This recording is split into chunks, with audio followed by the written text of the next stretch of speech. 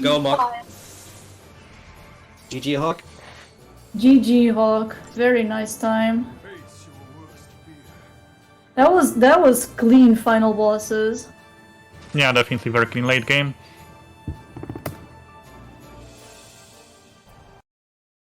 Team Choco has only 2 battles left. Yeah, Choco's get ready. almost done too. And now we see the fights without adrenaline. Which makes not a big difference for the first 2 fights, but for this one and for the final boss fight, it's more noticeable to not have it. Oh yeah. Yeah, Shonen definitely will have to do some things differently. Because as I said, like for the final phase of the Jet Bahamut, we have a very specific setup that usually consistently allows us to kill the Bahamut before he does Dying Sun, which is a ability that pretty much one-shots us. It was interesting to see how Hawk did it, because that was not what I expected. I think he just like didn't threshold him enough. The Grimoire hat, so it's a strat based around that. Oh yeah, I forgot because he heals a lot more, sure. But yeah, Shonen is very, very unlikely to kill before Dying Sun goes off, so he does a very specific setup to be able to go into a Sentinel when he refreshes Chichu there, and then just tank Dying Sun while Chichu kills the enemy with his Meteorite attack. Yeah, and Noel has Reprieve ability, which means he will survive Dying Sun with 1 HP, and then Shonen can heal up and finish the fight. Also, I guess another possibility is just to use Chichu's Meteor, his Feral Link, to finish off the fight too, if needed. GG Hawk, by the way. You goat.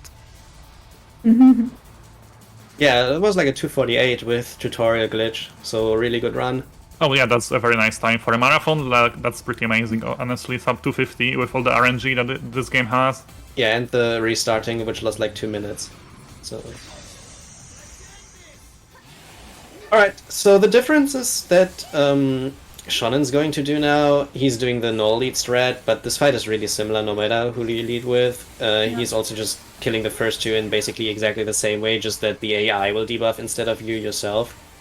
You're not going to. He's not going to deshell the Garden Bahamut, but other than that, the first 2 dragons are exactly the same.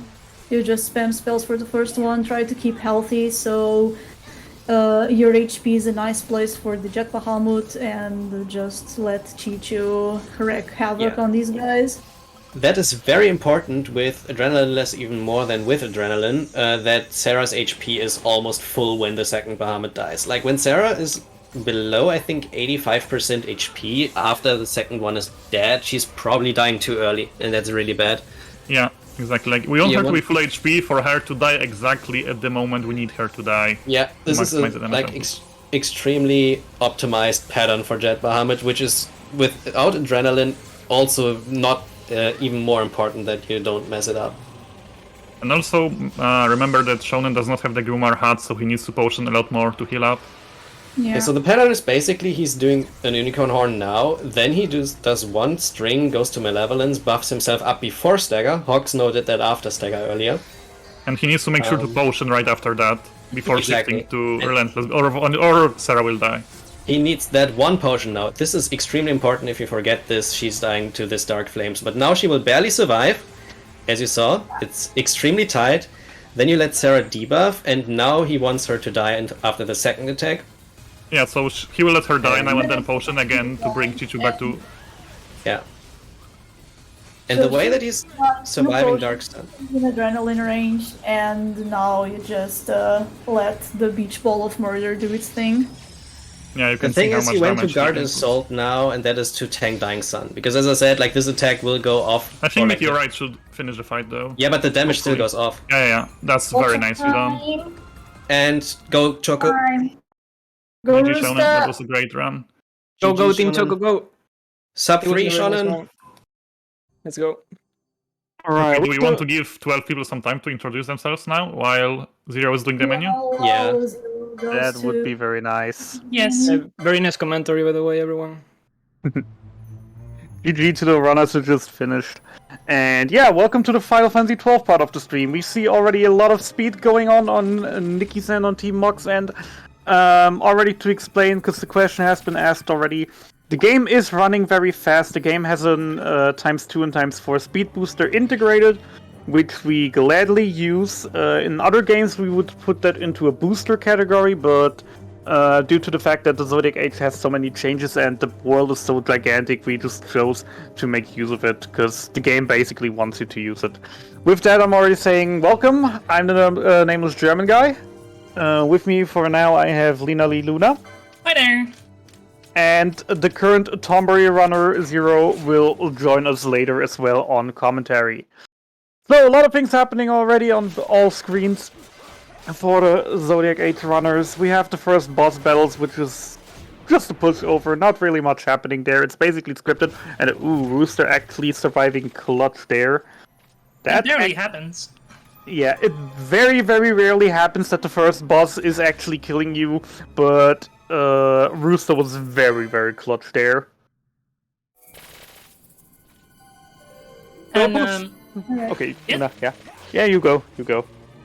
And we see Nikki on the top left going towards the Giza Plains and the first bit of big RNG in the run already, the sun crystals. Yeah, story-wise, we already missed a bunch, so just to recap right now what happens on Rooster's end. Evil Empire tried to take over a kingdom. We're right now the Force trying to rescue the king, who's been set into a trap to sign a peace treaty with the intention of the Empire just to kill him. And now he's assassinated. Time skip, 2 years later. The character we just played died. We're now playing the 2 years younger little brother. Everyone's favorite protagonist, Vaughn. Yeah, he's just off in the desert killing some rats as training for the harsh desert. And that's also our next goal already, to go into the desert and do our first bounty mission, the first hunt of the game, which we only will do 2 in total for the story. Yeah, the game's pretty big on all the hunts and optional things you can do, but we only do 2 of them, which are both mandatory. And we also see something new coming up, I think, right here. Yeah, what's new to the Zodiac Age is Trial Mode. Which is basically a set of 100 stages with all sorts of enemies in ascending order and difficulty. And you can get some neat stuff over here, such as the Diamond Armlet, which sells for 6k gold. Which is gonna make up a big chunk of our money route. Because going into the trials and getting the Diamond Armlet takes like 20 seconds, and 20 seconds for 6,000 gil, especially at the very start where you're not supposed to have these vast sums of money, will just make things possible for us to get items without grinding a lot. Yeah, we will see a lot of speed. We hope you don't get dizzy just looking at the screens. It takes a while to actually get used to the speed and the movement. Which is like one of the bigger issues with the game. But once you're actually running yourself, you don't even feel it that fast. It still feels kind of slow to you. Yeah, you do get stuck in corners still, though. Yeah, which actually I've let scientists prove is actually slow. Yes. So Nikki coming up to the Sunstone. We have to help a little kid to do his work because he got hurt, and so we're collecting sun energy from the glowing rocks. And that's exactly quickly, sorry, because Zero Scar is going to be doing a very fancy jump, the catapult jump looks like. He's going for the quick cycle, yeah. Okay. No, go ahead. Okay, so what Zero is doing now is he tries to jump now and hopefully doesn't fall down with the improved jump. Nice, he got Amazing it. job. That Very is well done. the quick cycle on PC. That saves a good minute now. If he gets the rest. Yeah, if the rest of the jumps lines up nicely, he was going to be saving a lot of time right now. Well, he okay. He got unlucky with that encounter. But I mean, he got the quick cycle, so it's still good overall. Yeah, just to explain again, with the sunstones and the glowing rocks, it behaves that well. We have to fill up a bar to 100%, and each of the rocks we touch will give us a random number between 25 and 55%. So in theory, 2 crystals is possible. In theory, 4 crystals is possible. But the most average you'll see is going to be 3 crystals, which is going to come in handy for us because the first 3 are very close together. The 4th is far out of the way. And Nikki got the exact 33%, and this is her high roll, so that's pretty good. So she will make the 3 crystal now. Yeah, also she just did a small skip into Nalbana, a town we're gonna not see too much of in the game. But what she did there was buy Phoenix Downs, because we will use these to obliterate a ghost enemy at the start of the game and abuse him a little bit to gain vast sums of experience, maybe some money drops, and license points. Because the way Final Fantasy XII also works, we have a normal leveling system with experience that grants us level ups, that increases our stats. But most stats are only determined by equipment. The equipment makes out the most stats in the game. Basically, all levels do is increase our HP and MP. The rest is just all up to equipment to 90%. Yeah, a runner already says it. Dusty Abuse is coming up. Yeah. We're also gonna buy a spell here for later called Dark. What Hab just said is true. We have the license board just like the original version, but unlike the original version, instead of one big license board, we have multiple jobs, just like in older Final Fantasies, with different license boards. The issue basically is you can't equip everything in the game. You need to unlock a certain license on the license board for that, and that's why we found license points. In normal case, every enemy gets 1 license point. Some enemies give more with the rare enemies or something. Bosses, of course, give a chunk of them, and also in trial mode, everything gives absurd amount of license points, which is but why they don't give experience. Yeah, the trial mode doesn't give experience, but gives license points, which in combination just with the Diamond Amulet, with the money gain, it's just very nice to abuse. And Penelo just died, but that's actually intended. She's going to die here at Nikki's stream as well. Actually, on Rooster's end, that might force a problem, because with the Dustia abuse, as we talked about, which Nikki is doing right now, this is Dustia, this is a ghost enemy on level 14, giving a good chunk of experience, and we're gonna kill him, I think with the new strat that we just recently got 12 or 13 times, instead of 19. 12, yeah. Instead of 19 that we did earlier this year still. And basically, since he's a ghost, he will die in 1 Phoenix Down, but he is a so-called rare game. A rare game is a mutation of a normal enemy. They are very rare and only they have a spawn condition. Some of them just have like a percentage chance to spawn once you enter the area. The thing with Dustia is... Yeah, Dustia is different. They only spawn when you have less than 10% of your character's health.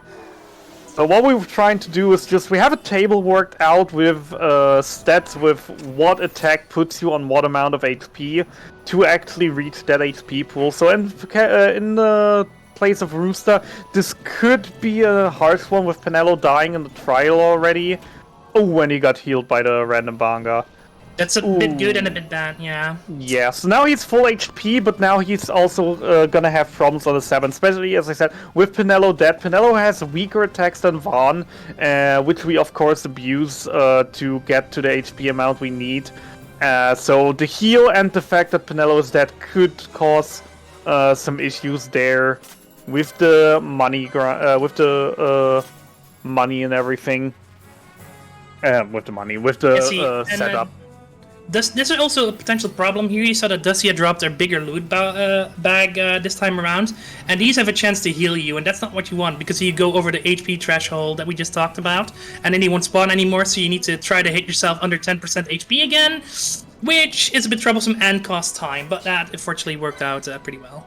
Yeah, basically once you kill a certain amount of enemies of the same type, you have a chance to get chain, and the chain can get multiple levels. The higher the level of the chain, the more and the more quality items you will get.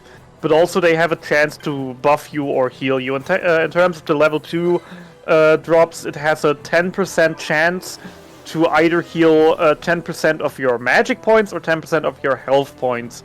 The issue being, of course, if you heal 10% of your health points, you're not below 10% of your health points anymore to spawn Dustia.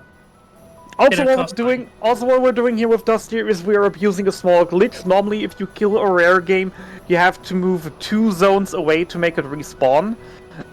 In this case, as you've seen, Dustia respawned every single time. That's due to a little coding error Basically, upon the enemy reaching 0 HP or a KO status effect, you will get the item drop and all the experience and license points from it.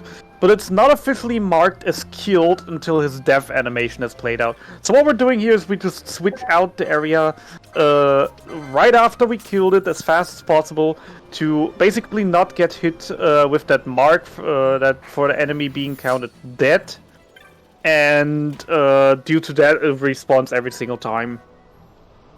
Can we intervene soon for a bit again? Sure. I actually was just looking over. I see Zero's on the final gauntlet. Exactly, So and he's doing the adrenaline strats that Shannon didn't do, and that's also different than what Hawk did. Just to say, for Final Fantasy 12, we don't really have much to do. We just have a little walking segment, so not really much to talk about. And the Chokorana, get ready. It's like 3.5 minutes, roughly, from now. Chaos Bahamut went fine. Just entering the second fight. As said before, Caius will always target Sarah, so we just auto-chain and then kill it while this fight is easy with adrenaline. Yeah, Sarah dies and then Chichu does a lot more damage, so he finishes the fight very quickly. Yeah, you don't even need to protect this one. Yeah, the adrenaline definitely helps a bit in this fight. It helps a lot for Beach Kais. Like, in my opinion, Beach Kais is the worst one when you don't have it. Like, it makes a huge difference. Like the one that's coming now. Yeah, so like, Beach the final Kais boss is the most precise, but this one is the most dangerous without we adrenaline. didn't actually touch upon Beach Caius at all. So he has two phases. He will always open with Ultima. Ultima in this game is very tame, though. It's not really a huge problem. It's not ultimate. Yeah, it does like no damage. So we just chain and then let Chichu do his thing. Oh, that's bad. The remedy will only heal one, but he targeted Sarah now, so that's nice. Yeah, I guess Zero's card does the old strat with going into Sentinel for Sarah to provoke Caius. I mean, that was the route. That was the strat back with the Grimoire Hut route, which is what Zero is doing. He let Sarah die. Yeah, that now Chichu does twice the damage. Yeah, Chichu now hurts really hard. And that's Beach Kais. That's Beach Kais. Very nice. He just died. Alright. So, and now the final boss with adrenaline. Final bosses with adrenaline. The first dragons are exactly the same. Yeah, just a tiny bit quicker because Chichu does a bit more damage. Yeah, and Zero will not have to potion as much because he has the Grimoire Hat, so he heals a lot more. And then Harvey needs to get ready now. Around 2 minutes. Open the scope and then just start chaining on Garnet Bahamut. You always want to kill Garnet Bahamut first because he's the one that does more damage than the Ember Bahamut. The Ember Bahamut is just kind of there spamming debuffs. He can occasionally be a prick and one-shot Sarah, but it's very rare. One interesting thing we haven't said yet, though, I think, is that we had a platform difference, and for some reason in this fight, the default target is different on PS3. So on PC, on PC it targets to Garnet by default, which is the one we want to target. On PS3 you actually have to change the target, and on PC, on Pacos Twins you have to do it different. There you have to change the target on PC because it targets the one that you don't want to target. And I don't know what causes that, but I don't know. It's an FPS thing, right? Like just a different default target. The port being the port that we know and love. And once again, you can see Zero's car using the potions just to make sure that Sarah is full HP, if possible, just so that she dies when we want her to actually die, to boost Chichu's damage output. Okay, the Ember got the multicast, the dangerous multicast off, but Chichu's HP is really high. He should never be in danger for Jet Bahamut. Alright, and pretty much the same. Unicorn Horn, buff yourself up a bit, stagger, deep protect, and then hopefully have Sarah die.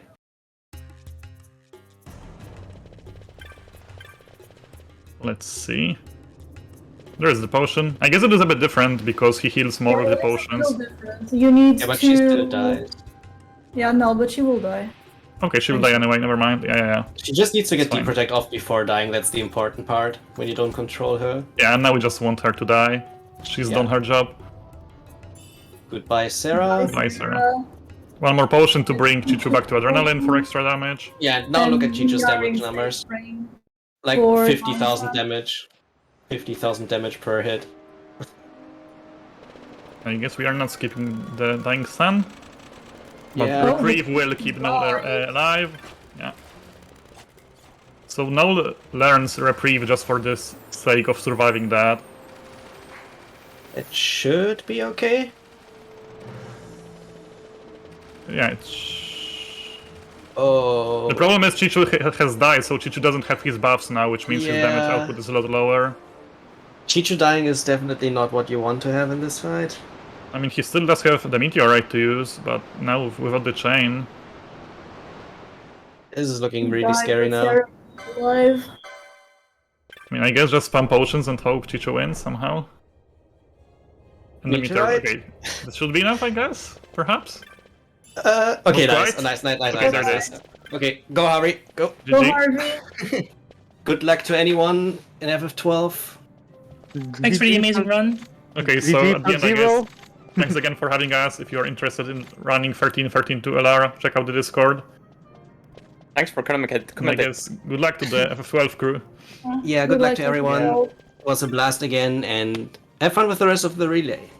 Oh yeah, Just saying already, Zero, feel free to take a 2-3 minute break to prepare. We got this for now. yeah. One thing I want to mention about 13.2 first. The different target is because they ported the 360 version to PC, and on 360 version it's also different targets or the same target with PC. Okay. It's weird though. Yeah, with Rooster now coming up to the palace area, we might as well explain a bit of the story here again. Basically, Vaughn is a thief from the slums of the capital that got overrun by the evil empire, and he's like, hey, I want to steal something from the palace, give it back to the people, maybe not to sell it and buy an airship from it, become a sky pirate. And so Vaughn is just trying to invade the palace right now. He found a little secret exit with the help of his friend, old Dallin. And they're gonna take the palace chamber now. And after that, we're gonna have an escape sequence through the sewers, due to some unfortunate error, where we're gonna fight a fire horse, as we can see right now on Nikki's screen. Left. And we're gonna lure it into the water because, water beats fire every time. Ooh, and we got an early bushfire. Is very early bushfire. That's like exactly what you not want to see. Firemain, the boss, really likes to turn around, teleport around. His gimmicks are, though, if you lure it into water, it actually takes more damage and doesn't do his ultimate cinematic attack. But he can teleport any time just back on the land area and then still use it. Yeah. Which you really don't want to see. It can also not use fire when he's in the water, and yeah, his defense is lower, so everyone except Balthier is doing more damage. Although, I guess if you're using magics, you're not doing more damage in the water. Yeah, but at least Ash is dealing a bit more. Or, sorry, I mean Amalia. Don't want to spoil too much now. Yeah, who's Ash? I mean, this is what? This is the serious event. This is not like a speedrun relay where probably most of the people know most of the games anyway. So we should take care of the story and not spoil too much. And meanwhile, after the fire horse, we get captured and thrown into a dungeon, and we're trying to escape it now because why would we stay there? Also, I've seen some comments already saying that, and I have to correct Lena as well. We now are also getting joined by the protagonist of the game, who is Balthier. Vaughn is basically just like the stone who brings the story rolling, who is responsible for bringing the party together, and then he's just there, while Balthier is the actual main character of the story. He's the leading man. Yeah, and on the bottom left, we with Rusana, we also get an introduction of a core mechanic of Final Fantasy XII. This is the Gambit system, which basically it's a list of actions that you can do under certain conditions. So right now you see Ellie, HP under 70%, use a potion, and it will do that from top to bottom. It will follow that list, so you don't have to input everything manually, which is really great at the 4x speed we have right now.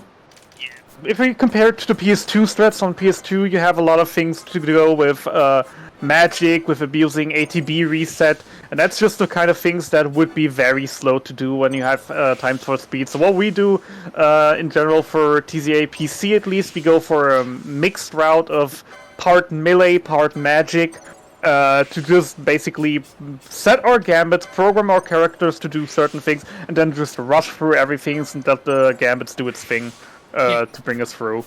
And you also see now the first instance of the jobs that we mentioned earlier. The first 3 team members you get, Vaughn, Baltier, and Fran, are going to go for Red Mage and the Dark spell we picked up earlier, which is a really great AoE spell this early in the game, which is going to be used for the first few minutes of the game mostly. Thing with Dark is it's basically the same damage as every other spell you could buy at this time, which would be Fire, Thunder, or Ice, Blizzard. But the issue with Dark is, of course, it does AoE, and if you have 3 people cast that at the same time, there's just for like the first third of the game, there's nothing in your way that can withstand that power for long. Dark is a lot more powerful than the first tier spells too, like Fire, Thunder, Arrow. Fire, Thunder, Blizzard. Learn something new. In the original game, you don't get Dark until Leviathan, I think. So in this Zodiac Age version, you get the Dark a lot earlier, and it makes the early dungeons very much easier than in the original. Yeah, so as I said, basically the first third of the game, fighting enemies is just gonna be spam Dark till everything dies around you. Yeah, especially with the levels we got from Dusty earlier, which put us at a way higher level than we're actually supposed to be, kinda. Yeah, with the 12 to 13 kills, they should still be level 14, I think? I think 13. 13 or 14, one of the two. 13 sounds right, because 8 kills is level 11, and that's what we do in the PS2 version. So in this one, if they did like 4 more Dustia, then that would be... Wait, no, 5 more Dustia, that would probably be 2 extra levels, so 13 sounds right to me. So maybe also mention, just to say, Zero Scar is a very, very good runner on the PS2 version. Hasn't done too much to Zodiac Age things, I want to say. Has had its fair of experience, but hasn't done too much. Lena is one of our newer runners. Still very experienced due to her international Zodiac job system experience. And I'm the one that's been, from us 3, that's been doing the most TZA stuff. But for the relay practice, since Rooster and Harvey actually joined the PC version of the Zodiac Age, we've had a lot of route changes, which will be interesting to look into, because I was busy the last month to look into my World of Final Fantasy training, which you've seen yesterday. So I think outside of Lena, no one really knows the new strats yet, so that's also going to be a very interesting thing to look into. Also, we came up on the first split with Mimic Queen, which was just beaten by Nikki, which went pretty smooth. Dark killed pretty much everything. So yeah, not too much of a hassle so far.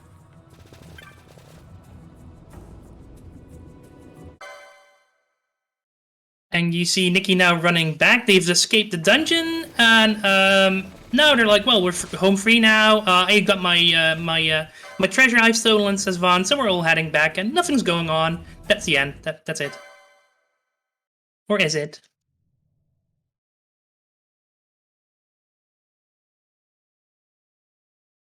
So we use this crystal from Nalbana we were earlier at and teleport back, which is faster.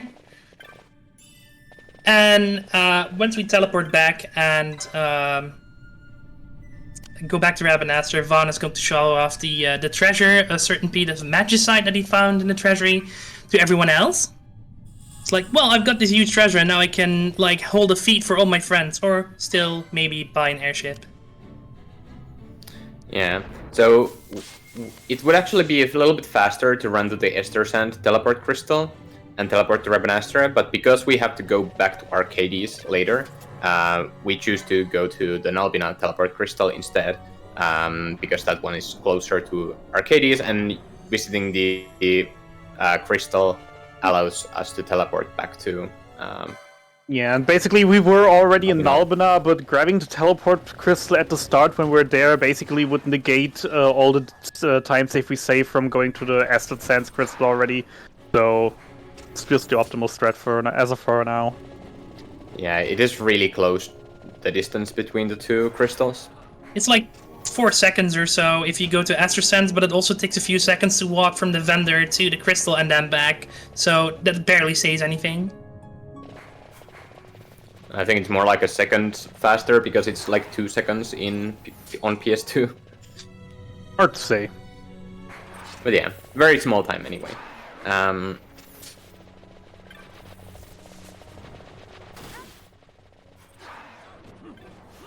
See, now it turns out that instead of her happy-go-lucky ending for our team Von, Penelo got kidnapped because she's associated with the famous sky pirate Balthier. And one of her residents here, or basically father figure, you should almost say, tells Balthier, well, you should go rescue her, and that's that. So we will.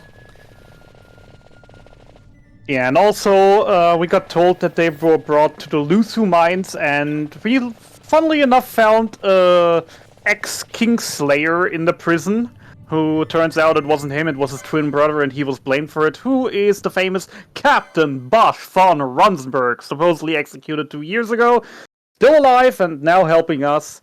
He wants to actually go into the general area of the Lusu mines as well, that's why he joins us and asked to meet Balthier, and we just got to know all of that. So that's our next team member, and Bosch is gonna play a very important role for the second half of the game. Yeah, the team you see in the screen right now is the one you pretty much see early game, and then about a third/halfway through, we're gonna make a huge switch, and the party's gonna look all different. Yeah, but Bosch has the highest HP and strength of all the characters, so he's like he's bulky and deals a lot of damage, so great use as a physical attacker. Also, yeah, I'm already seeing the first Bosch von Runsberg memes in the chat. Keep it down, chat, keep it down. We still have about 2-3 minutes till Nikki is the first one to finish the Lusu mines and get to that point of the game. Also, nice split on the bug by Roostem. Went pretty well. Needed an extra save crystal to pump up the MP I saw, but it's all alright. Meanwhile, we just rushed through the Lusu mines. There's really nothing of interest here except for a story trigger we need. So you see Vaughn and Lamont over here. And we're just running through to see if we can find Penelo. Yeah, all in all, Rooster actually on a very good pace, getting a sub-27 Mimic Queen. That is a very, very good time. I haven't noticed too much if you did get Bushfire-less and Shockstorm-less.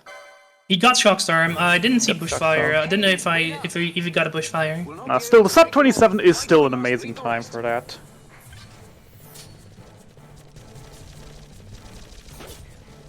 And we have Harvey coming up on the Dustia farm. As you can see, for instance, right now, also a very unexplained mechanic in the game. On Harvey's screen, there's a sandstorm raging that we just didn't see for the other characters, which we don't really care about, but there are basically weather effects in certain areas that affect certain elements and status effects, make them stronger. For instance, on the sandstorm, fire attacks and earth attacks would be buffed, while I think wind attacks will be weakened. No, that doesn't sound right. So yeah, it's a mechanic in the game. It's never really explained, but we don't really care about because all we do is use dark, and for late game we switch to fire. Just like one hint you get from an accessory that negates all the weather effects, like, oh, weather actually has an effect on gameplay? Okay. Harvey having some trouble with the coca trees there. So there's coca trees that can get too close to you when you farm Dustia, and if he gets too close, it appears on your list, and if it appears on the list at the wrong time, you can accidentally target it instead of Dustia, and that's really bad because then Dustia can kill you with Dark, and but Harvey managed to get around it. Yeah, Also, first time for the memes, I'm Captain Bosch! Don't listen to Andor's lies! Bosch lives! Oh, yeah, and the shouting can be done in with only 2 additional textifies on top of the one you do in the cutscene that actually doesn't get shown in TCA, I think. But yeah, it's called the 2-shout, but Nikki just missed it. It's a very tight positioning to get it. Let's see if we'll see if the other runners can get it or if they even go for it. Also, I'm seeing a very interesting question in chat right now that Zero probably would be best to answer it. There's the question of, are there huge differences between PS4 and PC for 12? Yes and no. There are differences. I don't know how huge they are, especially from a casual perspective. From speedrunning's perspective, these differences are huge. But I guess they're still very significant in no matter how you're playing, because the main difference is that in the Zodiac Age we have the job system, and in every character gets 2 jobs, where in the PS2 version everyone had the same license board, and you could have anyone do anything if you just got all the licenses for them. But in Zodiac Age, you have to choose a job for a character, and then they are designated to that job and can only use the weapons of that kind and stuff like that. And eventually, you can get 2 of them. Also, obviously, the 4x speed is on PS or on the Zodiac Age version, and not on PS2. IZGS had a speed up function, but it was a bit slower than this one. Yeah. Also, I think just to misheard the question. It was the question between PS4 and PC. Oh, PS4 and PC. Yeah, no, PS4 between and PC. PS4 and PC, the biggest difference is that you cannot RNG manipulate consistently enough on PC that we would be doing in the runs. That's probably the biggest difference. And it does make a significant difference as well, because in the PS4 version, we can get the Seitengrats, and that Seitengrat is a really overpowered weapon. It has an attack power of 224, and that's more than twice the attack power of the strongest weapon we are going to see in this run, I think. And also, just to quote, in the PS4 one, by the point Rooster and Nikki are on, they would have long had 2 of these weapons, while our strongest weapon we literally get in the second to last dungeon, with the half that much power. Yes, so yeah, you can get as soon as you have beaten Mimic Queen, you can get the Seitengrats. And even if you're not running Seitengrat, like, there is a speedrun category for no Seitengrat. And in that one, we can RNG manipulate Carcadas, and we will talk more about Carcadas later, I believe. Yeah. In a few. Yeah, after the next split, basically. Because after the next split, basically, we have a half-hour segment of grinding, leveling, a little bit of story progression, but mainly that's the point in the run where we get most our levels, most our license points, and when we start to set up our B team or secondary team to be just way too overpowered for the rest of the game. Yeah, meanwhile, Nikki has been captured and put into an airship, and we're trying to escape from that now with our help of Vossler. And as you can see from his look, he's pretty tanky, so we choose to lead with him, our guest character, which was also not possible in the older versions. You can control guest characters now, and since he's a bit more tanky, we walk with him so he can take the brunt of the damage. That's gonna get kind of close, but it's okay. And they also picked up a Reflect mode, which gives Reflect to all your party members, which is going to be used in Strat later. We have Rooster also attempting the 2-shout, as it seems.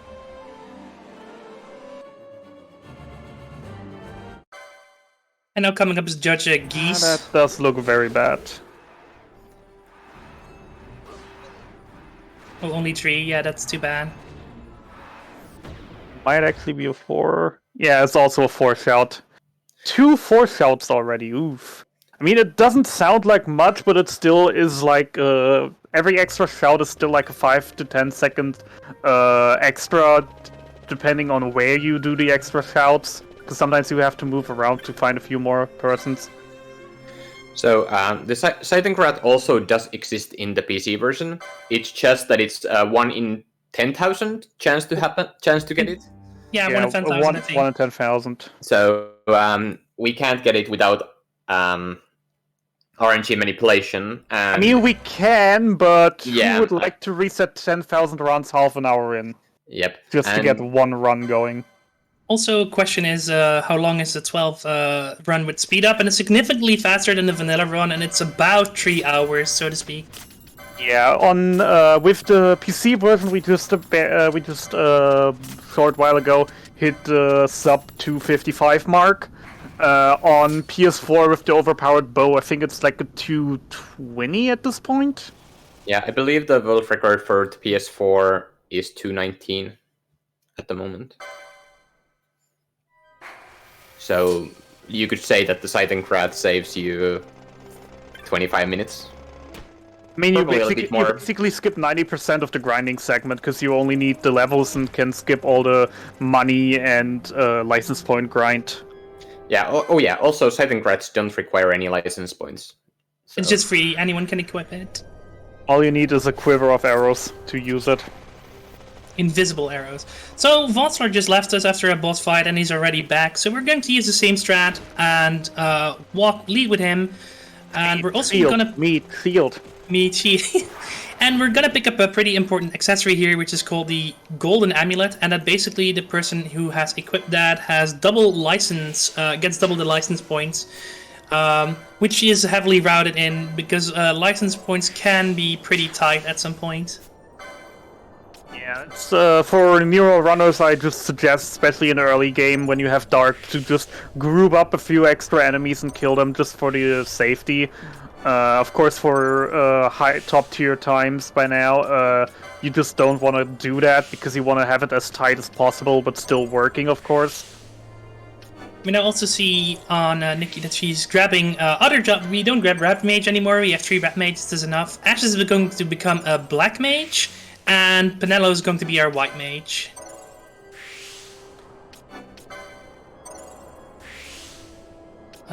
Meanwhile, Harvey is progressing through Ramsed Waterway up till the Fire Horse we saw earlier, Fire Main. See how he does that. Hopefully he gets no bushfire. Also to say, after the menu that Nikki is currently doing for Team Mock, we will start setting up our Traveler shenanigans. Traveler being a very overpowered skill that we didn't actually get, but due to the few changes in the Zodiac Age, we are actually able to control guests, and Vossler does have it on default. Traveler is a very interesting move. It deals damage based on your step count, doing about 10 damage a step, or the calculation is a bit different, but like the only thing that we want to know is if we have it also resets every 1,000 steps the damage, but also if you use it between 990 and 999 stats after the last use, it will deal between 9,900 and 9,990 damage. Which is huge at this point. Which we're gonna abuse in the next dungeon area for Team Mock right now, coming up, to kill 2 bosses that can be really annoying. But the one of them just gets one shot, the other one is gotta get half his health bar erased by it. Yeah, so basically you have a 10-step window every 1,000 steps where you can cast Traveler and get the huge damage. And it's also AoE, so it hits all enemies in the range of it. Although we don't get to utilize it here because we will only be fighting bosses without any minions or anything. I mean, there is the YOLO Traveler. On the judges fight on the airship that Rooster just passed, we're probably gonna mention it when Harvey comes up and we mention it. There is a YOLO Traveler where you just try to do your step count as big as possible and still use it in the hopes of dealing a few hundred extra damage AoE to all of the areas, all of the enemies in that area annoying you. It can one-shot pretty much everyone. I did a run 2 days ago and used it for fun, and it instantly killed every judge there, so it can potentially save you lots of seconds. But it's a guess. It's really hard to set up at that point, so... Yeah. As for the 2 that Nikki's coming up to, we have basically an enemy at certain points of the map where we know if we use Traveler on that, we will reach the boss with about 100-150 steps puffer. Till we actually reach the maximum damage, then we just run around in circles in the boss room till we hit that step count and then just use it. As I said, with the one on the airship, it would be a YOLO. We would be hoping that you moved well enough that you at least do some decent damage. Yeah, there's a bird up, and it's going to die pretty fast due to dark. It's weak to dark, so once again, dark saving the day. Also, question in chat from Hyde, why use guns for both here? It's because he's using spells, and it doesn't really matter at this point. Also, because we still just have his default starting weapon equipped, but he doesn't even use it. He's just casting this a single spell over and over and over, and we won't ever give him a weapon or armor upgrade because after the dungeon Team Mark is at right now, we will just abandon the first 3 characters of the game and move on to our primary party for the late game. Or mid to late game. Though again, guns could have a usage in theory if everything else we do wouldn't be too overpowered, because an interesting fact about guns in this game, guns don't deal damage based on your strength, your stats, anything. They just solely deal damage based on their own power, and they pierce through armor. So they ignore enemies' defenses and deal massive damage, though most bosses have an augment that makes them immune or resists. So yeah, they're leading the best weapon to use on low-level playthroughs, because the better gun you have, you're just dealing huge damage, even though you're low-level. Also, coming up is Traveler on Foster. You see Nikki's using the menu to see at how many steps she is. And there he goes. Kaboom. Yeah, punch. One Traveler. Yeah, the upcoming dungeon that Nikki's in is a bit funny. You have basically a blocked passage. English is hard, excuse me. That we have to go through by activating 2 shrines, one on the north side of the dungeon, one on the south side. We will grab a few chests in between, and then we already have the next split coming up before we go into the grinding segment for Team Mark. Yeah, so the second Demon Wall has a little bit less than, a little bit more than 10,000 HP, so Traveler almost one-shots it, and it will one-shot it after after your other characters have gotten a couple of hits in. I want to say he has a little less than 10,000, because I remember what I normally do is I run the circles at the start of the area till I'm about he definitely has steps. more, because we don't one-shot it in 1, 2, 2, 3, 3, 3. And, I at least want to say I do one-shot it here. It could be that it's just in the Zodiac Age they nerfed him a bit. Who knows? Probably not, but yeah. Could just be that they're just hitting too fast and I normally don't see it. Whatever. RV having a Mimic Queen without Shockstorm, that's pretty nice. Boss's ultimate attacks have pretty long cutscenes, and they, as further the run goes, the cutscenes will get longer, unfortunately, so skipping them is really nice. RV also with the sub 27 Mimic Queen on a very nice pace so far. The RNG has been decent to most people so far, because RNG is also a big factor. One thing that maybe we should already call back is earlier when we did the Dustia grind, we picked up Dustia's items. Dustia has 2 drops that fairly often happen. The most common one is a Book of Organe, which can be sold for about 330 gil a piece, I think it was. And a little bit more rare drop, which would be the Flame Staff. The Flame Staff is a weapon that has an augmentation power for fire magic. So if a person wears the Flame Staff and uses fire magic, it's getting stronger. And we will actually buy a Flame Staff later. So it could be, I haven't paid too much attention to the drops. It could be that one of the runners already has one, which would save them a bit over 2,000 gil a bit later. Is always a nice welcome, because also we've talked license route is tight in this game, but the thing that's really tight in this game basically is the money route, especially early game. Yep.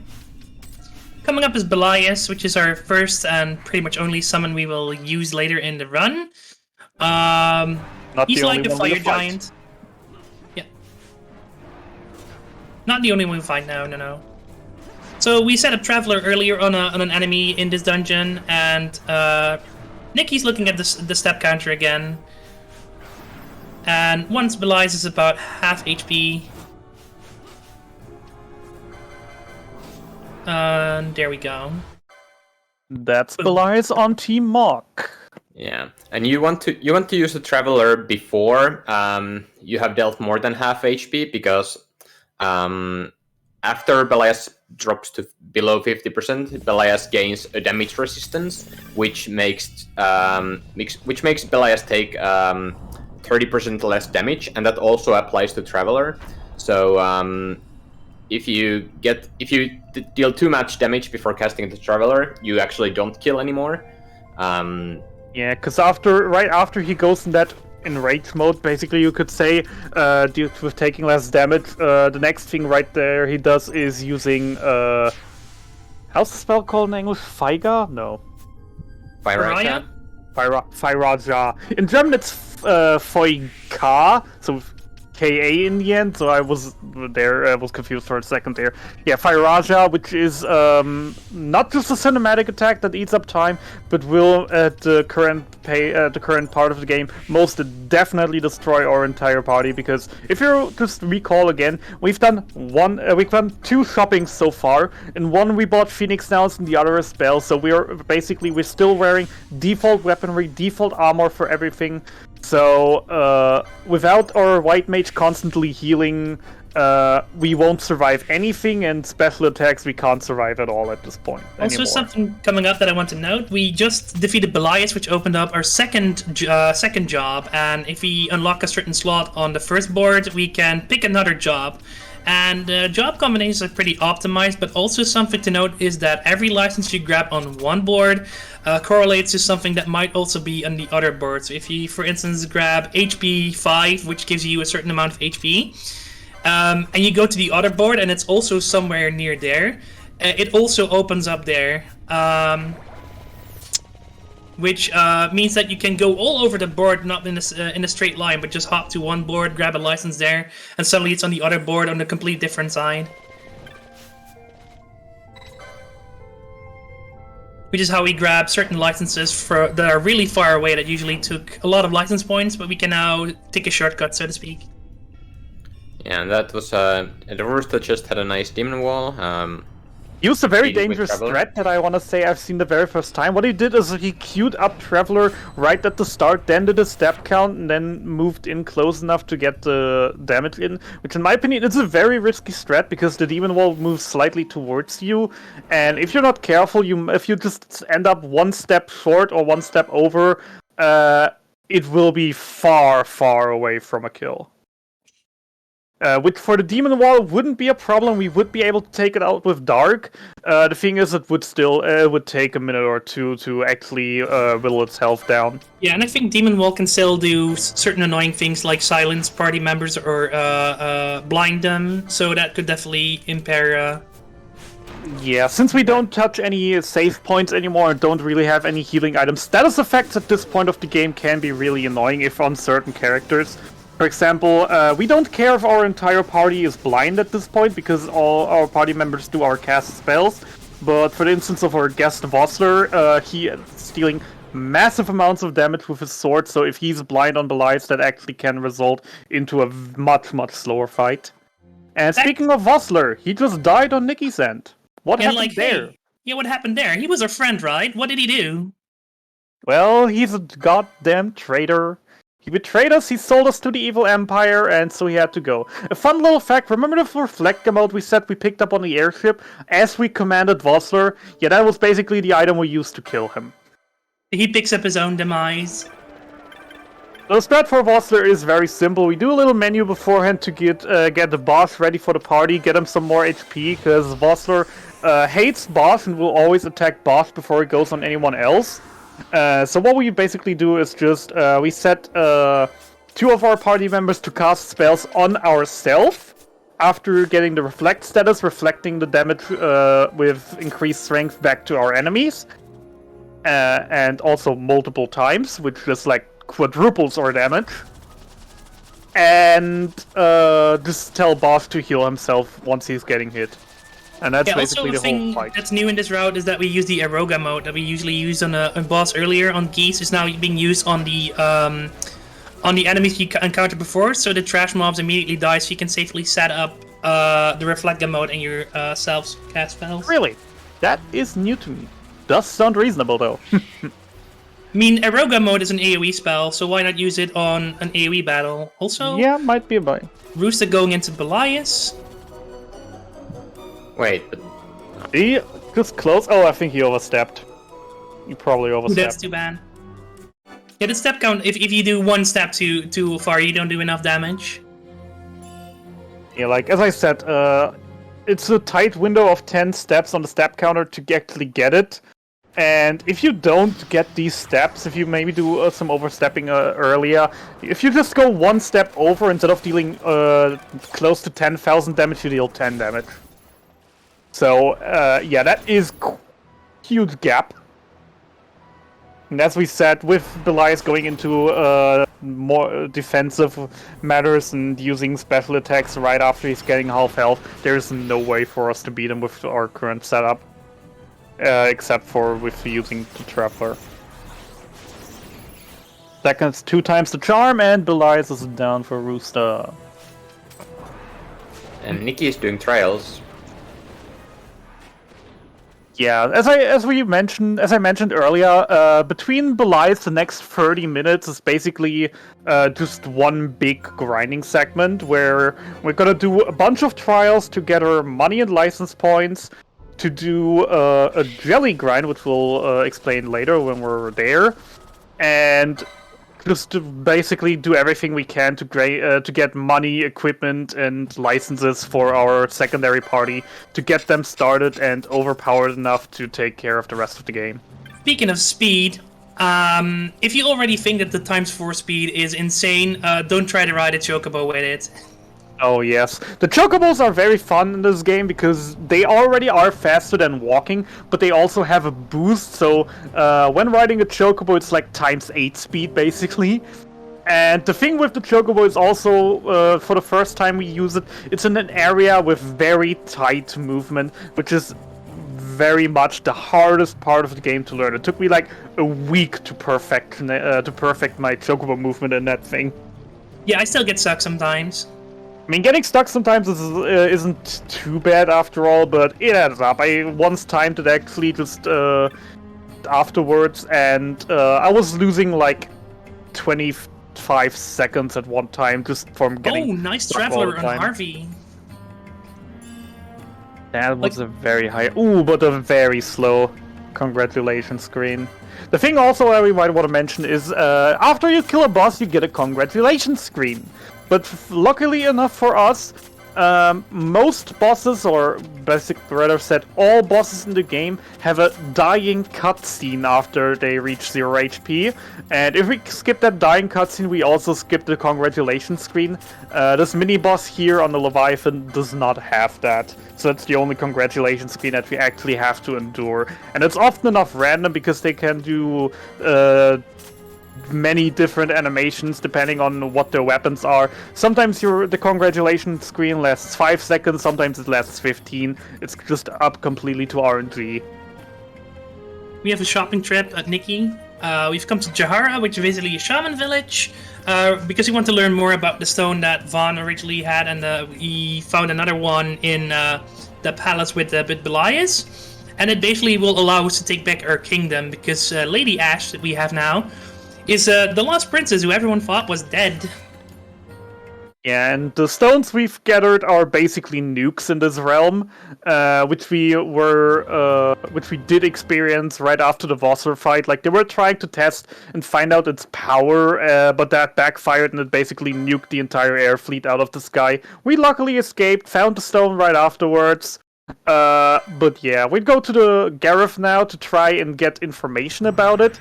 But they can't tell us how to use it. All they can say is that power is used and probably won't be charged for a while, so probably our grandchildren will be able to use it, not before.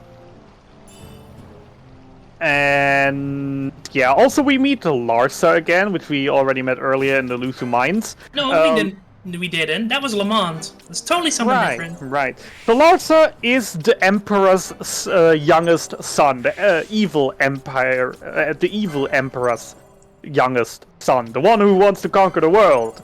And Lauser actually is a pretty smart and pretty clever boy, and he wants to help us. He wants us to reclaim our kingdom in order to prevent a war right now. Basically what we're trying to do now is to go to a holy city, get our kingdom reinforced with the proof of royal blood that we have with the nuke stone, and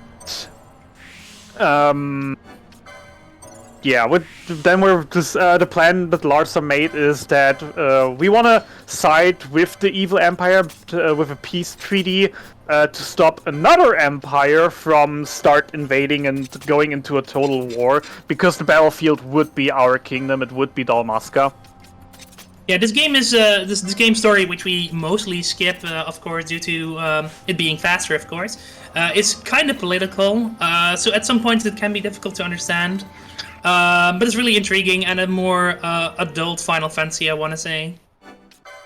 Yeah, the story, many people say it's the Star Wars of Final Fantasy, which I always just like to say. If you think about it, every second Final Fantasy is the Star Wars of Final Fantasy, because in most Final Fantasy you have either an evil company or an evil empire that tries to take over the world, and the resistance force fighting against them.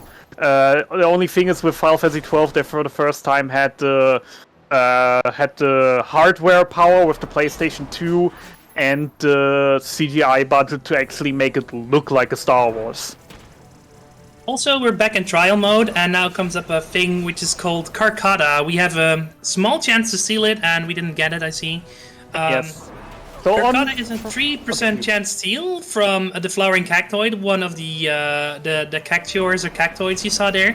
And it's a pretty overpowered weapon to get early, but we do trial mode a few times, so we get a 3% chance about 5 times, I think. Yeah, and that's also one of the recent changes, because with the newer routes we do more trials in this general area. With the older strat from just a few months ago, what we did was do a level grinding session first, and then did go into a later area in the game, grab an overpowered weapon and an accessory that gives us double the steal chances, and then did the trial modes. But with recent discoveries and strats and findings, it was found that there are strats that are faster than going all the way, out of the way to that area, grabbing the items. So now we're doing the trials a bit earlier, which also halves our chance for Kagata. But if we get it, our strongest weapon currently is Bosch, who we just bought a lance for, with a 47 attack power. If we do get a Carcata, we will immediately after the trials equip it on him, which gives him an 84 attack power, so nearly doubling that. And also the Carcata has a nice side effect that it has on hit, it's able to confuse enemies, which it very often does, and which actually makes a few of the most annoying bosses in the game to basically kittens, because all we do is just hit them with a Carcata, they get confused, one other party member hits them to unconfuse them, and before the enemy can do anything, then the Carcata hits again to confuse it, and that's just in a loop till it's dead. Yep. But yeah, Carcata actually has a 92 attack power, so it is double the 47, was it? Yeah, 47, yeah. But I didn't actually check the shopping trip that well. Did they buy the spear, or are they going for Demon's Bane? That actually is a good question. We'll have to see, because we're coming up on another shop pretty soon, and if they buy Demon's Bane there, we know what route we'll take. Right, because that's also a recent change. Because, yeah, recent changes. Earlier we did a job combination for Bosch to go on Knight and Ulan to wield for either swords or spears. Swords for the end game, spears for the mid game. But with recent changes, we just now also have another route, which is the Ashura route, where we get a Dark Blade. So we give him the, I think Shikari was the Dark Blade wielder's sport name. Yeah, Shikari. Yeah, and then just go with swords along the way, and later on move to the ninja sword, and then in the end game again to great swords. They are about the same in effectivity, but it is said that the Ulan route is better in case you get a Karkata. If you don't get a Karkata, then a Shura route is better, but if you go for the Ulan route, then you need to get a Karkata to make it faster. We also bought Farah, which is the upgraded spell and does AoE damage now. And together with the Flame Staff we might have gotten from Dustia or we buy at the same shop, we do whole tons of AoE damage now. It's pretty high. Yeah, the Fire is just very, very strong, especially for this part of the game, and especially for our next grinding segment with the jelly farm. Due to the jellies actually being weak to fire, so it even does double that. They might even, I will see that, but they might even utilize a different stat for jellies, and if it happens, I'll try to commentate on it. But they found out something recent that they might give a try. That does sound promising. Meanwhile, Harvey's coming up on Demon Wall, so let's see how the Traveler's Threat goes.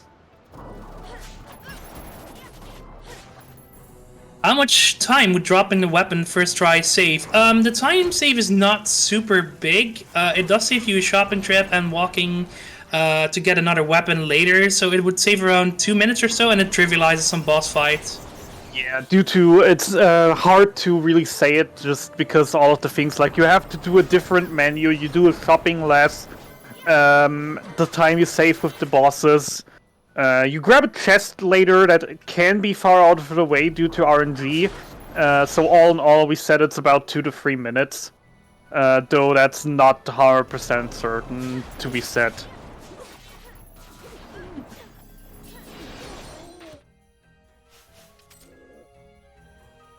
Yeah, coming up to the Demon Wall, prepping up the Traveler, opening the menu every few seconds to look at the step count.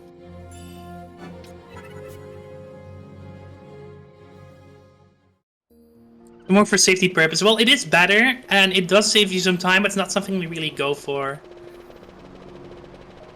Like, it's okay if you get it. We do set up the Gamut because it costs basically no time, and it gives us a bit of extra money at some point. Also, nice Demon Wall kill. But yeah, we're not counting on that 3% chance proccing in the 4 or 5 times we go in there. Speak for yourself. Yeah, due to as I said, with the older strats, we did a little reroute, grabbed a few different weapons, and got an accessory that doubles our drop chances. Going into the trial 3 times before we get that item and 4 times afterwards. So we have 3 times a 3%, 4 times a 6% chance on the drop.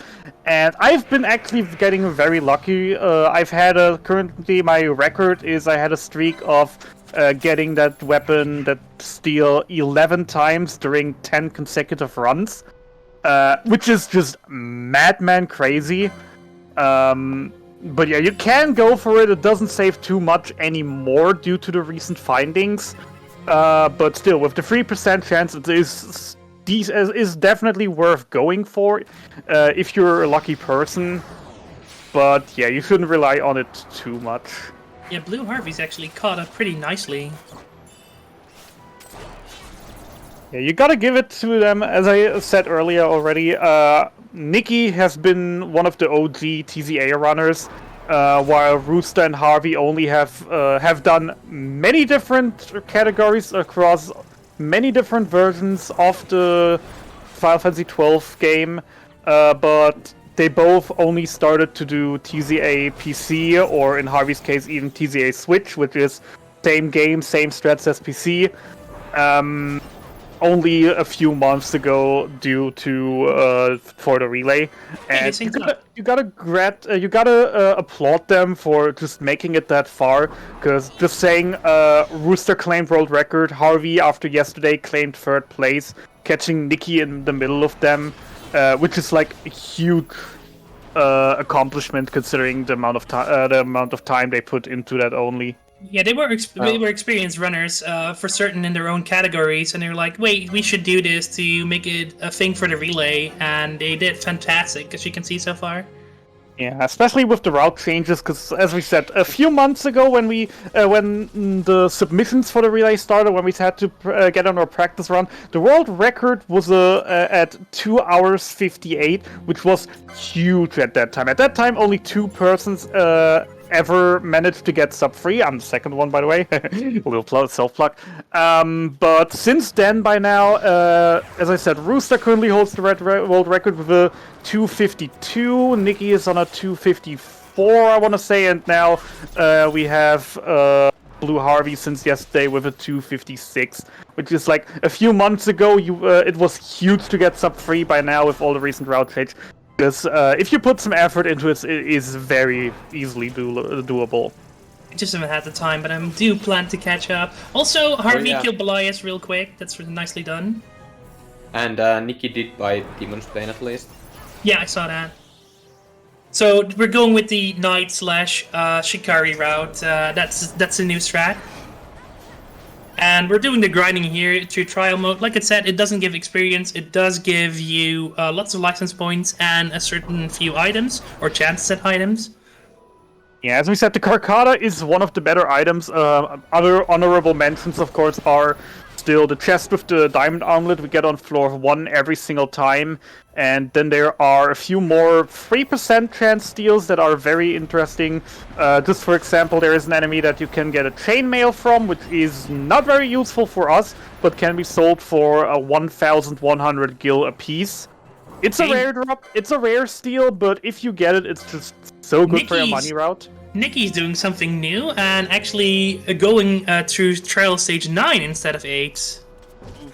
I haven't seen that. Also honorable mentions would be there is an enemy that you can steal haste modes from, which gives your entire party haste, and there is an enemy that you have a 3% chance to steal a Baku's wine, which gives the party member Berserk, which gives this party member plus, I think it was 10% speed, 20% damage, if I remember correctly right now. It's 50% damage at least. Yeah, it's 50% damage. Not sure about the ATB speed.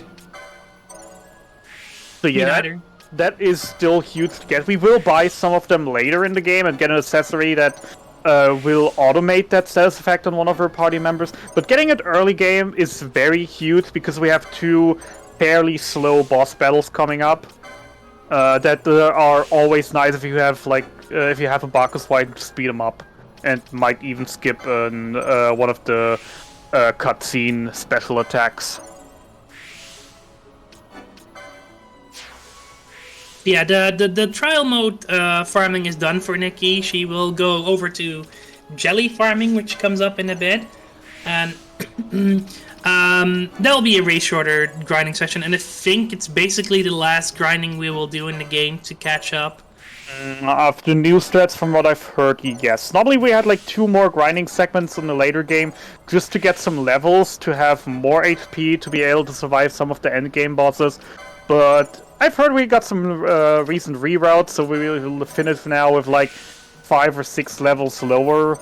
And due to the route changes, still not having a single problem with that. Yeah, big menus everywhere. Yeah, that's the biggest menus are right after this grinding session. Personally thinking right now, I think Nikki might have actually missed Rampant, and therefore ended up doing that floor 9 just because she missed it. That would be a possibility. Because there's a rare game on floor 3 that you have to just walk all around the area to make it spawn. And it gives unkill, it gives you 16 license points. For the person wearing the gold amulet, that's 32, and missing out on that one would be hurtful if it's routed in by now. There were times where it was like, either you do it or you don't do it. It's not that big of a difference. It gives a bit of license point safety, but it's basically your call. I'm not sure how if the new route sets at by now. It's way tighter, and also a thing it does that saves a little bit of time is we're gonna use bubble modes. Bubble is a stat that I don't think any other Final Fantasy really has. Actually, it just got introduced in the new Bosnia area in Final Fantasy XIV, but only as a plus 30% HP. Yeah, it doubles your HP, which is insane, of course, and gives you a whole lot of survivability, and it also makes it so that you can be inflicted with a really nasty status ailment called Disease, which makes your maximum HP your minimum HP at the point. So every time you get damage, this goes from your max HP. And Bubble blocks that, so that's real good. The right Rampager has a chance to drop that, and there's also a couple of chests in trial mode where you can pick it up, but it's a bit out of the way, so if you can get drops from right Rampager, that also faster. There are also a few mid-game bosses where you have a chest in their boss room with it, so if you don't get the drops, you can still pick up the chests and be fine. But of course, getting the drops would help because you can save that 5-second detour to grab the chest and instead just move right on. Roost also buying the Demon's Bane. Yeah, so that's a new strat. And a small quirk I have with 12 is the menu to the button to open menus and to confirm stuff is also the same button. So you often see with the 4x speed, sometimes see runners struggle trying to open a chest and instead open a menu instead. It's a small quirk the 12 has. Yeah, that's one of the hardest things to do in the run. To operate switches and chests and stuff correctly. Yeah, switches, chests, doors. Especially if you're fleeing, every time you've seen the fleeing animation, which basically will force our characters to stay in passive mode, not to draw their weapons out. And during the weapon draw out animation, you also can't interact with anything. So it takes also some practice to just get used when to let go of flee, when the animation is done, and when you can actually activate a door or switch or open a chest. This is one of the things that takes a lot of time, especially when you play on active game mode, can be really hurtful in some instances, which is still something that I have to learn, to be honest. Also to talk about, you see the battle menus opening on the left side and passing by pretty fast sometimes on the game. That's because our runners are playing on active, so while the battle menu is open, they still continue on. The game still continues on. You can change that so the game basically freezes while this menu is open. It of course saves a bunch of time, but I can definitely say out of experience for people that might be interested in learning that. Playing on a wait mode for most of the game is not that big of time loss. Just saying I'm only using active mode for the first third of the game, and after that I'm just like, okay, screw it, I'm going wait because I'm a noob. And I mean, I got a sub free before it was popular. so here we get jellies. Too big of a benefit. And jellies, you see the chaining system that Hopkan and Ame earlier explained. We try to kill as much as possible in the first run and don't pick up any loot, and that means that the next time we kill more jellies, we have a bigger chance of getting better loot. And you saw that big golden emblem right at the end there, and it means you will get the best loot table with even more drops and rarer drops in there. And what we're trying to look for is teleport stones, which we can use at those orange safe crystals to teleport all over the place. Yellow liquids, which sell for a whole bunch of gold, and the gold routing is tight, just like Hap said. And we're also looking for float modes, because we have to evade a certain attack later where float mode is really, really helpful. Doing it without it is really scary. Yeah, basically, once you have float, that has two effects on your party members. The first is all over the world map are, for us, invisible traps. That can be anything from doing a little bit of damage to doing huge amounts of damage, or even doing some very nasty status effects. And once you're float, you can't activate them, even if you step right on them or stand inside of them. And the second is, of course, that you are immune to all Earth elemental-based damage. Yeah, so Nikki at least has gotten some float modes. And the yellow liquid sell for 531 gil each, so it's like, or I'm actually not sure if they changed it to TCA, but it's about 500 gil each. Sounds about right. It's a massive amount of gil. Yeah, I don't really check the initial, I just sell them all. I'm like, I hope I get at least 40k, I think it is. So the issue is, after all the trial modes we've done, we have enough diamond armlets to get about 30,000, and then jelly RNG kicks in, because after the next shopping you want to end on, I'm not sure with the new route if they changed the amount, because they done some extra, they buy some extra things, but on old route you wanted to have 70,000 gil after the next shopping, where you still spend another 10,000 gil. So you want to you want to basically find about 40 to 50,000 gil just from the drops inside of the jelly rooms. We went down to 50k only, so we do need less drops, but it's still a bit RNG related. Even though you got the huge loot table, it still doesn't mean you get the yellow liquids you need, and that can be a potential run killer, or that you have to go back in the case of a marathon like this and far more money. So, boss coming up, we're going to see a big, huge dragon called Tiamat, and we've done some menuing here to make sure that we can handle it. If we had an Abaku's Wine as a shield before, this would be a great place to use it. But Ash and Bosch doing the brunt of the damage here, and you can see that they're slowly chipping away at the boss. And Nikki just checked her inventory. She actually has gotten, during the grinding segments, 4 float modes, which is huge. Because there are a few places in the game where they're just just traps on places where you literally can't get around without actually seeing them, at least. But since we mostly can't, we really want to have some float modes extra for that. And with 4, we do have more than enough float modes to get through all the annoying floors, and that's Tiamat down for Team Mog. And that's actually was an insight in how the rest of the game is basically going to look like in terms of boss battles. It's just going to be we control the mage, run around in circles a bit to refresh MP, while Bosch and Ash whittle the enemy's health down, either in melee or in mage mode with Ash. Yeah, Tiamat has a lot more HP than anything until Ariman, actually.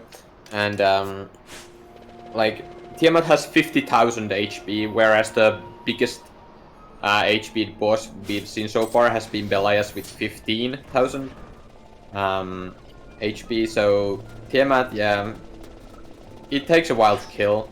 So the grind before for that really helps. It's a nice luxury that the Zodiac Age has compared to the PS2 version, where you don't unlock Fyra until after Tiamat, so you can't grind jellies before that. And also, Tiamat's a bit painful there. Also, maybe to annoy a few people who had very big troubles with the next boss casually, anyone want to explain Forest Dragon Skip? Okay, so there's a boss called Elder Worm in Golmor Jungle.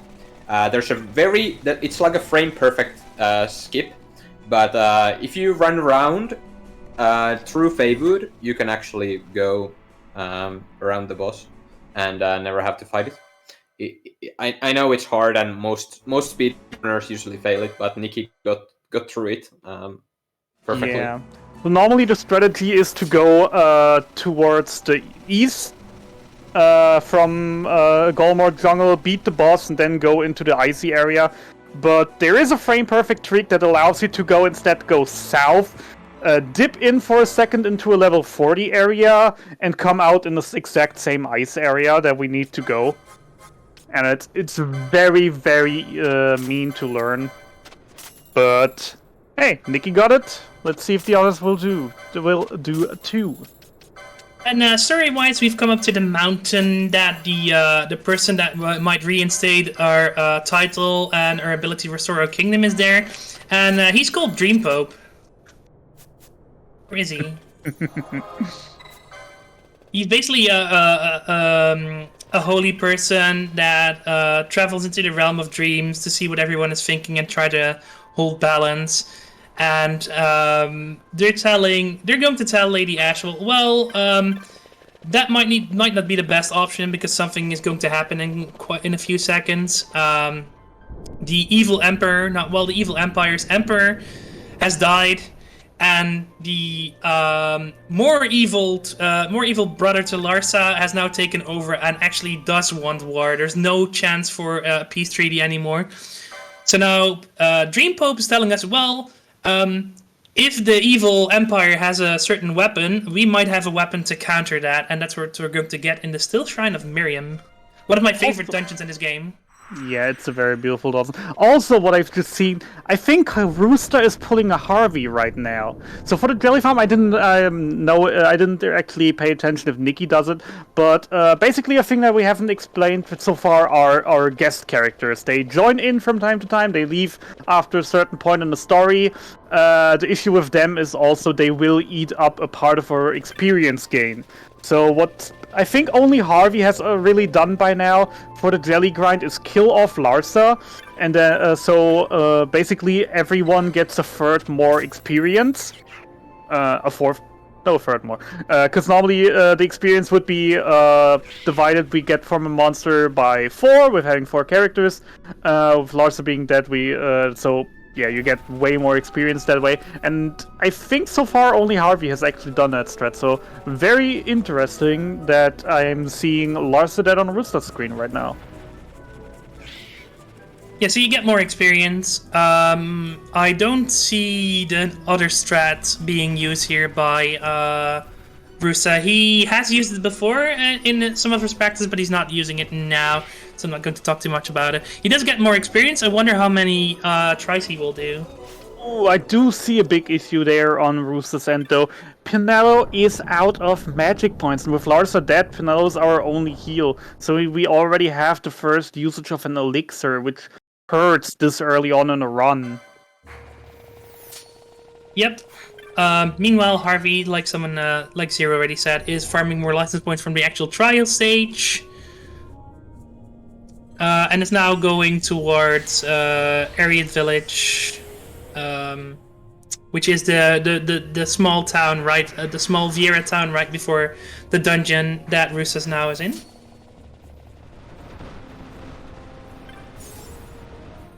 Oh, there's one of the traps he saw. And some traps, at Nikki, some of the traps do actually benefit you and heal you or your MP, or do other beneficial stuff. There's an equipment that you can grab called the Bangle that gives you the Libra status, and then you can see the traps. Yeah, actually one of the traps in the game, or maybe even 2, are very, very useful for the run. In the boss room coming up in the Miriam Still Shrine, which Team Mark is currently in, there is a trap in there that heals your HP and MP, and you can actually grab it twice, which is going to be very beneficial after a hard boss fight. Since you're often drained there, so that's going to be really helpful. And on a later part, there is also an MP trap after a very hard boss fight between 2 very annoying boss fights, rather. And if you don't get that, you definitely do have to use an elixir to fill up your MP. But if you get the trap, you're mostly fine. So yeah, also elixir management is a thing in this game. We do have a few elixirs along the way that we can grab up, and they are very, very helpful. But for rare instances when either something goes wrong, a character gets damaged too much, and a healing spell is getting used on a point where you definitely don't want to see it, there is just that slight chance that things go wrong, things go bad, and you have to throw an extra elixir.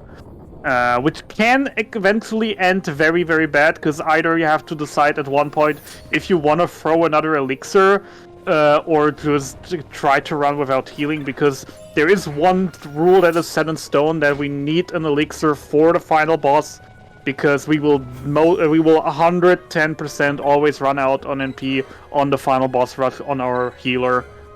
Also, a bit of RNG coming up right here. Okay, sorry. Not having an elixir there, of course, is a death sentence. Also, a bit of RNG coming up at Team Mog just now was a statue. We need to turn 2 statues towards the middle of the entire dungeon. And you can turn them clockwise or counterclockwise, but they're usually orientated that you only need to turn them once. And if you need to turn them twice, you actually need to walk away or wait for a long bit, because they are not on the same speed as the 4 times speed that the game is on. So that will cost quite a bit of time. Yeah, and there's Nikki picking up the Asura, which is going to be Bosch's main weapon in that route for a good bit, because I don't think she got a Karkata. If else, we would have noticed already. Yep.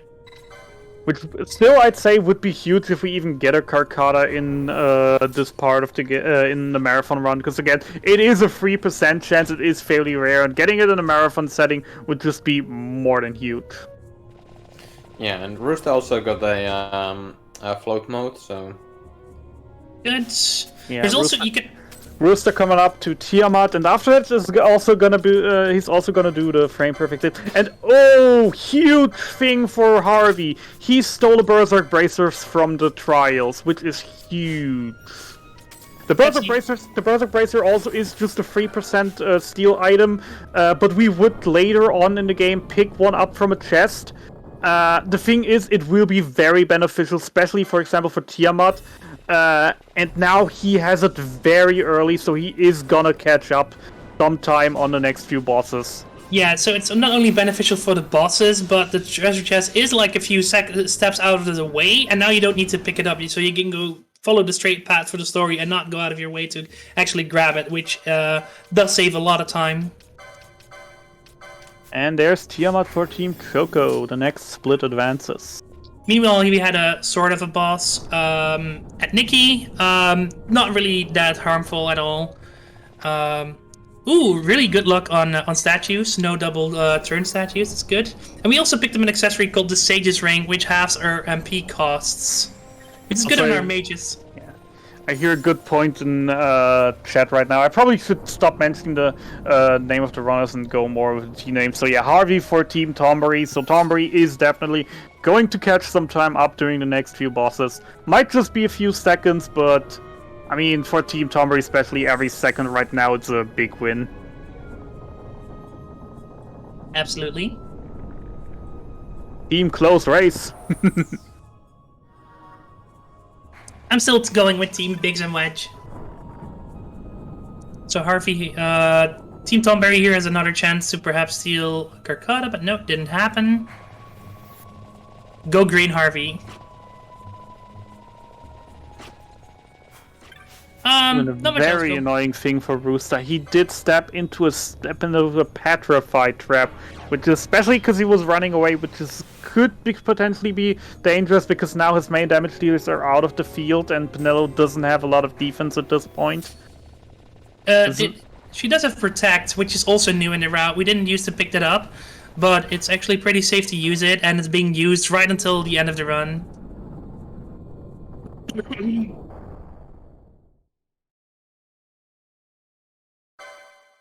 And Team Choco also arriving at a Space Pope domain while we go fight our second Esper or summon at Team Mog, which is called Matthias, is an ice summon.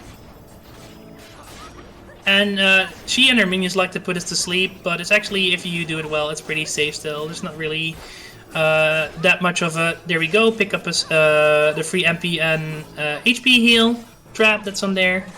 Wonders me right now that we actually see the traps on Nikki's stream, that he actually uses the bangle. Because I think although the only person I think who can use it right now would be Ash, and due to the fact that she doesn't have Berserk Bracer yet, that she does get it later on Team Mock's end. Yep. The trap, yeah, okay, makes sense that it's visible because the bangle is her default equipment. There you see a huge attack there. That's one of the that's the Blizaya there, but it actually doesn't do as much of the damage as it would on Belize, as Belize would do earlier. I mean, by now we actually have armor. Yeah. That was the huge difference. We bought a bunch of armor during the last few in the last few towns. I see people commentating on the fact that hey, why is it not called Shiva? Why is it not Ifrit? Yeah, that's something that Ivalice pretty much does. They have a whole different sort of summons in this game, and the their names... own religion, their own gods, their own summons. Yep. Even as an airship. The names are in there, but they're mostly names of airships. There, yeah. Diva is actually the name of the small transport ship that we fought Vossler in. While the Leviathan was the flagship where we rescued the princess.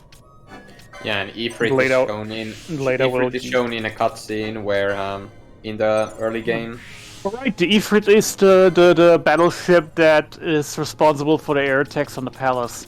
Yeah, we get the Alexander later too. Yeah, Brilliant airship. Yeah, Alexander is in the final fight. Also, Bahamut is the name of the final dungeon, which is an airship as well.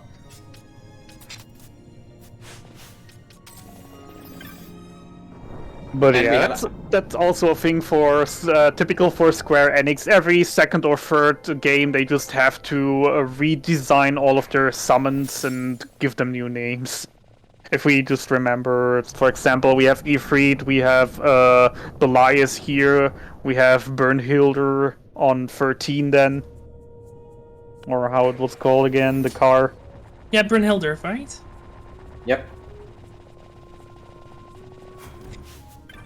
Team Mog is done with the Still Shrine of Miriam. We got a sword that can cut through Neticide, which was the potential nukes that Hab was talking about earlier. It's the only weapon that can cut through it, and now we have a possibility to fight the Empire. But as soon as we step out, something's going to happen again. Yeah, the other issue for us right now is we do know that the Evil Empire does have 2 of the nuke stones that are ready to be used, while we only have 1 that has lost its power.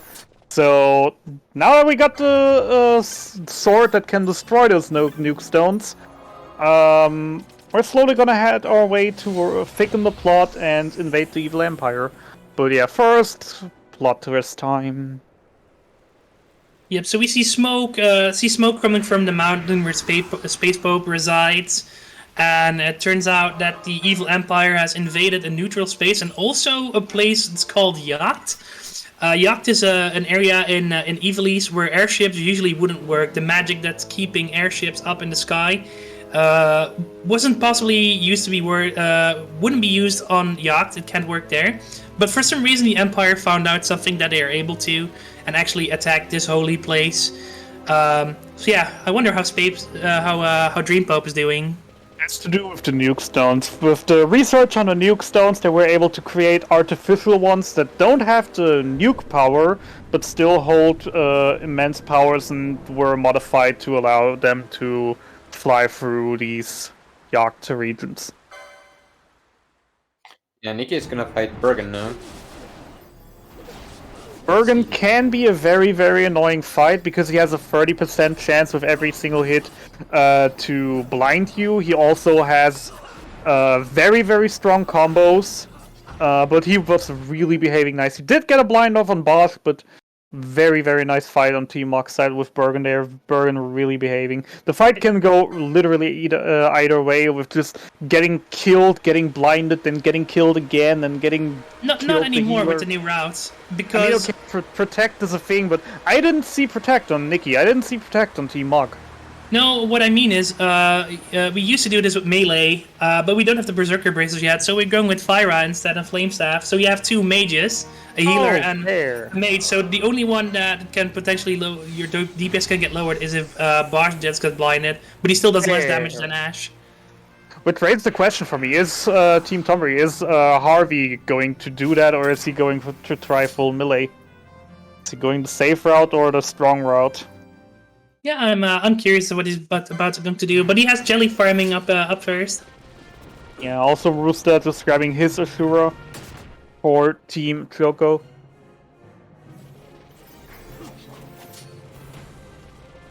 While now, on Team Mock's side, you can see right now Nikki doing a small detour into the wet desert, and there is her pair of Berserk Bracers. And yeah, Rooster on Team Choco got the statue troll, so the double statue, so he had to wait for the statue to rotate once before he was able to rotate it again to make it face the correct direction. Yeah, basically as Lena said earlier, the statues in ×4 speed are a bit wanky because you see them move in ×4 speed, but if you have the sound on, I don't know who the sound is on right now, if you have the sound on it, you can hear a moving sound, but this goes like double the time that the animation takes, just because like the sound is still on ×1 speed, and you have to wait till it actually ends. till you can turn it again. So you basically have to do it and have to do that statue in turn 1 speed, even though if it turns in times 4 speeds. Did we talk about Venuskar yet? Who's Venuskar? Yeah. The thing Rooster is fighting. Who is Venuskar? We don't mention it. My split is literally named too. Every single time I enter this room, I'm like, oh wait, since when is there a normal enemy in here? Oh, it's dead anyways. But So anyway, Venuskar is the meme of the game. It's a mini boss in the Miriam Still Shrine before Matthias, but it is a pushover. No matter if you play it casually or speedrun wise, it should never take you more than a minute or two to beat. well, casually it can be hard if you don't know how to prepare for it, because Venuskar, in the room of Venuskar, there's a effect that slows down anyone who has too much armor or metallic armor on, or metallic equipment on. So if you come with in a full heavy armor, you're gonna be very slow, and your ATB is gonna charge very Basically the same as the Dark Elf from Final Fantasy IV. And on top we see Team Mog encountering Muggles, and they look fantastic in this game, absolutely. I love Muggles. They sure do, but the 10 Muggles we're encountering this forest particular, I hate so much. So basically what happens there are 10 Muggles that are here to repair a gate, but 9 of them are on lunch break, and their chef is like, hey, my Muggles are on lunch break for like 2 days, can you go grab them? So we have to move all over the forest to gather them up to have them repair the gate, just so we can move on. It's a very annoying side quest in my opinion. But I mean, especially with the times for speed up, it takes like a minute or two, so it's not that bad. Maybe also worth mentioning, in contrast to the PS2 version, the world building in this game is very big, because in its first stages, the Square Enix was actually planning on making Final Fantasy XII right after Final Fantasy XI, the next MMO. But midway through the development cycle, they decided to make it a single player instead. Some relics of that time, of that idea, is still like the giant world, the very slow movement if you're on time 1 speed, and the super boss of the game, which has over 50 million HP. Which, just to consider, the PS2 version didn't have break damage limit. The highest damage you could do were 9,999, so have fun sitting there for a few hours. Rooster also picked up the extra elixir that's in the room with Matthias, because he had to use one earlier, I think. So there's a few safety elixirs you can pick up during the run, but they're kind of out of the way, so yeah, it is kind of safe, but it does cost some time. well, picking it up during the fight doesn't really cost you much time at all. Depends on when you do it. I personally had fights where Matthias was on like 20% HP, I started running towards the chest, was on 1 hit away when I reached it. Sadly, within that point, the damage dealers you're too far away from the damage dealers to them for them to keep attacking, which ended in Matthias still getting in the Blizzaja, which else I would have skipped. We're coming to that age-old debate on Final Fantasy, which is not which one is the best, because we all know which one it is. It's a personal thing. But pronunciations, because you keep saying Matthias and I am saying Matthias, and I don't know which one the correct is. As long as we agree on Shemazai, the rest I really don't care to debate about. Yeah, I'd say Shemazai. Shemma-dinga-dinga-linga. Yeah, that's the tongue breaker. Okay, we're coming up on another shop on Team Mog. We're buying some armor. We're going to buy Faraga here, and together with the Flame Staff we already have, that's going to deal huge amounts of damage. There's also the first place where we can buy Baku's Wine, if I pronounce that correctly. Yeah. Or Baka Wine, as a famous streamer once said, which give you Berserk, which is used later in the run. The real question is how people pronounce Kuchulain. I say Kuchulain, I don't know. Kugelklan. I know it's completely wrong, but I like the ring to it. Kugelklan. Kuklun.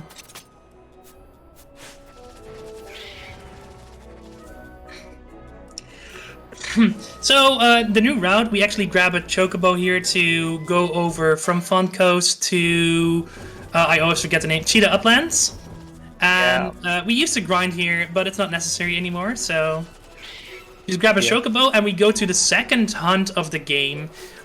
We grabbed the first one in like the first 3 minutes of the game, and now comes the second mandatory hunt of the game with, in my opinion, one of the worst bosses coming up. Ooh, Harvey getting really unlucky there for Team Tombry on the Tiamat fight. Disable everywhere.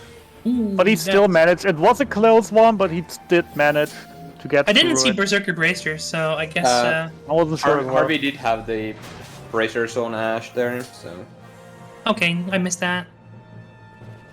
Still, disable is one of the more annoying things that Tiamat is able to do. Disable does literally what its name implies. It disables all actions your character can do. So all you can do is just stand around. You can run around in circles, crying in anger, but that's basically all you can do as long as it runs out. Especially if it hits your healer, because we by now have a spell that can heal that off, but yeah, of course, if your healer is disabled, you can't heal that off.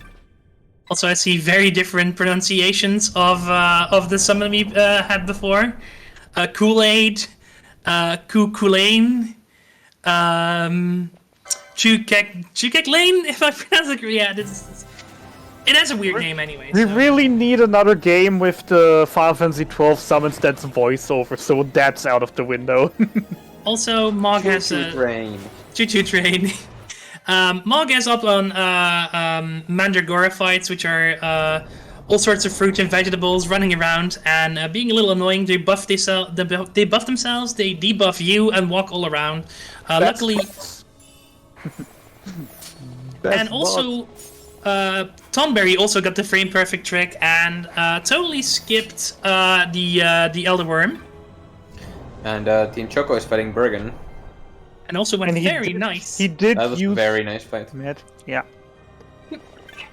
Bergen being nice today so far. Let's hope it's going well for Team Tombry as well. Where we still, as the commentators asked the big question, is he gonna go for the safe route and go with magic damage, or is he going to go for the full melee strength route?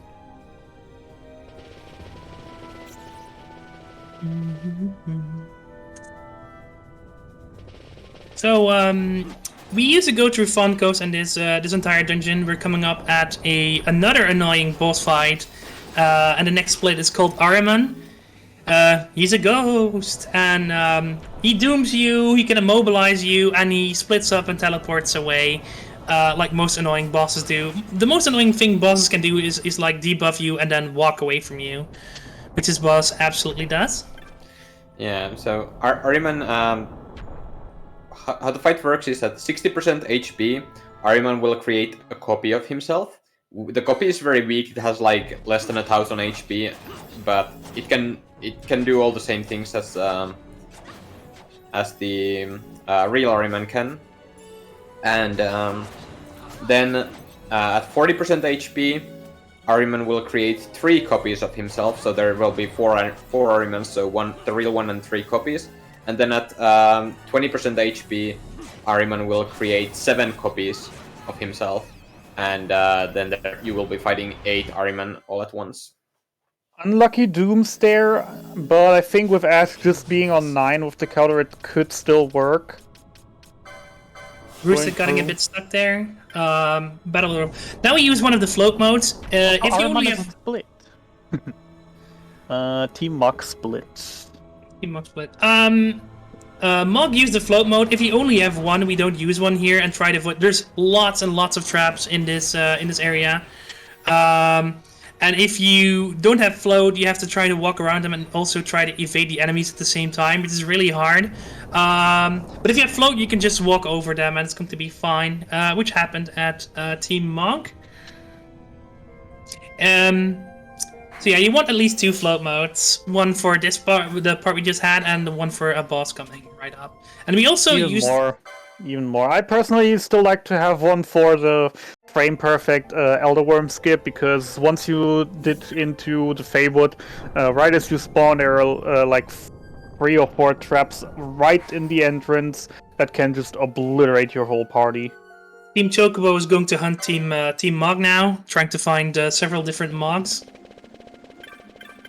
And Team Mog is straight ahead and is now entering Arcades, which is the big city in the Imperial land.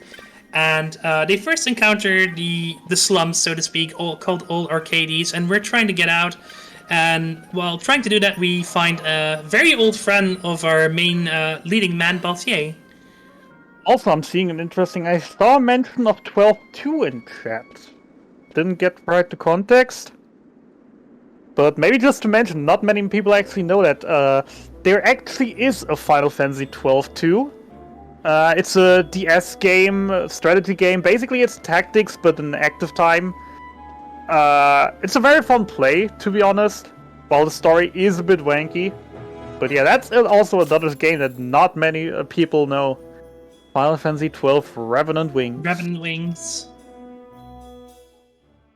Also, Team Tonberry skipped the green crystal there, which is a shame. It gives you tons of buffs, and you should totally grab it if you play this game casually. We have some more people showing up just asking, why does it look like speed up? Because it is. Many categories will put boosters that are integrated in the game into a different category, since Final Fantasy 12 is just such a enormous, gigantic world with slow movement. For the remake versions, we implemented it. And I mean, for most, if we just recap that for a second, most games that are remastered on the PC or any other console that have boosters mostly have them bind, especially for PC, on the F1 to 4 keys, while not having actually any inputs on controller, while on TZA it's also really on the controller.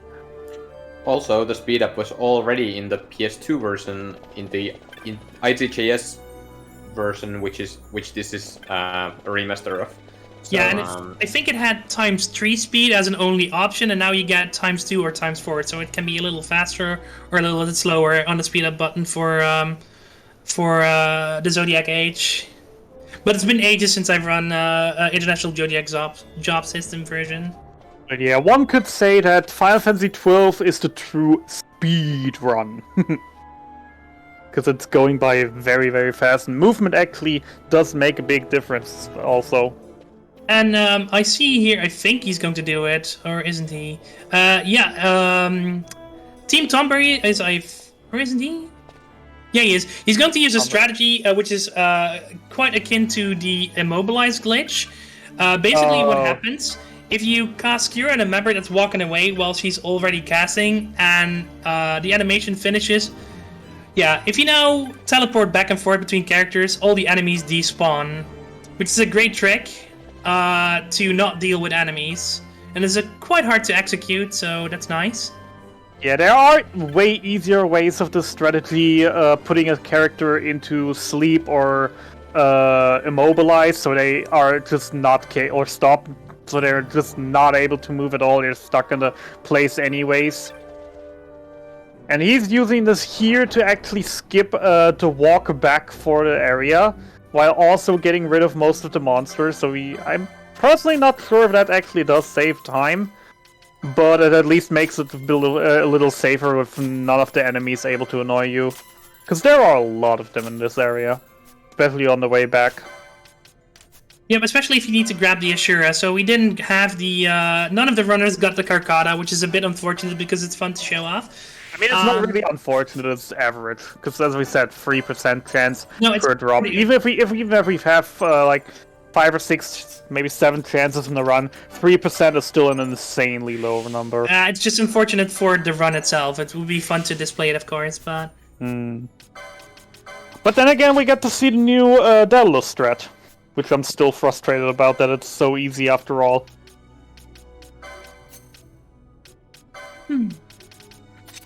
Yeah, there Harvey removed a piece of armor from Bosch, so that Bosch's ATB would go faster, because, as I mentioned earlier, the metallic equipment slow you down in this Venus Scar fight.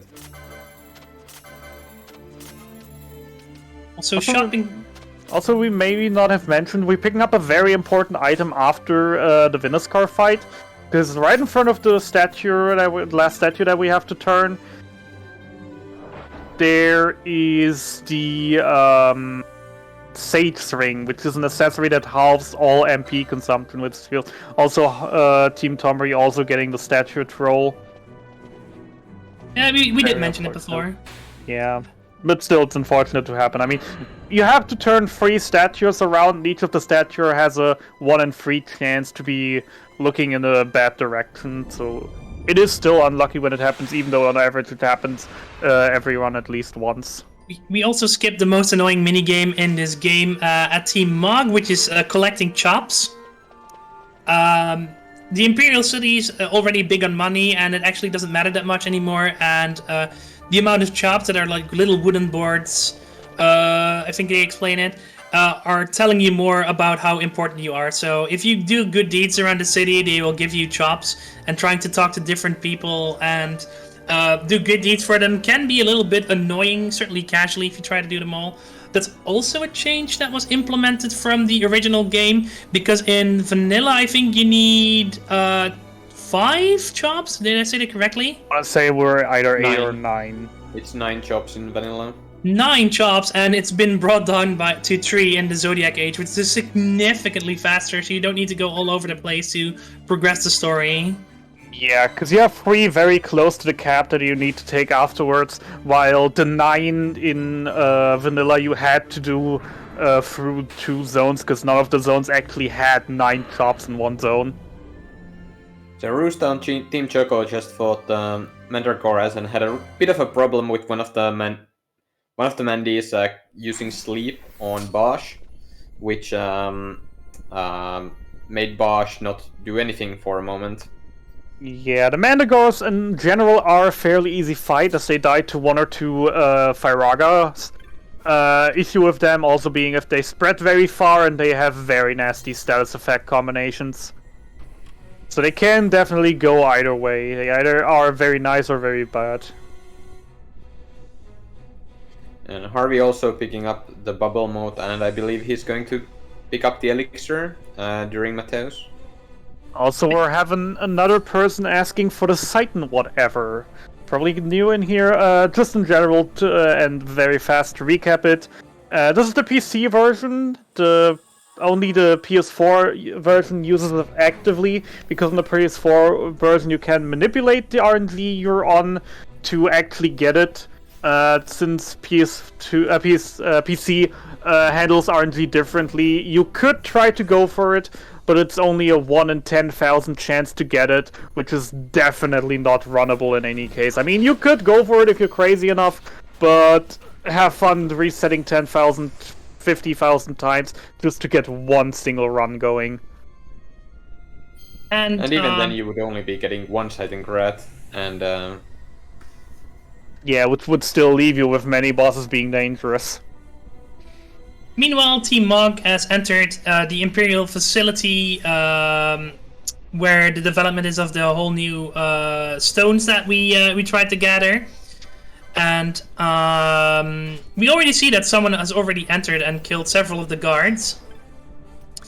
And it's quite a hard area to traverse through. There's several doors that open and lock other doors, so it's kind of a puzzle trying to find your way through by opening these bulkheads. And meanwhile, you're also bombarded with Imperial guards that try to kill you while you go from door to door.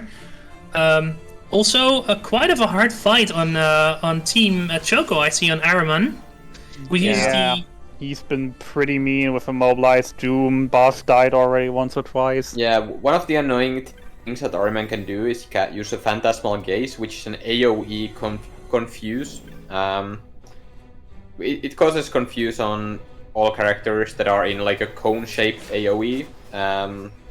Other thing to mention, I Range? didn't notice right now on Team Mog, but I'm very interested to see later. Dracula Laboratory is a place that's pretty straightforward. You use a few elevators, you go through a few doors, you have switches that open one colored gate and close the other colored gate at the same time. So you just hit a few switches, run through, take a few elevators, beat the boss, and it's done. It's a very quick area, very straightforward, but it has, like, the last room, before the last elevator, can be very trolly because a lot of strong enemies can show up there, and just if they do attacks like lunge all together, your entire party will just be obliterated within seconds. So that's the one elevator troll, and there's a second elevator troll a bit earlier, where if you aren't fast enough, then the elevator will start moving before you can go to it, spawn a few more soldiers, so you have to actually wait till the elevator arrives, kill the soldiers, and only then you're able to actually use the elevator yourself. So the two elevator trolls of Draklor are sometimes really, really annoying, but mostly fine. Okay, so Team Mog is now at the first Sid fight, and how that fight works is that Sid has these 4 rooks, and once you kill the first rook, all the other rooks and Sid himself get back to full HP. Also, Sid has very high defense and magic resistance until you kill all the rooks. He's actually immune. He has immunity. He's not immune, he just has a very high defense. He can, if you damage him long enough, then he will cast perfect defense or whatever, and then become immune. But you can actually kill Sid without killing the rooks, either with Sightengrats or with guns, because guns ignore the defense. So you can use the guns to kill Sid before you kill rooks. But in this category, we don't have guns or Sightengrats, so we have to kill the rooks first. Interesting to hear. That's a good thing if you have a commentary troupe from many different people, from many different versions of the same game, having so much intel. I'm learning things today, even, which is very interesting, which is very nice. It might come in handy in my next randomizer. Speaking of which, maybe a small plug. There is a wonderful randomizer for this game, and we're also currently having a person working on what basically would be a free enterprise for Final Fantasy XII. Meanwhile, Tom Berry is on the Bergen fight and needs to use the re-equip glitch, which is not sort of a bug, but every time you use an action, you see the word action in screen for a small second there. But you're locked in the animation while you still already did damage or heal. And if you remove a weapon and re-equip it, that animation is getting cancelled. So you can do actions a bit faster, not in real time, but in game time, to make sure you get a heal off in time or get a certain damage point off.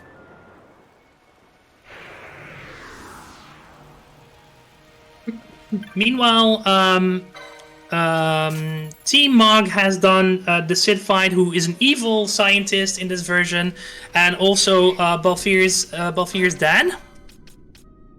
And now he taunts us and tells us to go to Giru Vegan, where we apparently can get more of the nuke stones that we were talking about earlier. And Sid is the evil scientist that has developed all the new things for the Empire that are making them win the war. So we don't want to actually grab the new nuke stones, but we're actually just going to chase Sid in trying to beat him into submission. But we have to pass through the earlier mentioned Feywood and coming up to a kind of difficult boss, which might troll you a bit. And also the area where we're in now, the Feywood is pretty hard. The enemies hit pretty badly. So, sorry. So you have to be careful around here. Luckily, there is a safe crystal right before the boss, and it's not being used. Okay. Oh, on the other end, doesn't really matter because the field the enemy is in has an effect that all your MP gets drained. So healing is not an option. Instead, we're going to use a Baku's Wine who's going to put Bosch into Berserk mode, and Hazega so all of our actions are faster. And we'll go in and see how this plan thing will get destroyed, hopefully. Ooh, that's not looking good. We get Disease, the affirmant status effect we talked about earlier, even though healing is not a thing in any case. And Blind as well. Yeah, this is looking like a very, very rough fight. Yeah. That is definitely not what you want to see. That's a wipe. That's unfortunate. Yeah, No. he's resetting. Yeah, so He could have still tried. You go. Nikki got cursed there, which inflicts like all the bad status ailments, like it's poison sap, disease. I forget if it's anything else, but anyway, it's also some blind in there, so yeah, that really hurts you trying to do damage as well. Yeah, a thing that Team Mock could have tried there would just switch in the entire back party, try to Phoenix down the off party in that moment, and then try to get the last few hits in, because that probably would have worked, but that is a very time-consuming procedure. Often requires you to change down the speed settings for the fight to actually work. So yeah, resetting might have been the better option. The problem with that, though, is that we actually had to watch the cutscenes from before again. But that's a clean fight. That's what it normally looks like. That's way better. We're walking back to get our MP and other stuff back. And since we didn't get a Karkata, we're also going to pick up another weapon for Bosch in the upcoming parts of this area, the Feywood. And I really hope they don't encounter the Juggernaut here. That's also one of the rare enemies, just like Dustia earlier. And I've had instances where he crashed my game. So I really hope it doesn't happen. Looking at the time frame, I doubt they would be into that time frame. Juggernaut is one of the rare games that we mentioned, and his thing is that he only spawns if the in-game timer is between a certain amount of minutes. Oh, that explains why I encounter him so much. Yeah. But the thing is just at some point there are instances when you're learning the run where you're putting into time windows where you do encounter him, some you don't. But in most instances he shouldn't be too much of a problem. Also, this area of the Feywood is a bit annoying. You have like a little riddle. The map is a little blurred out, but we still have our medi map, as I like to call it, the medium map. The thing is, you have these altars. Which show illusions of an oasis, and you have to go in that area. For the case of Team Mock here, it's unfortunate because there are different patterns that can happen, and Team Mock sadly just got the short end of the stick, having to run all across the area again to get our new main weapon for Bosch. Yeah, which is the Defender. We picked up right here. We also picked up a Bubble Belt, which is an accessory that gives automatically gives you bubble and doubles your HP. So really good treasures here. We're going to pick up the license here, I think, to grab the Defender immediately and the accessory. Meanwhile, Team Tonberry found all the Mughals and is now heading to Fon Coast and eventually also to the Ariman and the Mandragoras fight.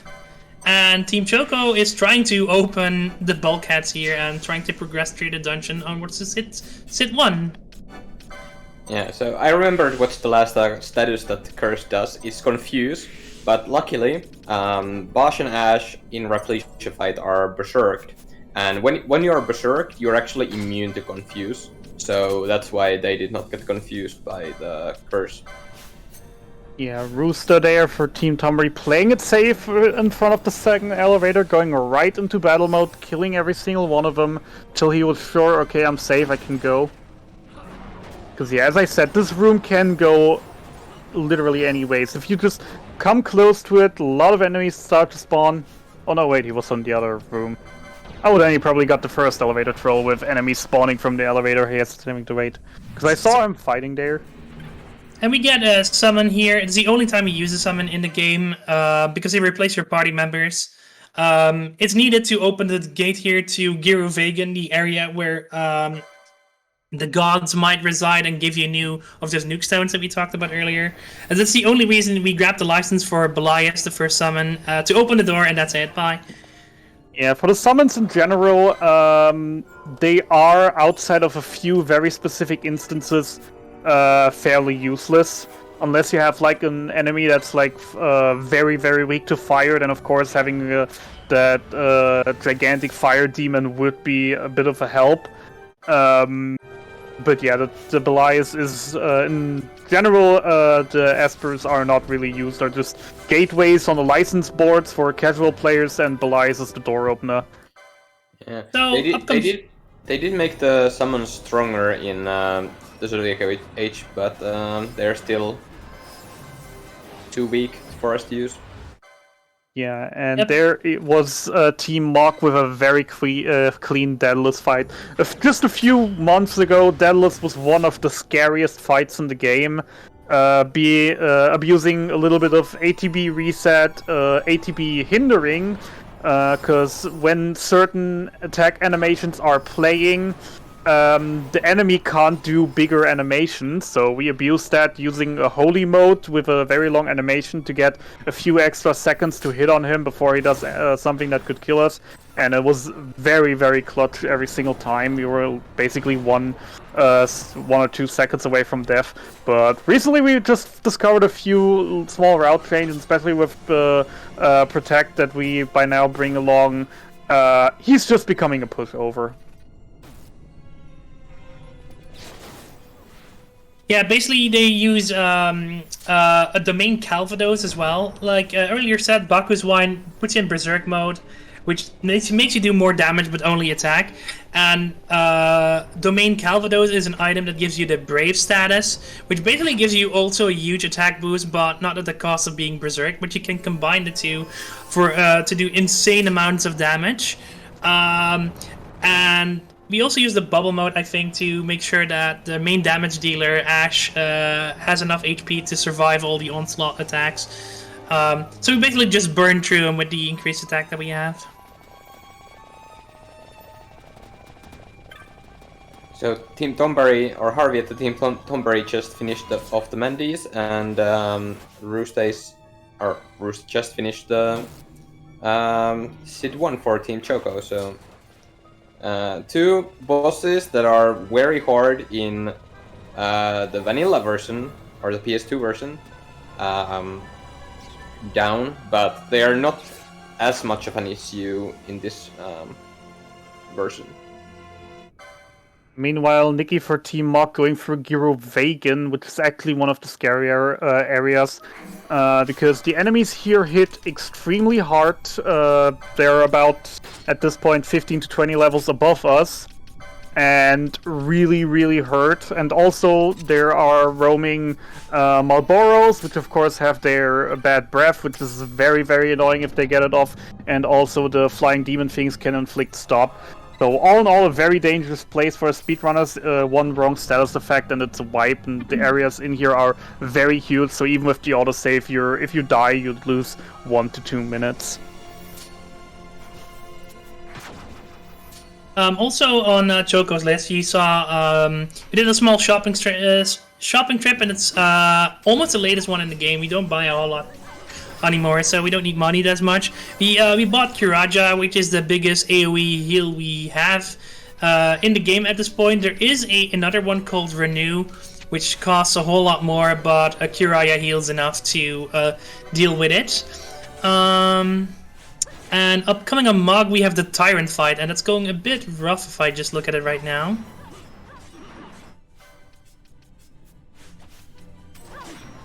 Tyrant also has a field on the effect, as you can see on the right on the mini-map, and it forbids techniques, but that's not really an issue at this point. But Tyrant does hit pretty hard, and he also has Piercing Gravija, who does AoE damage on the characters and removes a whole bunch of HP.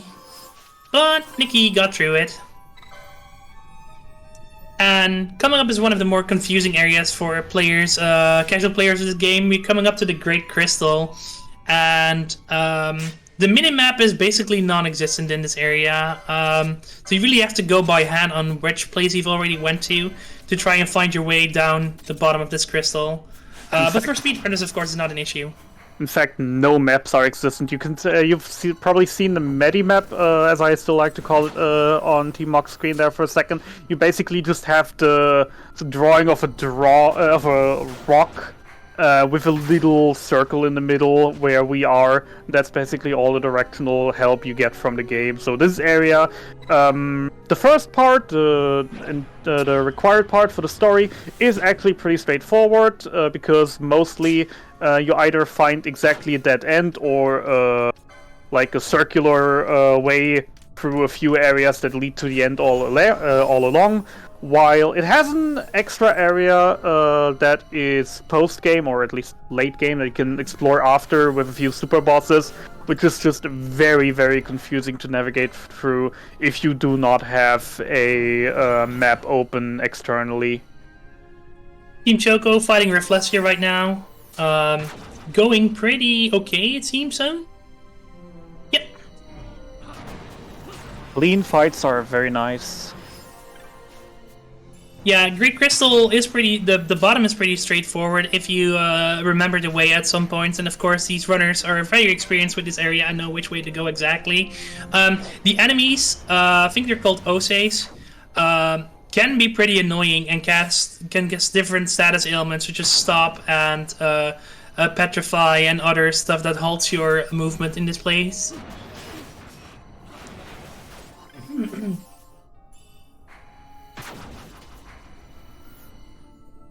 Meanwhile, Team Tomberry encounters Jules, the old friend of Balfir, to try to get into Arcades and start a really annoying minigame as well.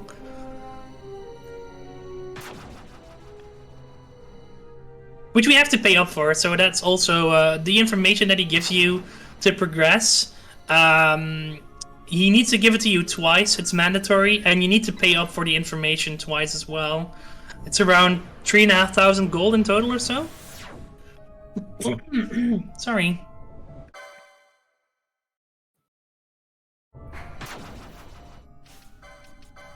Coming up to the bottom of the Great Crystal on Team Mog, we finally got through this little bit of annoying area, and we now encounter another summon, which is called Shamazai, which is basically gun horse combination thingamajig, and it really likes to use flare on Ash.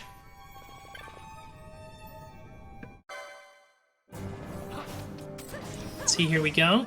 Yeah, flare hits hard. So my guess would be that Shimasai targets whoever has the most aggro out of your party members, and because Ash is attacking more than Bosch is, then she usually probably targets Ash, but this time it was Penelo? Yeah, the targeting is weird, but I almost never see Bosch being hit, so maybe Shamazai has a preference for females in this battle? It does sound like a theory, but I wouldn't count on it. It's really hard to say, and I really haven't dived into the whole threat management of this game as well. Ooh, there's disease, and as you can see, Ash has now only 1 HP, and there's no way to heal that off at the moment, so that's real bad. But we got it. Yeah, also a bit mean, like, the status effect disease exists, like, all over the game already. If you go all over the game, it's a little bit of a lie. Throughout late game, there are many places where you can get traps that disease you, or bosses that do the effect, but you actually can't buy the item, I think, until after Shamazai, actually, if I'm not mistaken right now. Yeah, you can buy items that remove the status, but not until this point, so it's really hard if you get hit by it. Personally not sure right now. I know they sell it in Balfnine, but I'm not sure right now if they do after Sid or really only after Shamazai. Okay, what's happening at Team Choco? I think you can buy them at buy them in Balfenheim only after Shamazai, but you can buy them from airships earlier, maybe. Could be also, Good yeah, one. The shops change from the other version, but we have a problem. It seems I don't see any feed. Yeah, I do see a feed from Team Choco, but yeah, that's not good. Yeah, we don't know what happened to Rooster's feed there.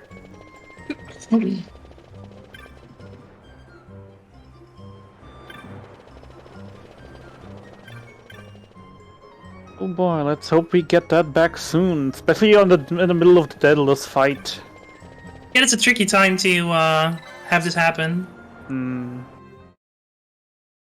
I mean, for TCA, basically every time is a bad time for this to happen. Especially during the later boss fights.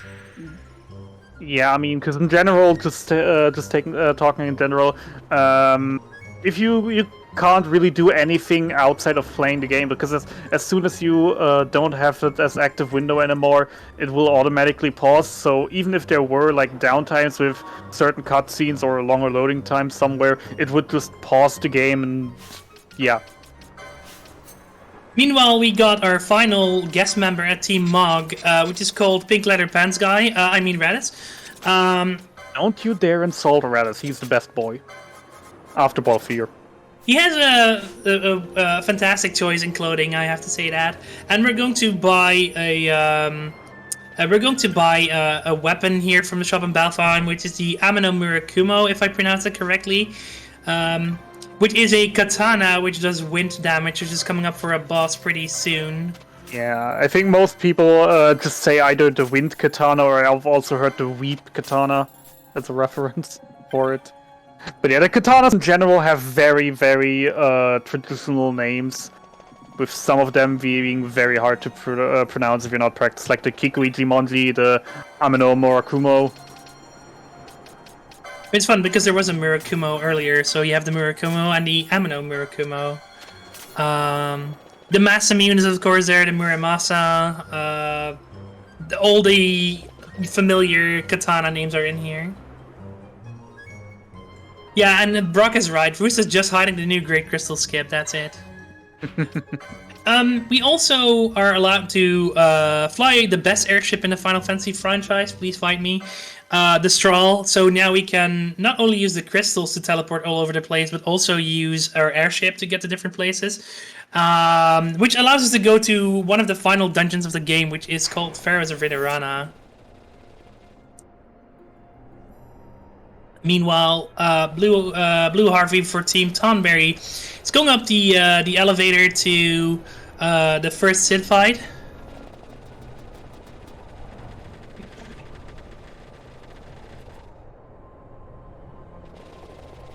And we're coming up onto a very, very, very hard and annoying boss that can potentially just wipe your party. I mean, I wouldn't say hard.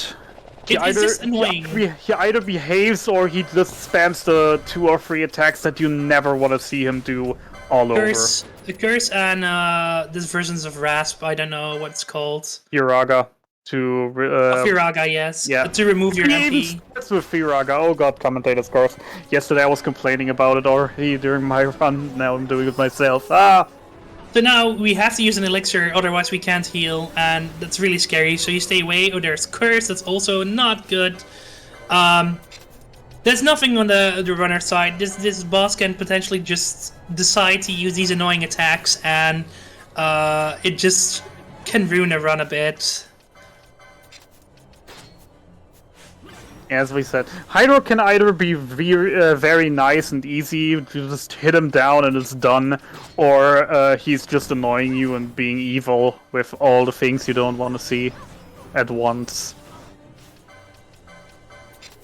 So yeah, that can be. You see the re-equip glitch to pull off a Kuraja, and yeah, it's over. Hydros is also one of the fights where having a Karkata just gives you a huge advantage because he's highly vulnerable to confusion. So just going into the fight with a Karkata, you just hit him, he gets confused, another person hits him, the confusion gets lifted, he tries to do anything, but before he even charged his next attack up, he's getting confused again, and that just loops till he's dead.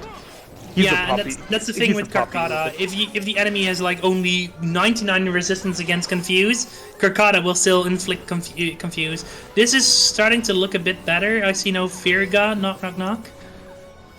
And we have a Rooster Speed back again. Hey. Oh, thank God.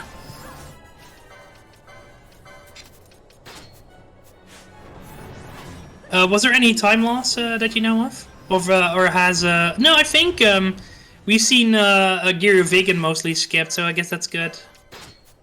So yeah, Ruth just pulled the Giru Vegan skip well. We were.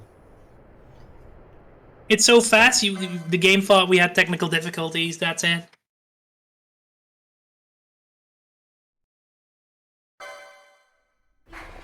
I'm personally still having problem getting Rosta's feet back open. Weird. Oh well, I still have the stream open, so whatever. I see it just a bit delayed. Ooh, lots of petrify here in Pharaohs, and oh, there goes a black orb. That's not good. To progress to the next area, we need to pick up drops from enemies around this area, which are called black orbs, and we need 3 of them.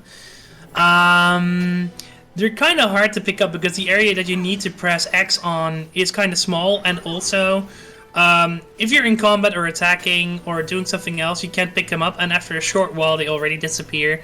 So that's one of the things that we said earlier, that trying to use the same button for the menu and trying to pick up or interact with things is kind of hard. Also, Tonberry on Sid 1 right now, doing pretty well, it seems. Also, why are the black orbs blue orbs? Yeah, they're called black orbs, they're clearly blue. So this game doesn't know what they're talking about. No, they're black, but they have the blue shimmer. Hush.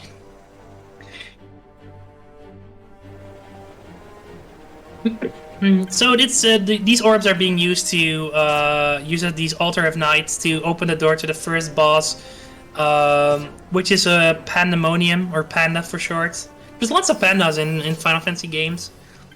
And it's weak to wind, so we're once again gonna rely on Ash for huge amounts of damage. A lot of pandas in Final Fantasy games. Sadly, none of them are black and white and fluffy. No, unfortunately, I would love to see a fluffy panda enemy. Then again, Like, even a friendly one. Would you really want to see an enemy, a panda enemy that you might actually have to kill? Maybe a panda summon? That actually. Oh yeah, Roost is displaying the weird mini map that we were talking about earlier. Great Crystal. There's no way to see where you are at. It just displays this round icon at the bottom of the crystal. The same thing is actually happening in a second dungeon later as well, which will be the final dungeon, the Sky Fortress Bahamut. It will also be a very similar shape, but no real map. But at least the mini-map, the normal mini-map works, showing you where you're going, and it's a very small area, so you can't really get lost in it. Nope. Tonberry picking up a chest with Gil for the Amulet Murukuma we need later, and is now also going on his way to Giru Vegan, while we fight Pandemonium, which is a huge tortoise without a head. And he casts Blind, and he's going to do perfect. Oh, he already skipped the perfect defense. That was very nice. So Pandemonium has a special attack named Perfect Defense, which will make him immune for all sorts of damage for, I think it was 40 seconds, maybe a bit more, maybe a bit less. It's 2 minutes in. It's 2 minutes in the vanilla version, so it's probably like 40 seconds. Yeah, here. It's 40 seconds. Yeah. But yeah, there is a little bug in the game where if you try to revive a person who has it, it will drop the barrier for some reason. But it's random, so it can be that you need that you use one. But it also works with Rise, the improved version of Rise, which is like the full heal revive. Yeah, the reason I think it works that way, that you don't always are able to use Race to remove the barrier, is because it works the same like trying to use Phoenix Downs on certain undead characters, because they have a certain resist to it, I think. So it actually has to work and proc on it to remove the barrier. At least that's how I think it works. What I think is happening is that it has something to do with aggro, and if one character maxes out their aggro, then the enemy will drop the barrier. And casting Arise on an enemy makes you get a lot of aggro on that character who casts the Arise, and that's my reasoning for it. Because also another way to do with that we don't have access to in this run, but would be if we had everything, would be to cast Balance. And also with Balance, or Balance also makes you gain a lot of aggro. So I think that's the reason. I never used that spell, so that actually also makes a lot of sense. I personally have no idea what's going on. I'm just happy that it works if it works, because yeah, sometimes you have one Arise and it's going down, sometimes you have two Arise. The thing is with only having Arise on our guest and Redis not being the super mage, he doesn't have too much MP, so you only have enough for like 3 or 4 casts. And if that's not enough to bring the barrier down, which is very rare but does still happen from time to time, you're just sitting there trying to heal off all the time, wasting your time, wasting your MP, till the barrier falls and you can finish him. Reflexia is dead on Tonberry, and also we're coming up to a mechanic in Pharaohs we just beat in Pandemonium. You see these green, like, pan enemies, they're called brain pans, I think. Yeah, brain pans, and the more of them you kill, a pathway opens up every time you kill one. So you need to defeat a certain amount of these brain pans throughout the dungeon, or at least throughout this part of the dungeon, to progress. Oh, there you see it. You see this green thing spawning, and now the bridge is open. What you have to watch out for, though, is that there's also the same enemy but red, and they subtract from the green bridge. So you need to watch out what you're doing. Casually reasons, there are also red bridges that you can build by killing a bunch of reds in a row. That give access to a few very strong equipment pieces, actually. But yeah, for us as speedrunners, the reds are just like, stay away as far as possible, because we only hunt for greens, and whenever we kill a red, that means we need to kill an extra green. Also, you need to, if you want to get the spell Holy, you need to create the red bridges, because the holy is located in the chest behind. Yeah, there's a red one right behind that corner over there, and since we have berserk characters, or like Ash is hacking onto the red one, that's really scary. But it worked out. There we go. Isn't Gungnir also behind the red chest from somewhere around here? Yeah, I think they're both behind. Like, there's 2 red bridges, and the first one, behind the first one there's the Gungnir, and then behind the second one there's the Holy. So yeah, now we need to kill a whole bunch of more of these green brain pans, and it used to be so that we would walk around this entire area to try to find more of these green brain pans, and also chickens. There's lots of chickens here. But I think, don't have to use it, there has been a new strat that you just walk up and down the stairs and they should respawn, but I'm not entirely sure if it's being used right now.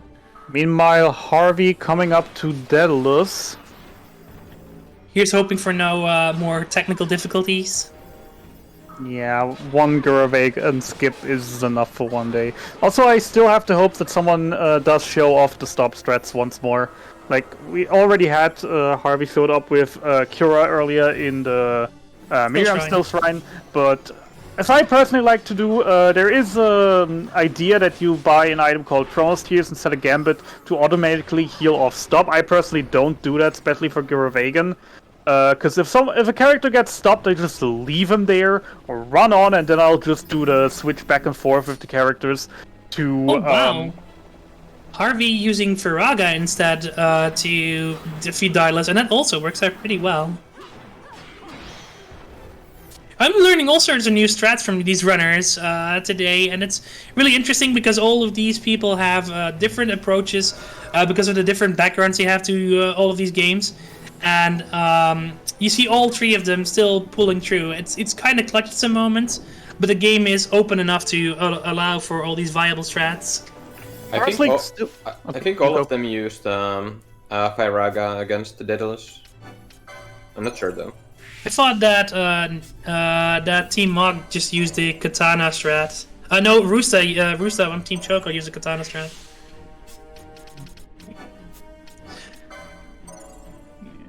Final bit of licensing, so to speak. We're gathering up a few more things all over the board, as you can see. It's really spread out. You don't see a certain line of what skills people want. Outside of Penelo's board, because on the very first menu you have basically just one line all about the board, because everything is just there that we need. Yeah, but the white mage is pretty easy, but otherwise the rest is pretty spread out. We're going to grab a new weapon on boss pretty soon, but up first is coming up another boss, which is really easy at this point in the game. You had this boss Pandemonium before, which is pretty doable. A boss coming up after this one is kind of tricky at some points. But this is just a fish, and I don't know if you guys like fish fingers or fried fish, but it's coming up pretty soon. So grab your forks, grab your cutlery, and enjoy the fried fish. Yeah, especially for also in speaking in casual terms, he is highly vulnerable to fire damage. If we have the numbers big enough, you might want to notice them, because with Fire Raga we will go over the 10,000 damage mark. We will break the damage limit with that on him. And the fun fact about that is you could even make him a bit more tasty, because you could also oil him. You could theoretically, there's a status effect called Oil in the game, which you can put on to double fire damage, to do 4 times the damage with Fire Raga. Oil is triple damage. It's triple even, oh my god. Oil is triple. Kind of a clutch fight, but Team Choco kills off Hydro, and also we got a rare encounter in Pharaoh as a Team Mog, which is the Undine entity. If you cast magic in his general vicinity, it aggroes you immediately with silencing spells and huge AoEs. It's kind of dangerous, so please stay out of its way. Actually, the Entite actually, or the Undine Entite in Pharaohs is actually aggressive by default. So yeah. You don't even have to cast magics. Yeah. Also, with Team Mog coming up slowly to the top, I'm still raising one big question. Is anyone gonna say hi to Tower today? Tower is at the end of this dungeon a rare game that has a 10% appearance. It's a bit annoying because it normally spawns on a point where we just want to have our calm, grab another elixir and buff up. So having him happen is more of a bad thing to happen, but since it's only a 10% chance, you only very rarely see it. So it's kind of a special occasion every time it happens. Also, the gimmick that we're on now in Team Mog is that you have to give up a certain ability to progress the dungeon, and it can be either attack, items, magic, or you can lose your mini-map. Which, like, if you open another button, you get another mini-map, so we have to. So it's okay, you lose nothing in this part of the dungeon, and it doesn't cost anything. We pick up a piece of equipment, I think, right here. Oh, no, we don't. Who's there? Not this wall. Not this wall. Another gimmick of this dungeon is just there are fool's walls all over the place where you can just go in front of them. You get an exclamation mark for them to something there, and if you get close enough, you can strike them to make them disappear and just walk right through them. And this is one of the few instances where we actually use that, because that shortcut is worth so much. Else you would have to do an entire round all around the floor again. Sin Machina is actually why Stormberry changing weapons on Penello. That was a re-equip pleasure we talked about earlier. So in short, once you do an action like Cast Cure, you are still locked in animation while the effect has already gone off. Re-equipping your weapon will put you at default again, so you can put out actions faster. Yeah, also I have to mention that Nikki is on a really good pace here. I think she can get a 255 if the rest of the run goes well. Which now coming up is Fenrir, huge kitty boss. Can cast Whale, which inflicts Confuse, am I right? Yeah, Confuse, I want to say Confuse and not sure, but it does Silence, yeah. It's Silence and Blind, it's no Confuse in this fight. Silence Blind. Still very annoying. We had to we used an older strat at some point where we basically traded out, we buffed up our main team and then just threw them all on a bench. Got one of the first 3 characters to just go in, because the first attack Fenrir does is always going to be a whale, and then just have Belfir or friend die by him, and then just switch in our main party to finish the job, which is by now a bit risky because he does have a few status effects that you want to get rid of immediately. And with that strat, he, with the whale out of the way, he actually can do some serious damage right at the start. Okay, Pandemonium Depths on Team Choco, and Team Tomberry is going through. Team Tomberry is going through Great Crystal. Coming up to the next split. Yep.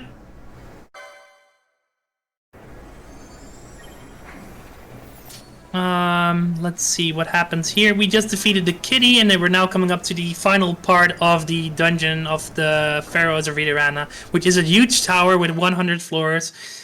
We just got up to the 68th floor, I think. No, 67th floor, I think it is. We're getting up to the final few parts of this dungeon. Yeah, and we're sadly skipping floor 69, which is still the part that I'm so mad about.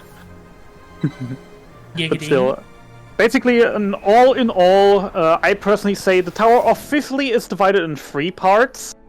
I personally say it's 4. The first one with the black orbs, the second with the bridges, the third with the ban something, and now the fourth one is a teleporter maze, where for casual this is actually quite difficult, because you only get to hints which teleporters are the correct ones after you fail a few times. Then you get teleported into an extra enemy area, which is a trap room where you have to kill X amount of enemies to get out again, and only in these areas you will get the hints which teleporters actually are the right ones. Team Mog getting a few hits from the bombs up there, so having to take the time to revive everyone. So that was a bit scary. The bombs are very scary because they chain explode. They don't just explode it themselves. If one of them explodes, they use a chain explode to explode all of them at once, which really can hurt if you have 3 or 4 bombs at once. Yeah, I've actually game overed there in an order from Brosharan, which is the 100% category for the PS2 version, where you are like level 42 or something here, and the bombs just exploded, killing my every party. Killing my whole party, and I pick up my backup, and they explode again before I can revive the other party members, and it's game over. That's bad. Ran over like 10 hours in. So lots of fake walls here. We also grabbed the last weapon for Bosch. The Ultima Blade is really huge-ass weapon that he's equipped right now. And will we see tower? No tower for Mark.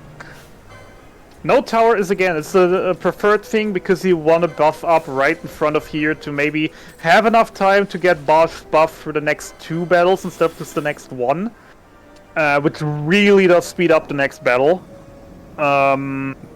Might even skip cinematic attack. So you want to basically do it as soon as possible. But there is the issue, if tower is there, you have to do a whole lot of extra menuing with disabling the gambit, standing right in front of the elevator, because tower doesn't have a very big range. You can still buff up in front of the elevator, but some people are just like playing it safe, using the buffing up before teleport or before that. But that might already be enough time to get the buffs out. Also, welcome to Hashmal, the Earth summon. And ooh, bad start right off the bat, killing Ash. Yeah, Ash is the most important character here, and you need to make sure the buffs that are on her, because of the wind katana, he's weak to wind, and killing her is like a huge DPS loss at this point, so you see the ultimate here. We're having Quakia, which is a very annoying attack that can deal a few very annoying status effects and deal massive damage. Luckily, we have our float modes, we fly, so it does nothing to us. Yeah, and Hashmal's physical attacks can cost or can inflict disease, which is very annoying. Oh, wait a second. Did Harvey? Yeah, Harvey's past Shemazai. God damn it. That is a very late split. I'm sorry for that. Tombury is on the split's gonna probably fall behind a bit. We're so focused on what's happening on Nikki's stream on Team Mock right now that we completely missed out on a split for Team Tombury. I didn't, but I didn't want to interrupt. I mean, you could have just split it, right? No, I don't. I don't have access to the splits. Oh, you don't? Ah, that's annoying then. Yeah. Sorry for the Team Tombury fans. The time loss on this split is fake.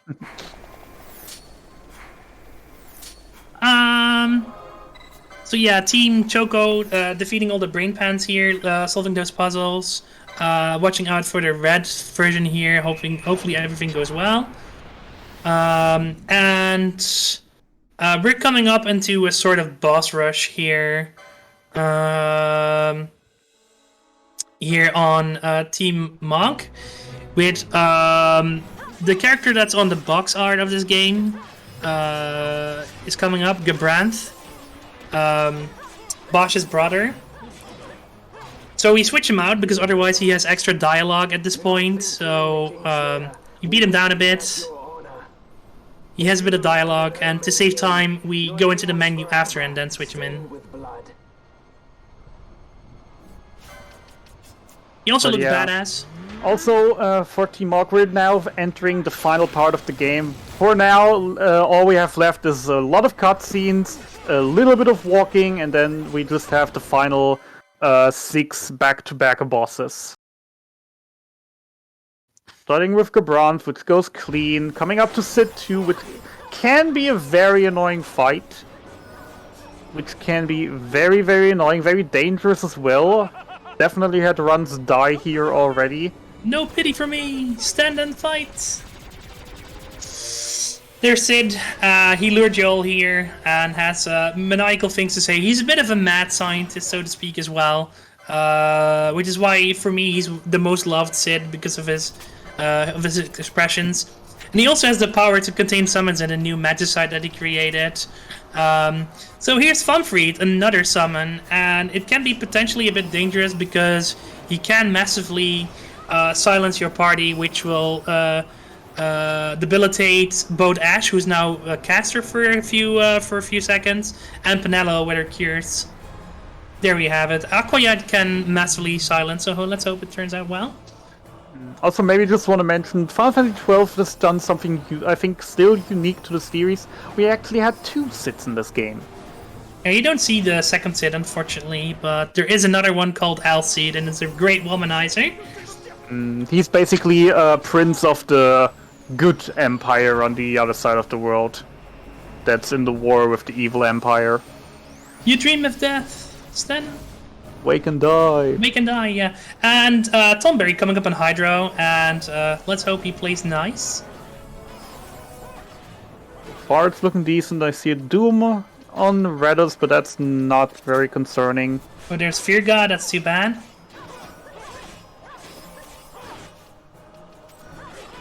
Seeing a few deaths. Harvey playing it safe there for Tomberry, doing a lot of reset strats. Meanwhile, Chocobo is also handing out fried fish, so if anyone's hungry, drop them by. Nom, nom, nom, nom, nom, nom. And Team Mog defeated Sid 2, which is a real annoying, like I said, it's a real annoying fight. But once you've handled down the summon, it's pretty doable. So now we're coming up to the final dungeon, which is called the Bahamut. It's a huge, enormous airship, and in it is Vayne, the final boss of this run. So we're coming up on time pretty soon for Team Mog, in around a minute or 10 or so, I think, less than 10 minutes. Yeah, does sound about right. Also, maybe also just to mention, we've seen fried fish twice by now.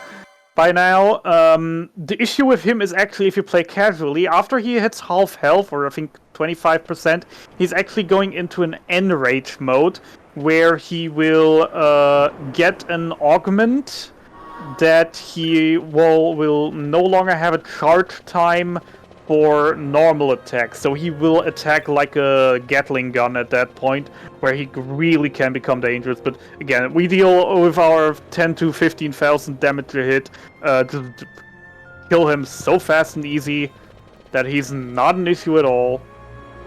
But casually, he can definitely be a pain. Yeah, absolutely.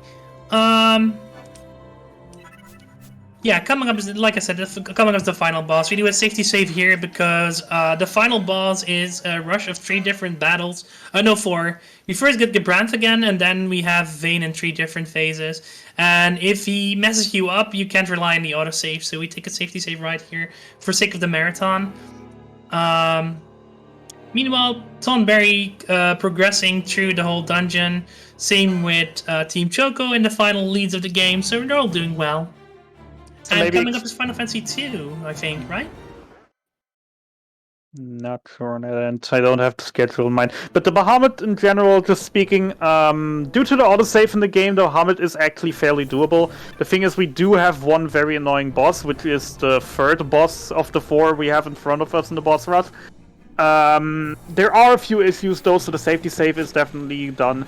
The biggest screw you that Square Enix did to you for speedrunners here is that there is no autosave between the 1st and the 3rd fight. So only for the very last fight there is an autosave, and if you're getting unlucky, you can end the 3rd fight in a position where it's just physically not possible for you to finish the final fight. No.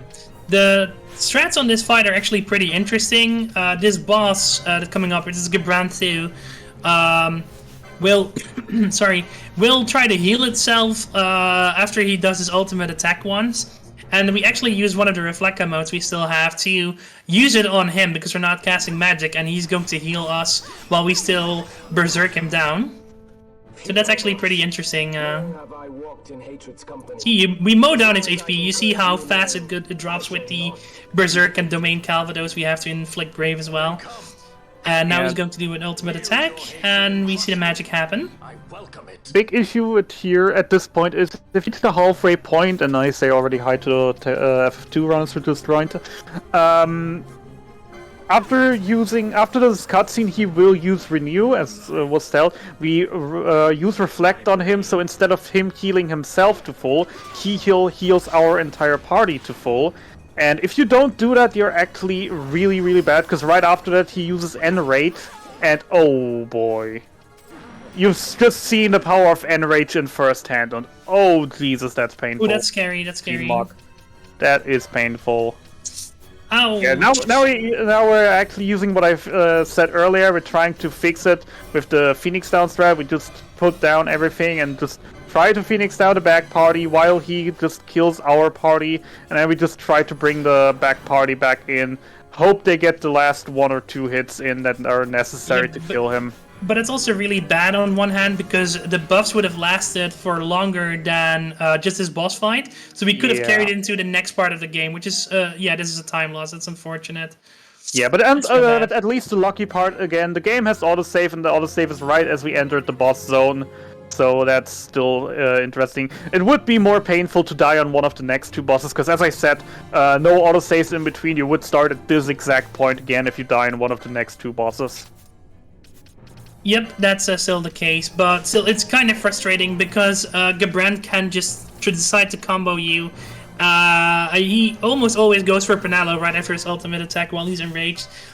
So if you can't survive, that's a huge time loss right at the end of the game, which, like I said, like the autosave is there, so it's still safe, but you could be on a world record pace, and this guy just decides to cut it down, and that's unfortunate. I want to say I've literally been there. It was a while ago where we still didn't have the sub 3.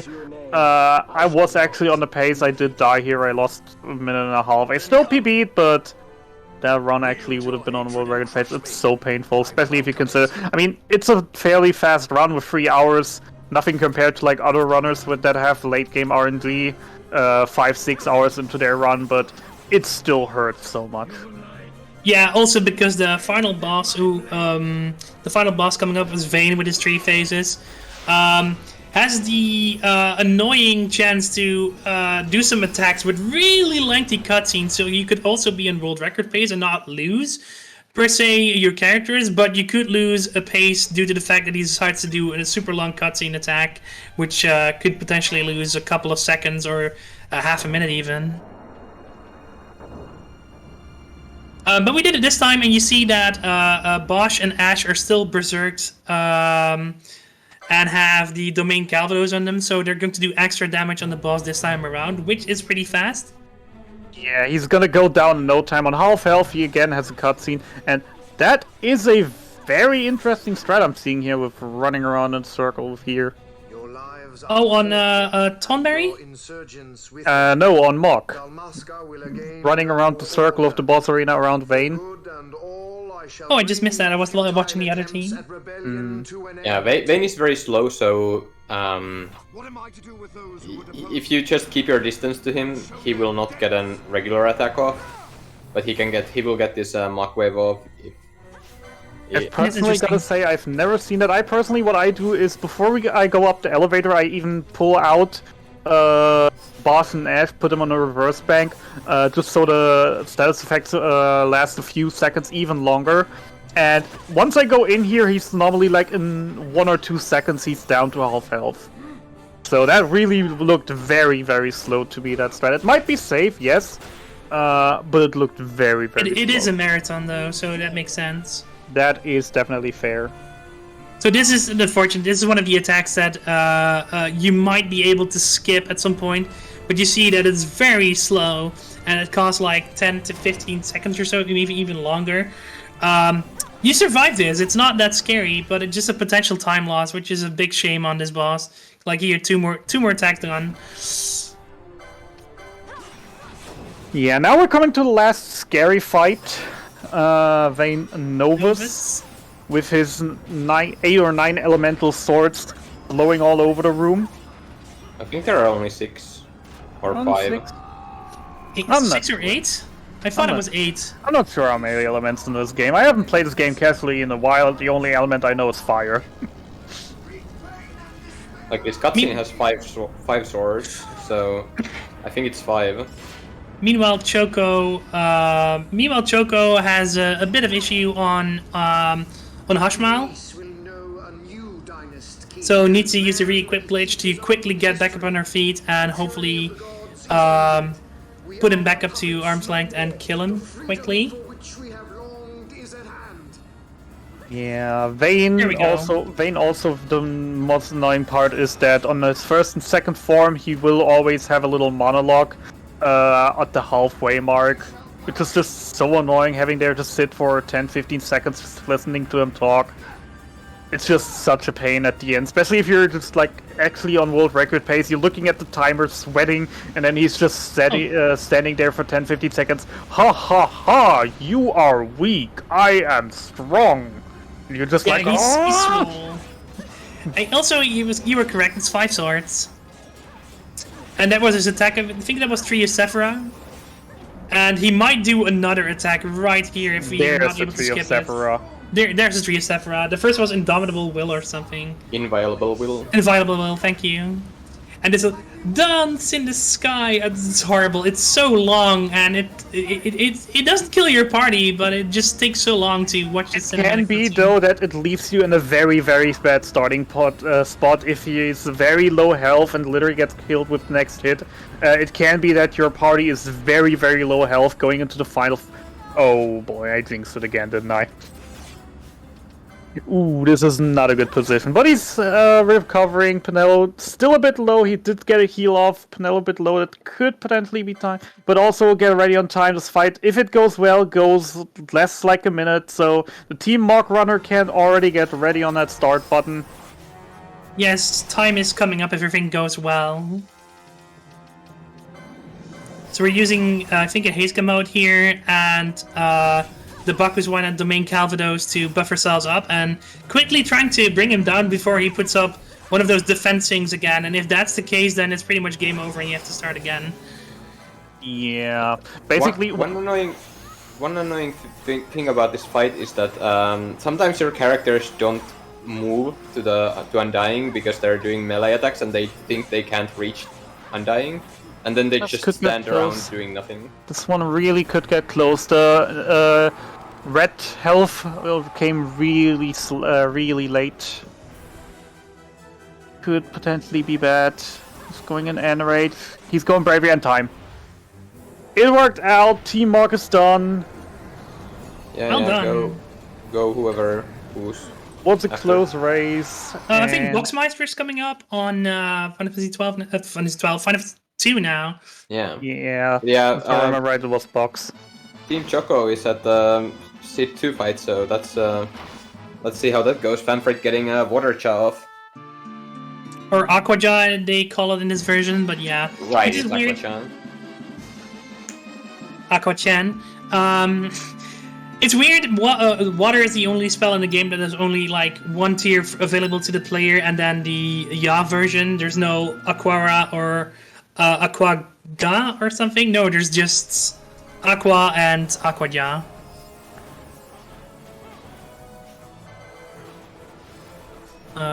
Some mechanical stuff here, trying to use the correct menus here. It being a little bit annoying. That's another elixir on out for Penelo. That's the thing you definitely don't want to use, but we should probably still be fine on elixirs. I haven't seen too many elixirs being used out of place. Then again, I watched three screens at once, so I might have missed a few.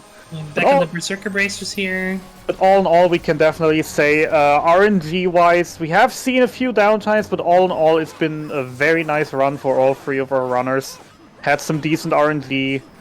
Now it's, of course, just the question, will Rooster for Team Choco, Harvey for Team Tombery, get better RNG on the final fight, see less of the cinematics attacks? Yeah, Which do we have definitely can save some time.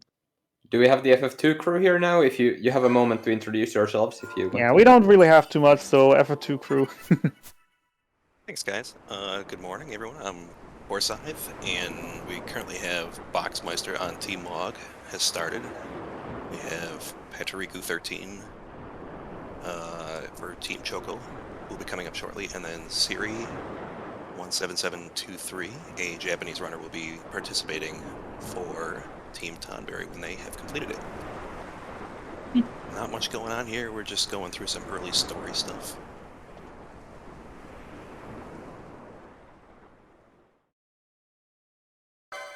Personally, for me, very interesting, because I have to admit I've played every single Final Fantasy to some extent, but never touched 1 nor 2.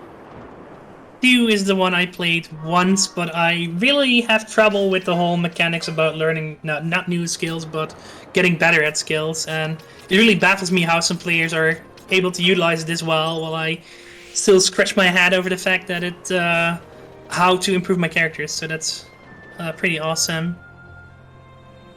So we'll just have Boxmeister will be grinding on the early encounters, trying to get some quick skill ups for his characters here. FF2 uses a skill proficiency system so that if you utilize specific weapons or specific magic, then the more you use it, the more powerful it becomes for your characters. And it has no traditional levels in that sense. So you can, if your characters take damage, they will gain more HP over time. It's a very unique game like that. Right now, yeah, he's just getting some money and some skill proficiency while he makes his way over to the first objective.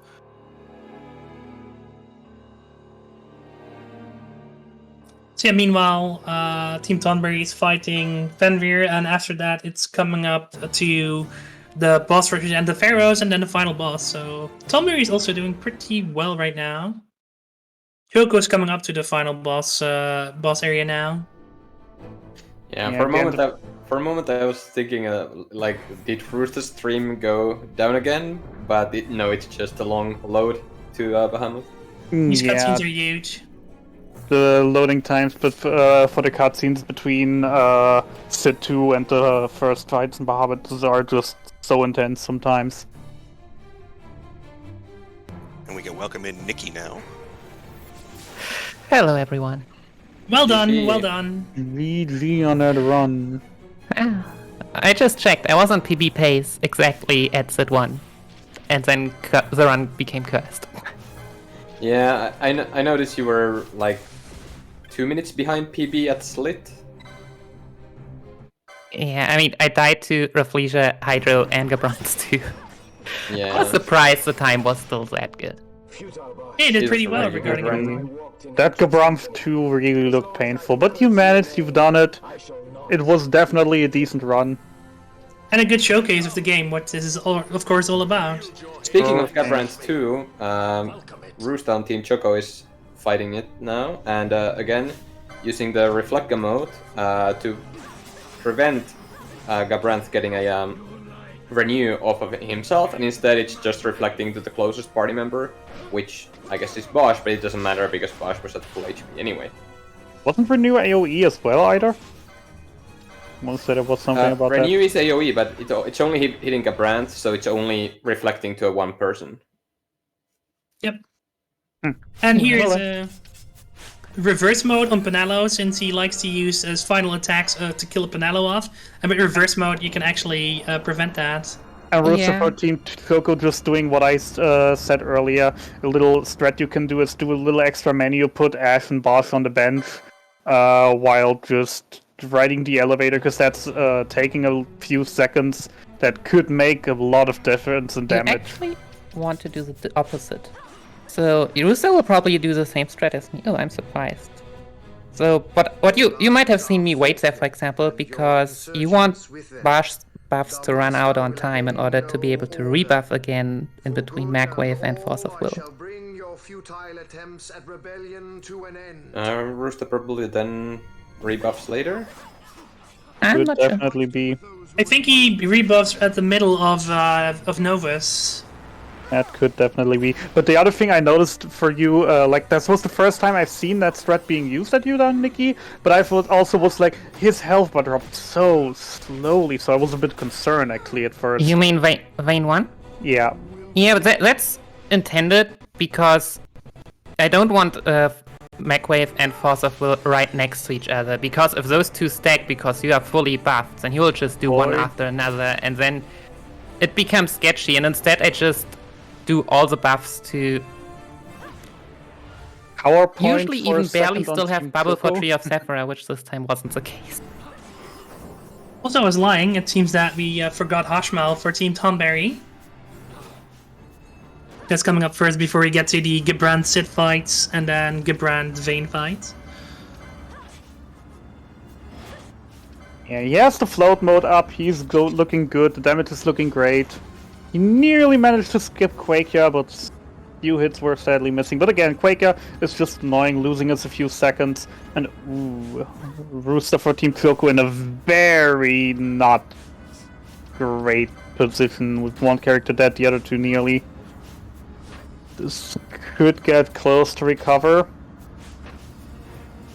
Yeah, and if Rooster dies here, he has to do a whole or start from the Gabrant 1 again, or Gabrant 2 again, so Think he recovers? Yeah, it looks kind of... Oh, and there goes Spinello. Just as we said it. yeah, we'll see. Buffed to go already? No, he's not. Thornberry did pretty great on the Hashmal though. That was pretty safe, pretty clean.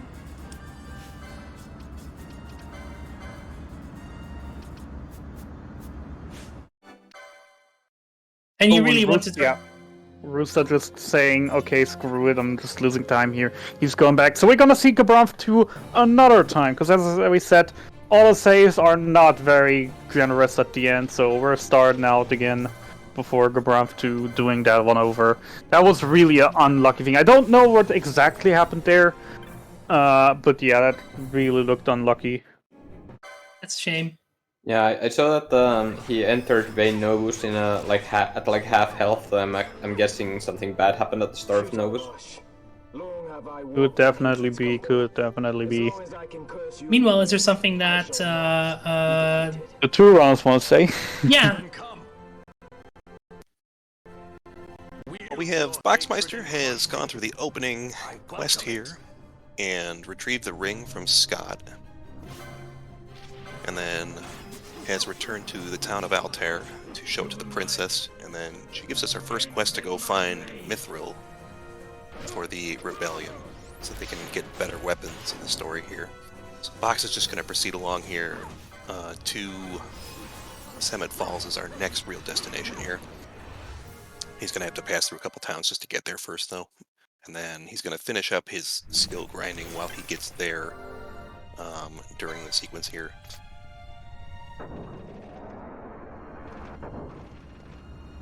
Looks like we got a couple of good fights going on in FF12, though, if you guys want to talk about those. Yeah. So on Harvey's screen on Team Tomberry, you at the first Gabrand fight, you could see Harvey throw a Phoenix down, even though no one was dead. That's because Phoenix down has a fairly long animation, and Gabrand, after the cutscene, Gabrand will always use Guilt, and Guilt is a cutscene move that can't happen until all the other animations have finished, except for attacks. So Harvey used the Phoenix down to delay Guilt long enough that Ash and Bosch were able to kill Gabrand before Gabrand was able to use Guilt and skip that cutscene. Oh, that's nice. Yeah, you could do that with other items as well. I personally also like to try and delay that. If I have a Karkata, use my Holy Mode on there. If I haven't used it on Daedalus.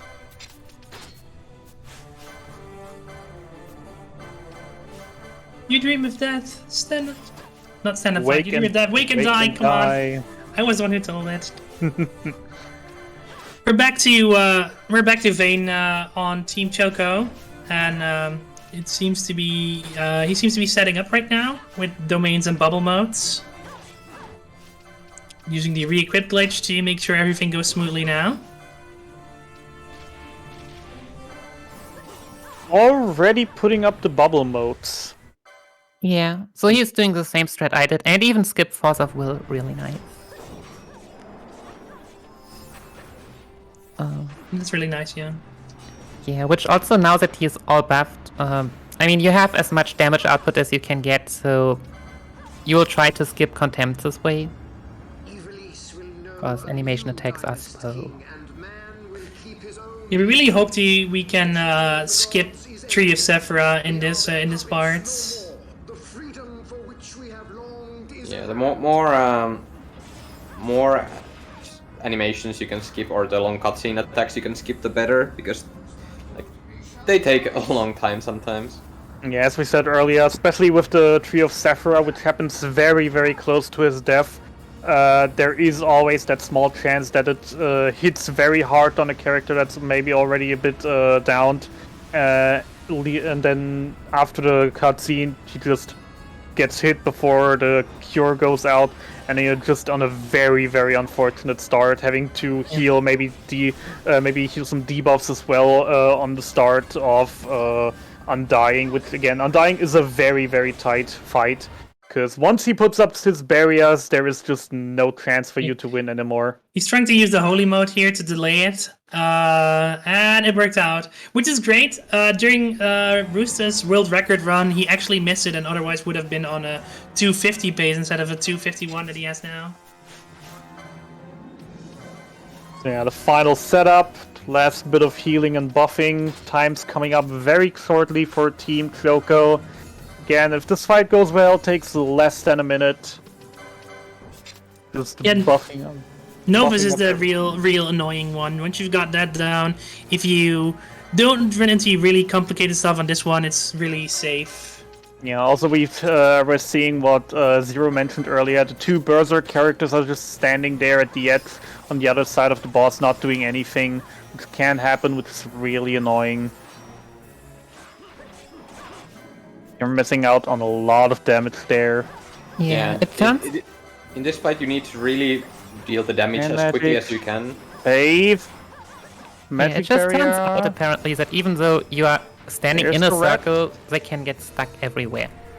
Again, a very late red phase, very late starting to glow red just right before the cutscene. This might end up being clutch. But no, everything goes well, and that's time for Team Choco. Well done, well done. Yeah, so go Team Choco.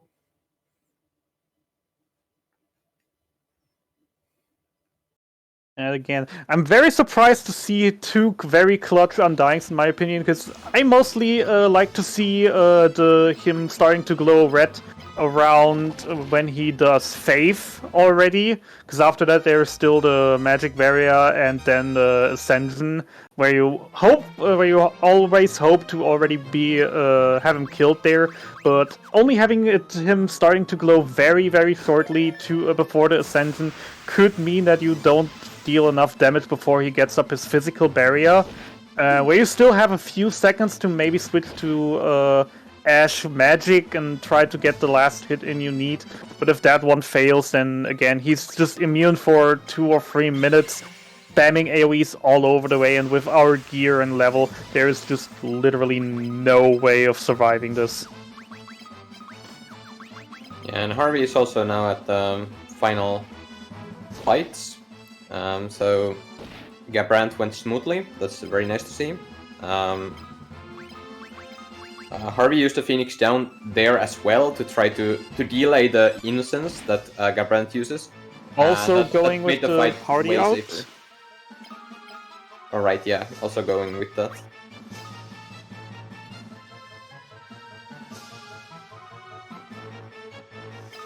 I mean, in general, the longer you have the buffs up, the more damage you will deal, but you could end up in an uncomfortable situation when the buff run out and you actually have to refresh.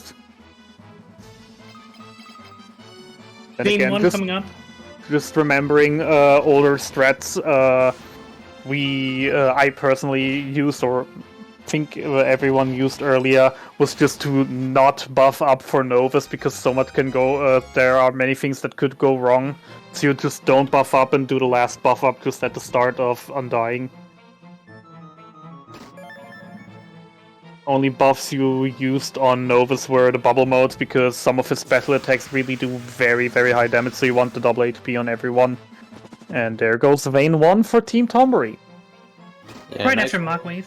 nice force of will skip. Like Harvey also used the Phoenix down to delay the Mockwave, and then I used another spell to delay the force of will, so that the characters could kill before force of will happened. A little bit of an update on FF2. I finished my grinding in Summit Falls and I'm on the way to boss. Go box, go. Grinding that early in a speedrun, very interesting. Lux Meister doing his own commentary. Why not? Mid-Vayne Novus cutscene, I still saw a few swords alive, which isn't really a bad thing, but an interesting thing. Especially with the Berserk, it's just random which enemy everyone hits. Yeah, having swords alive might be useful, because then Novus will waste time using Azure Vortis before doing the inviolable will, so it's a little bit less time that he spends attacking you. Yeah, we'll see how this Novus will go. It's definitely the hardest out of the final boss gauntlet. More the most annoying one, really. Yeah, the most annoying one, especially with the thought back in the head. If he is being annoying and if anything goes wrong, you have to repeat the past two bosses once more. Which is definitely in this fight always in your head. Especially when he starts to actually act up. Yeah, so Harvey's rebuffing here, using Bacchus's Vine, Domain Calvados, and Haste Gamut to get Berserk, Bravery, and Haste on the damage dealers, and Haste as well on Penelo. And then let's see the Tree of Zephyria skip as well. Yeah, that's really nice. So Team Tombury can go get ready on start. It's gonna be about a minute, maximum 2. Because that was actually a very clean finish. Everyone was still on very good health, especially, okay, skip Tree of Zephyria. There is nothing really you can do, and he's just going right in. Good damage. We might get an Ascension skip, because the damage is looking very neat right now. Trying to Holy Mode to delay a bit. There's the Magic Barrier. There he goes in the red. Ascension... Sadly not skipped. He was 1 or 2 hits short, which is very unfortunate, because especially very short. Especially 1 or 2 hits before the end, that is very annoying. So that is for Tombury. Still doing an unequip to the Flame Staff already. And time. Well done, Harvey. That was a very interesting choice in the end to already switch to the Flame Staff, because you do have a few seconds after the Ascension before he does switch from magical immunity to physical immunity, before he goes full immunity. So that was a very interesting thing to see, but it worked out for him. He killed him. And that is GG. GG. Great display on skills and different sort of routing that every runner here has. I hope everyone enjoyed the Final Fantasy XII Zodiac Age run. It's the first time it's run, I think, at this event. At least PC for sure. Don't know. Maybe we've seen the PS4 in the past years. No, it's been PS2 beforehand. Right. Well then, yeah. Just saying. Good luck on Final Fantasy 2. Closing up. Thanks for having us. Enjoy the rest of the relay. Good luck to all of the other runners. Good luck. Yeah. Thanks for having us again. See you around. See you around. Thanks, folks. So, once again, we'll just quickly reintroduce ourselves. I am Poor Scythe, and I'm joined by Nikki Noel, who was just running for Team Log for FF12. We were two of the participants that were doing the relay for FF2 last year. Along with Siri, who is the current runner for Team Tonberry. He's returning this year. Yeah. I messed up slightly. That's not what you're supposed to do on this visit. Well, here we have Siri going through the opening cutscene here. So you are immediately forced into an unwinnable battle to start the run. And then you are rescued by members of the rebellion that are fleeing to the remote town of Altera, where we wake up in their base here and immediately talk to their leader, the Princess Hilda. And this is the first introduction to the word memory system that we find in this game. So this was only ever used in FF2. You'll see terms in the chat boxes highlighted red, and these are terms that we can specifically memorize and then ask other NPCs about in order to advance the plot. Or we can show them items as well to do the same thing. We have that coming up on Box's screen right now. He used the term Wild Rose right next to this guard over here that's in Dreadnought, actually. Bafsk. Yeah. Oh, you used that's right, Dreadnought at this point. So we have Boxmeister currently going through the sewers in Bafsk, trying to make his way over to the Dreadnought, which we're trying to. It's a large airship that we're trying to disable, and it's under construction here in Bafsk. But unfortunately, it's going to be completed and fly off before we can disable it. In the meantime, we've got Siri getting his early game going, so now Siri's all set. And one other important note about FF2 is it actually follows you can actually utilize a step route with this game. So we'll see Siri and Patrica will actually be utilizing a step route in order to try to minimize encounters here. If you were to play this game, start from the beginning and walk the same way, if you took the same path walking and then went outside of town and then took the same number of steps or walked the exact same path, you would find that you would get an encounter every time on the exact same tile. You wouldn't necessarily get the same enemies, but you can essentially predict where encounters are going to happen. And once you have like an item like a canoe or something, you can actually sail over some of these rivers, and some of these areas actually don't trigger encounters where they should happen. So Siri is just intentionally taking extra steps here in this town of Gatria in order to move his counter to somewhere that will give him less encounters coming along here. Yeah. Also, one difference in the early part, also besides step route, is that Siri has gotten a cure tome. So the PSP version is very, very unfriendly when it comes to ambushes. I've gotten to see that last year myself.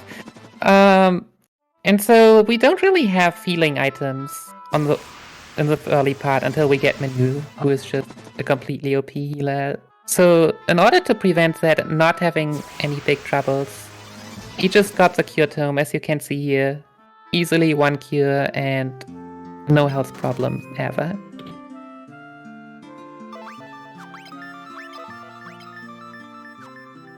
Each of the runners will be doing a quick skill grind to level up specifically the fists and the shields categories for their characters, as they're going to need. There are several bosses that are coming up later in the run which are completely immune to all magic, so we need to have some weapon skills in order to be able to get through these bosses successfully. Notably, the Red Soul is one that will absorb all magic, so any spells you cast at him, he will actually absorb the spell and heal from that, regardless of which spell you use. They're all very carefully making their way through the objectives here. So we have Patrick is in Summit Falls now, working on getting the Mithril here.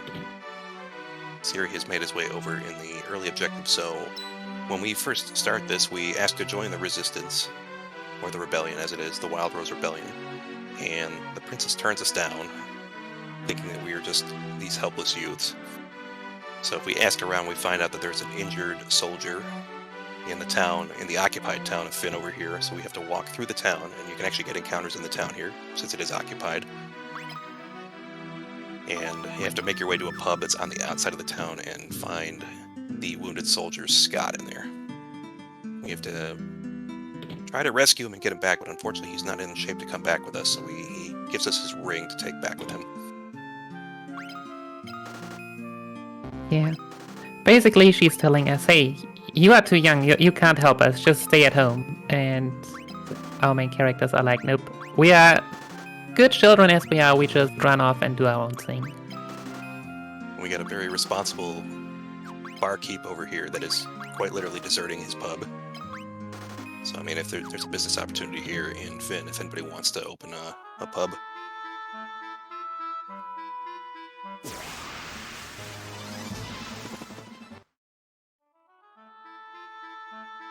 One really nice thing about this is you can see that these guys can get into and out of encounters very, very quickly.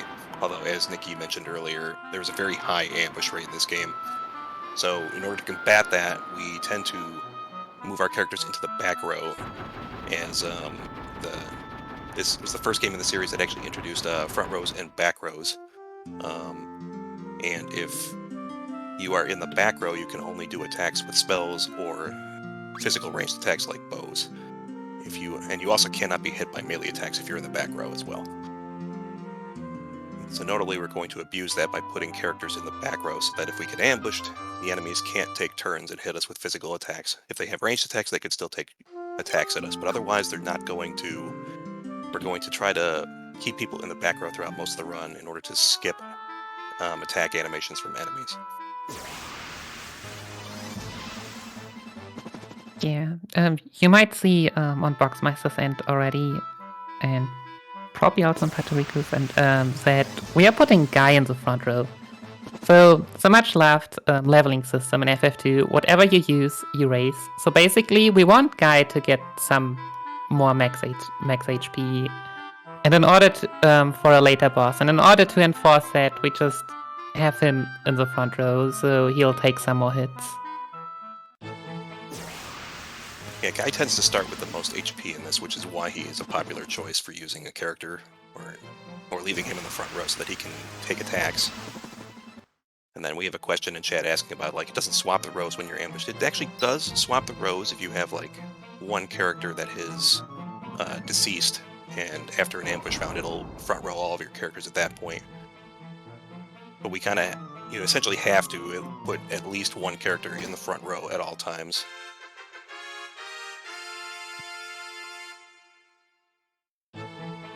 Yeah, like, the game only checks after a whole turn is done, so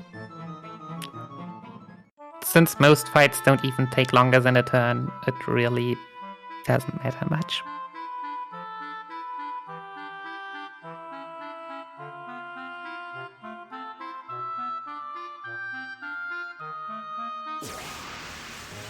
So on series side right now, we can see that what's going on, Fox? Tell us. Who's ready for minigames? Oh, here we go. Here's some minigames coming up on Box's stream here. So, like FF1, there is a minigame you can play on one of the specific crafts you have. In this case, it's a snow craft that is only accessible here on this snowy area outside the snow cavern. If you hold X and then press circle 23 times in a row, it launches this game. And while you were in this game, you can actually solve this memory game for some quick money and prizes. And until we get to this point, we're kind of very strapped for cash. So this is a great way for us to quickly make some money with pretty low effort here. You 65k whenever we get first place. Or whenever we also don't mention, fail. that you can abuse this puzzle pretty heavily here. So you can solve the puzzle, memorize the result that you got from that puzzle, and then cycle through the puzzle 32 times if you'd like to. And by circling back to that, it takes you back to the exact same puzzle, and since you know the solution, you can quickly input it without getting any errors. If you can do it quickly without getting any errors, you can get up to 65 to 68,000 gil. You can get, I think, 20,000 for a first place finish, 20,000 for beating your PB, and then you can get elixir and a cottage, which can resell for, I think, for 25 and 3,000 gil respectively. So that's as much, just 68,000 gil if you do. I think Cottage is just one, but yeah, I mean, Alexa and the guild just... It's a lot. It's just absolutely massive at any point of the game. And we're in the early part, so... They will specifically play and solve that once, and then cycle through the puzzle to get back to the exact same puzzle, solve it quickly, get a lot of money, and they'll probably do this 2 or 3 times depending on their route. If you do it 3 times, that should give you more than enough money for pretty much everything you need at this point. Looking at Patariku's channel, so he is at Sergeant right now, and so someone in chat already asked. Back then there was a time where we were just leveling all 3, so that we basically had 3 people fighting with their fists. But at some point we've just realized that it's enough to only level Guy. The problem with that though is that if Guy dies to the Sergeant, well... it's kinda not a thing we want to see, because the Sergeant is has a really high defense. And if you play this game casual, like, he is gonna be a big hurdle. So in order to ensure that Guy, or try to ensure that Guy doesn't die, we cast Protect on him, because then physical attacks deal 0 damage on him. So unless it's like an ambush or a quick first turn, it just helps a lot. So, some quick question about why did Box do the puzzle 3 times in a row and maybe have a lot of misses. It might have just been nerves. I mean, I know that when I did this 2 years ago, I completely and utterly botched this puzzle section and wasted a good 5 minutes on this. It's very easy to make a mistake here, but you can quickly and easily repeat that if you'd like to. Yeah, so, I mean, no pressure here. If in doubt, if you mess up once, then you just do it once more than you plan to, and you are just swimming in gold instead. Because even first place with 1 mistake is like 20k in Alexa and a Cottage. Like, it's still a bunch. So Box is now in the snow cavern here, and this is the first instance we're going to start seeing unrunnable encounters. So Box has purchased some fire tomes that will help us quickly clear these out here, and hopefully he got enough of them from his early money section that will last him through this until he can get back and get more. He's probably going to take a detour to buy more after this section, but I will. I believe he has, he's, I think 9 tomes right now. It looked like he entered with 1 that he picked up in Summit Falls, and then the rest that he purchased when he went back to town. Yeah, 9 total, of which I used 1 already.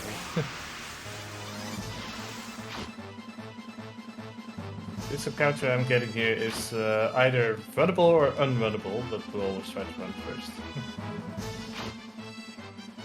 Yeah, it can be very, very difficult to quickly and easily identify which encounters are and are not runnable, as there's a lot of very similar looking formations in many of the dungeons here. So if they're not sure, it would probably just be smarter to throw a fire tome to take these guys out. Yeah, if it's right before Adamantoids, I'll usually throw fire tomes instead. Yeah, the amount of fire tomes you need is just so random. You can get really lucky and get like the whole 3 dungeons where you are short on them with like 7, and sometimes not even 15 might be enough. It's just... And for a marathon run, of course, that makes calculating the odds even more difficult. I'm lucky enough to have a few extra potions, because I only had to use 1 of them when healing characters earlier, so I can heal Joseph a little bit more, so I have a bit more safety. Because I want Joseph to be alive before I reach Adamantoids.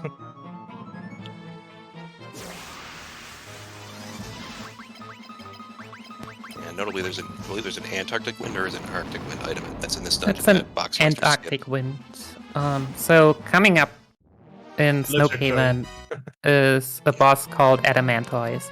And Adamantois is probably in this way the most interesting, because there are a bunch of different ways that you can beat it.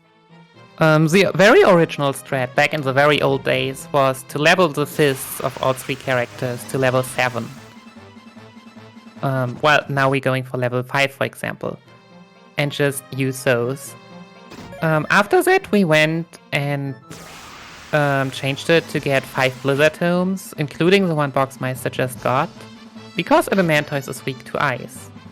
What you can also do, though, is get the Antarctic Wind we are talking about, which is about as strong as 4 Blizzard Tomes. It means that you will get a few more encounters in Snowcake, though. It's about 50 bonus stats. And the last strat, which we'll see pretty soon on Seri... Promise on Seri's channel. Did I not pay attention? Is to use a Teleport Dome, which is pretty expensive, but you can also find one in Samet Vaults. And then you have an 80% chance, I believe, to just teleport it away.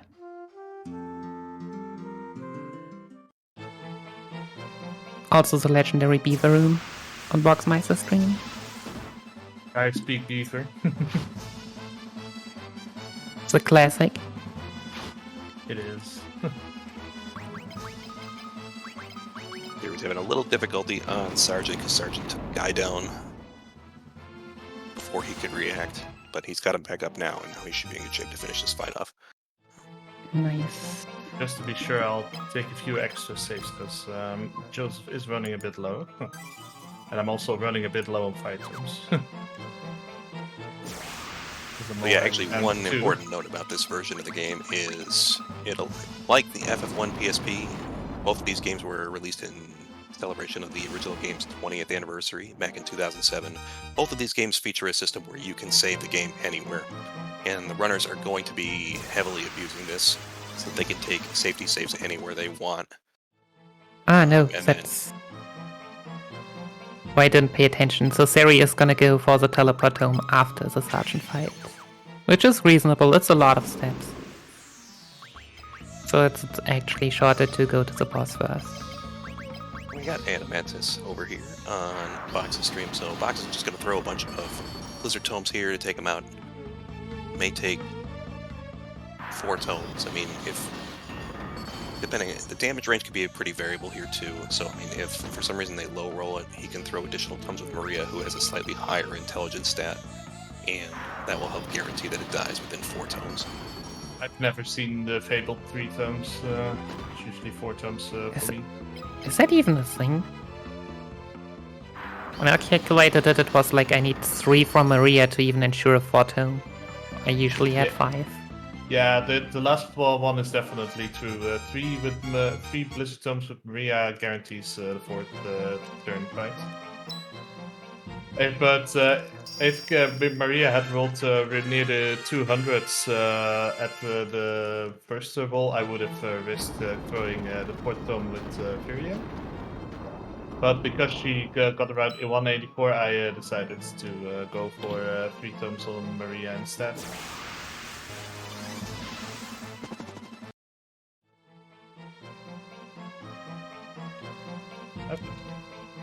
Box looks like he's all set here in the snow cave, just getting out of here, but yeah, one quick mini boss fight here before we get out of here. It's about a quarter into the game. Yeah, the pre-form of Kafka. Just this one never really became dangerous.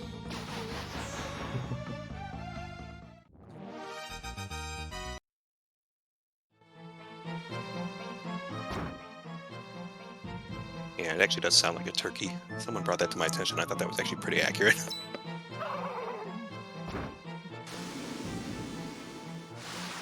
Time for Indiana Jones escape.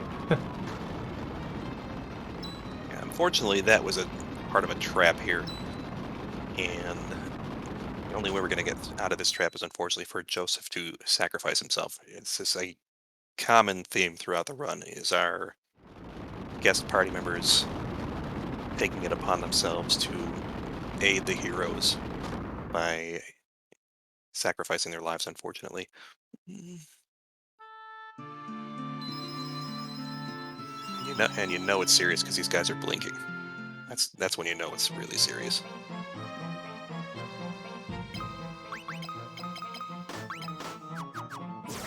One of the many similarities of FF2 NA and FF2 JP just that in this game they actually die.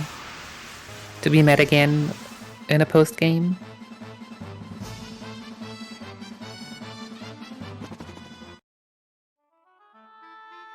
So Ciri has returned the Mithril back to Altair here and is going to continue on with his quest.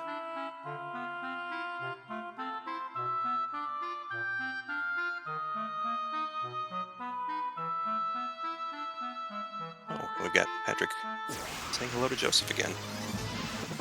So Joseph's back, everyone.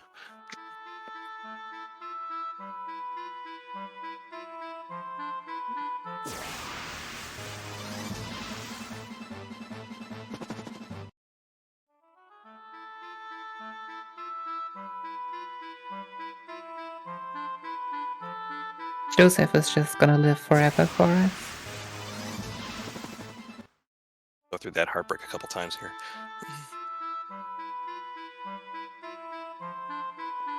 You guys will notice Ciri is playing on the Japanese version of the game. As far as we're aware, that's completely identical to the North American and European versions of the game. The only notable difference is the controls for confirm and cancel are swapped in the Japanese version. So I believe it is circle is confirm and X is cancel, whereas it's the other way around in the North American version. Otherwise, the game is functionally identical.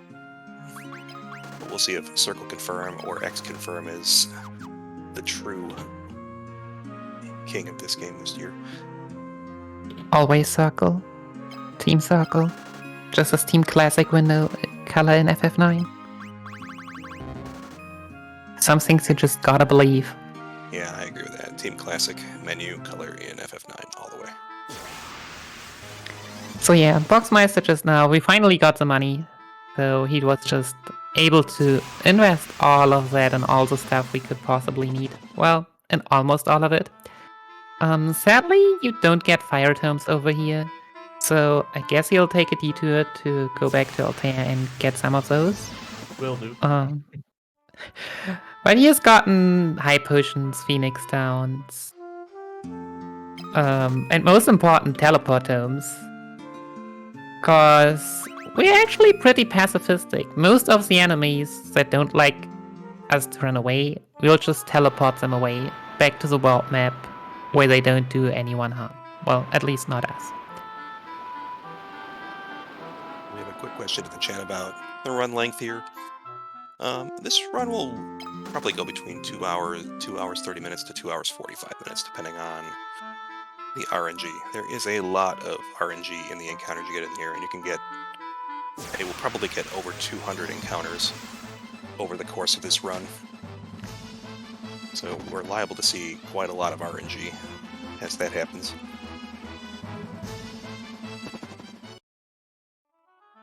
You are pretty optimistic. Nothing is confirmed until we are at the final boss. The later the dungeon gets, the more RNG we have. Yeah, the opening portion of the run is actually can be pretty straightforward, but yeah, some of the later splits can vary quite wildly depending on the encounters you get. You've got Patrick playing the minigame here. At this point, you still see we either run away from most of it, or we just throw one fire tome. Pretty quickly done, easy peasy. Later on, we might have to reset, we might have to throw a bunch of tomes for them to actually hit. And yeah. So there's a lot more variety. Looks like Patrick is just taking a moment to memorize the solution to this puzzle so that he can repeat it. Failing to run away from early game encounters feels bad, man. Everyone has their own way to just get those puzzles down. I use a screen capture program, actually.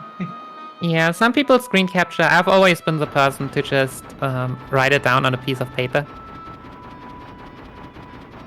Tried all sorts of methods for that. I've used screen capture software. I ran this in a live marathon. I had to use a cell phone to take a picture. I was trying to practice, like, getting them into my memory, and as good as it works, the problem is you can't really practice it. Because if you, like, let's imagine you had the 5th time you practice it back to back, then all the ones you are practicing are just getting together in your head. It messes you up. It's like, it's just, as much as interesting as it would be, it's just so difficult to practice. We have a new guest character over here for Boxmeister now. Scott's brother. Scott was the soldier we tried to rescue at the very opening of the game. His brother Gordon is here in Deast. This is their actually... This is Cashwin. Oh, that's right, Cashwin, I'm sorry. Deast is later. Yeah, so both Scott and Gordon are the Prince of Cashwin. Why he couldn't just take us with him to get into there, and we had to take the whole detour, we don't know, but... Yeah, the door to there is locked by a goddess bell, which is why we have to go through the snow cavern to obtain that. But of course, Gordon is just behind that door, and probably could have opened it for us.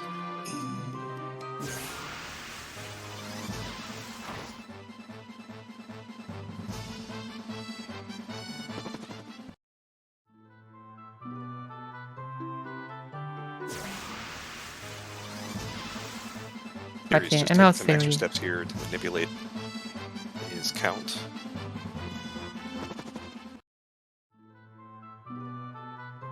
Getting Joseph on the way to the snowy area to get all the money. Also changing the shields from Maria to Joseph.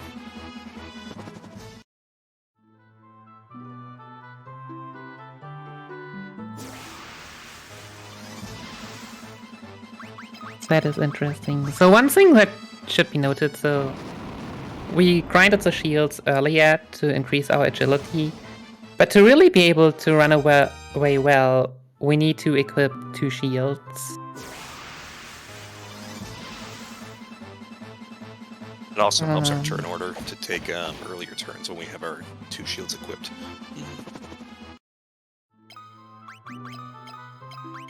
Yeah, I guess I just want to.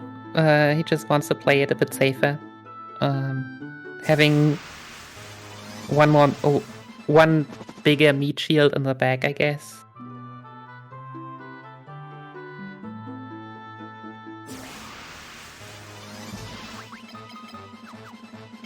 Oh yeah, right.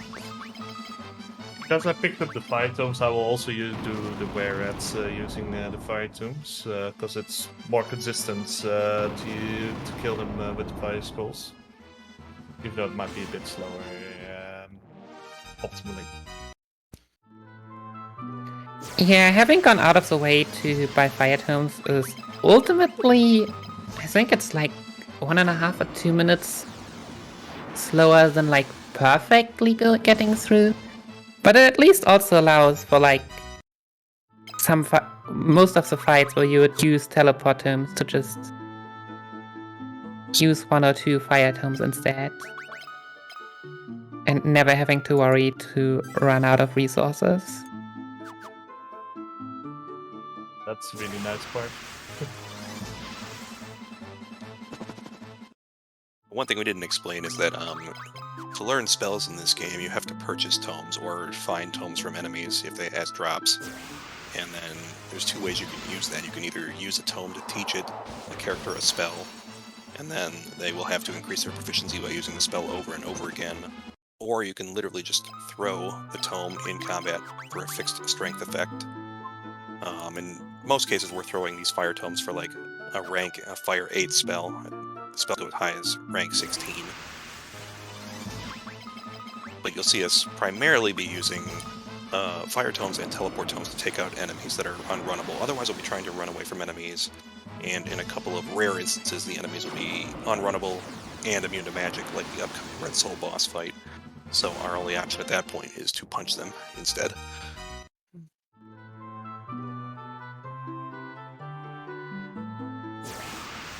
We got Box coming up on the Red Soul shortly. This is one of the more dangerous boss fights in the early one, but thankfully you can save beforehand. So Red Soul is going to spam spells to try to take our party down, and our party has relatively low max HP totals at this point. So only Gordon is really in a good position to take the hits. So Gordon is probably going to be trying to heal while we either punch through, or if Red Soul just gets the jump on us, we'll probably wait out his spells, because he only has enough MP to cast 4 spells. So right off the bat, he gets an ambush here. We got Maria down. So we'll try to keep Gordon up, or I'm sorry, we'll try to keep Guy up. Oh my god. Ooh, 1 HP, look at that! What a clutch. All calculated. Yeah, 86 is pretty low, but it's just what RNG sometimes gives you. That's the 3rd spell from the Red Soul. The Red Soul only has enough MP for 1 more cast after this. And then he's gonna start punching.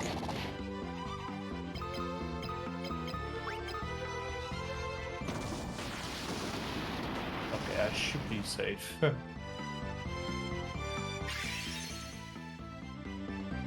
Yeah, Box looks like he's got this one pretty much at this point. Just a matter of punching him down.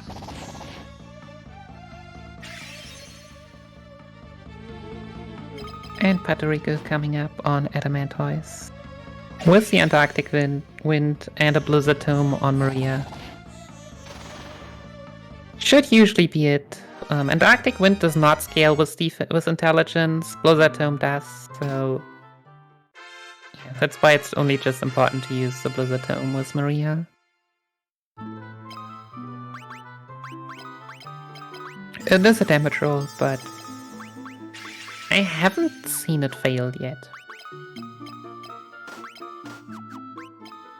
One thing I should notice, which has already been alluded to a few times, but getting the restock on the fire tomes at Altar, what I did earlier, is optional. But if you have the potential to skip it if you really have 10 of them and only have to use one of them. Problem is both this dungeon, so Cash One and the Dreadnought, which is coming up next, have undead encounters where you have to use fire tombs to deal with them.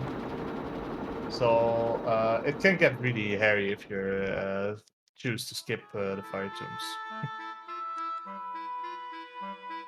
Yeah, if you are going for really good times, then you are just going for it. With the Antarctic Wind strats, you also can afford some more fire tomes because you don't buy Blizzard tomes anymore, but in the end, there is always a danger that you just have to reset. Which obviously is not optimal for a marathon. Moxmeister has the one and only Chocobo we're going to see in this game. This was the first game in the series to feature Chocobos. And here we see Seri using the teleport tome first try, very nice.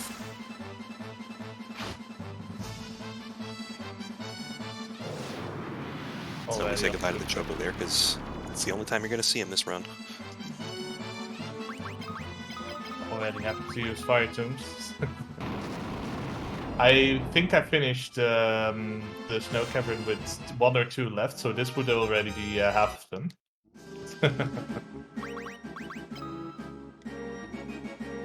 But yeah, with 2 there's absolutely no way you're gonna last long enough.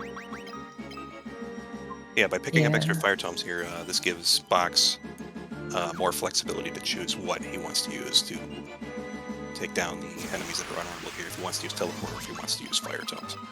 I tend to use a lot more fire tombs on the enemies here because fire tombs are, like I said before, a bit more consistent. Yeah. So you can in theory teleport also like the bombs, the mines, and the balloons. And you can teleport the ghoul enemies. You cannot teleport the shadow and rays, though. Those have to be use the fire tome, well, a punch to the face, but that's just not really something you want to have to do. We probably haven't explained, teleport is part of what is known as the School of Matter in this game, and a surprising number of enemies and bosses are extremely vulnerable to teleport here. But unfortunately, it's a very binary result with it. It's either going to hit or it's just not going to hit. And if it doesn't hit, it just feels like you're wasting a lot of time there. So it can be more efficient to throw fire totems against some of these enemies because you can see that you're making progress on killing them. Yeah, so what is very, very fortunate for the speedrun is that so most spells and also usage of tomes scales with intelligence. And for example, having these shields equipped is already pretty bad. And like if we were, for example, to use warp tomes, you would see that they basically don't hit at all. There is a guess that teleport is considered a white magic, so it should scale with spirit. Fact is, it doesn't scale at all, which also means we do not. Which basically means it has a very high space stat, and everything that could decrease our chances of hitting, fortunately, does not come into play. And that's why it's so OP. Fox is rescuing the princess who was kidnapped and placed aboard the Dreadnought here, this large airship. So he has to go up a floor to go rescue her, and then has to make his way to the engine room as we're going to toss Sunfire we obtained from Cashuin in there and blow it up. And that will wrap up the first third of the game or so.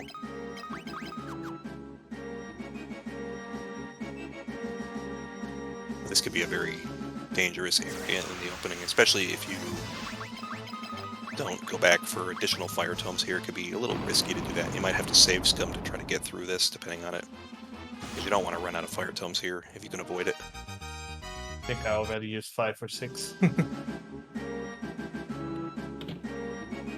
We could still punch our way out of some of these encounters if we do run out of fire tomes, but that tends to slow things way down, so it's not advised if you can avoid it.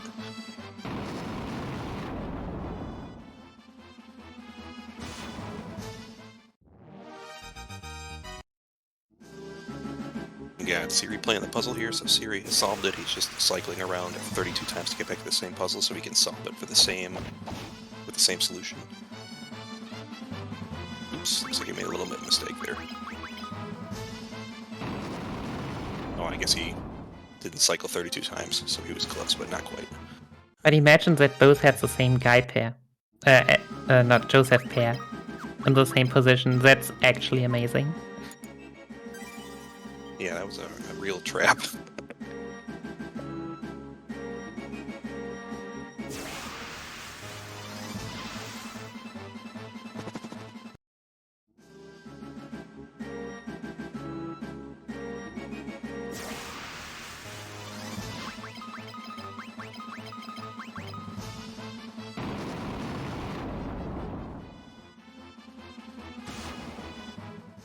Oh wow, Puerto Rico also doing a lot of menu management, which I've actually not seen before.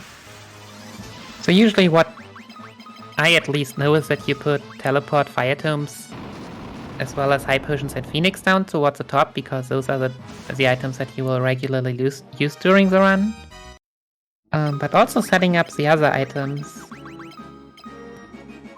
Probably for just general management. Satisfying, does look really nice. I did something similar with setting up the pass at the top as well, since it's the first key item you use after that menu. I mean, knowing where your items are can be really helpful, especially with key items, when you're just blindly scrolling through and looking for it, which is most often the case when you get like some random drops or so. It's a good question in the chat asking them. It's not FF2 related, but what's the first game that has Tonberries? As far as I'm aware, FF5 I think was the first game that had Tonberries as an enemy. Yeah, it's by FF5. I've looked into this before. FF3 was the first game that had Moogles.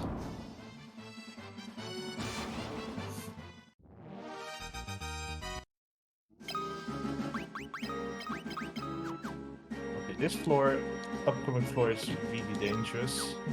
These are Spagatis. Yeah, so the last floor on Dreadnought doesn't have as many unrunnable encounters anymore, but what it has instead are magicians.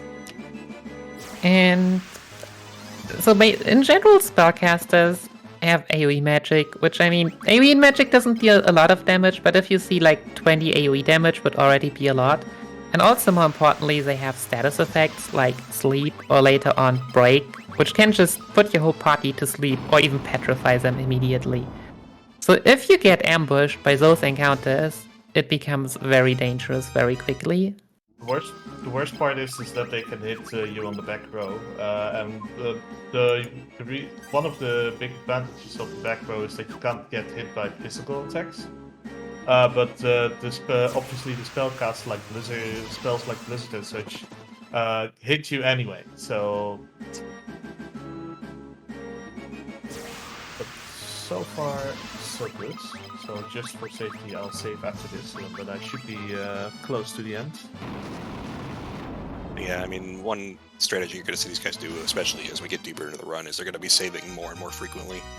Because we want to be protecting against enemy encounters, and the encounters start to get really, really frequently. But if you get the wrong encounter, or an encounter that we're not set up to effectively fight, you could lose a lot of time there. Or you can just basically wipe at that point and have to start over from your most recent save. And if you play this game enough, you start to get really, really paranoid, going more than 1 or 2 fights at a time without saving. So it's generally recommended to just save almost every fight or every other fight at the least. I like this escape sequence, by the way, because the characters stop moving once the screen starts transitioning at some screens. It looks really funny. Yeah, I love this because this is one of the best, or one of the few times you actually have to like set your controller down for a minute. This one's pretty much. There's a lot of action in FF2. There's not a lot of downtime for this one. Oh yeah, and PSP version also can skip cutscenes, so the amount of cutscenes you have is a lot smaller. There are a few cutscenes you could skip. For example, the Dreadnought Rising and the cutscene I'm about to skip here. Yeah, but that means that you have like less cutscenes, which means you have less rest. Also, Siri getting the very rare Goblin Prince encounter in the first floor of Cashuan. Yeah, we've got Patrick on Red Soul here. Let's see how cooperative he's going to be here. No, that's probably going to kill at least Maria on this fight, this opening attack.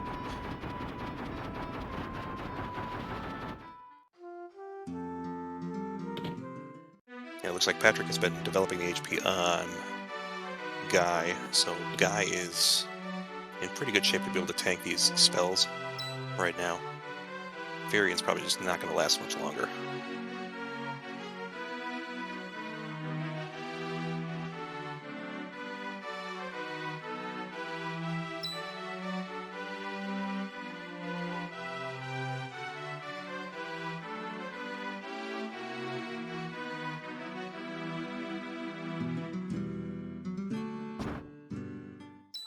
Oh, he's through. That was pretty clean. 148 HP is also a lot. Yeah, it's pretty good for this early stage. Talking about how Boxmeister had like 86, like 148 is definitely on the high end. Now that Box has finished up the Dreadnought here, the story kind of splits a little bit. So we return to Altair, and we unfortunately find out that the King of Finn has now died from his wounds that were suffered during the opening attack of the game. And we are sent on separate paths. So Minwoo here is sent to go look for the Ultimatome. Gordon is going to take over as a general and assist Hilda here in town. And we're sent to go find out what happened to the dragons, or the dragoons of the nation of Deist. But first, we're going to borrow a ship from a very nice lady who offers us a free ride. For no Sounds reason. suspicious. I mean, that can't possibly be a trap, right? No, I mean, we know the solution to our problems. If they want to do anything against us, we just use fire on a ship, because that sounds like it solves every problem. Oh, jeez. Would you believe they're robbing us? Oh my god, pirates.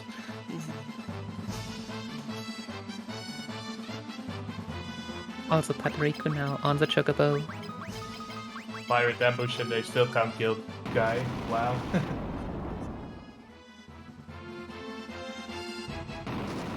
Setting up the step route. So what's kind of interesting about FF2 is FF2 is the only game, at least I know, that actually tells you where you are on the step route. If you open the menu, it just tells you the exact amount of steps. And since getting the Chocobo in the forest is a bit random, that just helps you a lot. Because you can just check there and enter the Dreadnought accordingly.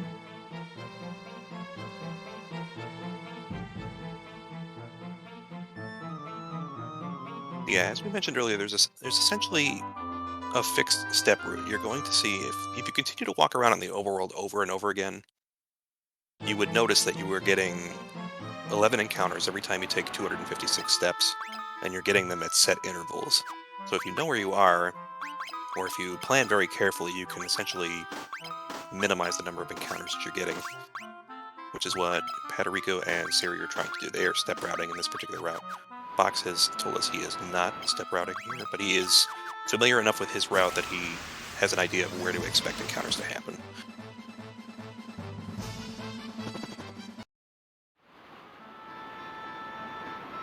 So, I mean, I calculated at one point, I think, that if I wanted to do the game with the route that I was using earlier and didn't step route, it would take me I would get about 273 random encounters over the course of the entire run.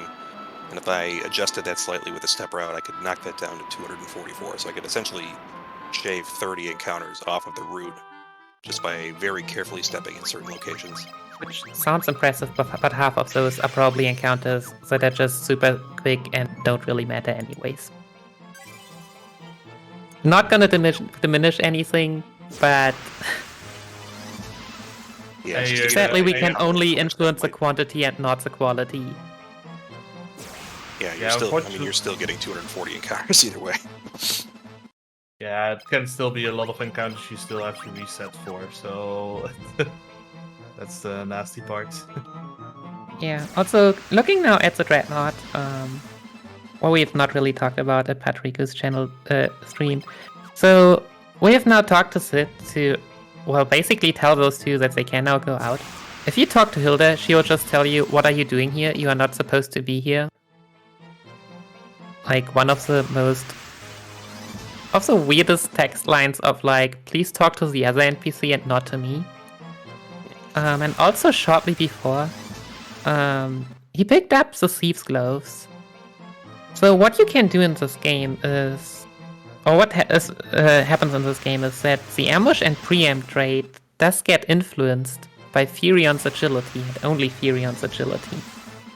So during the run, we will get the Thief's Gloves.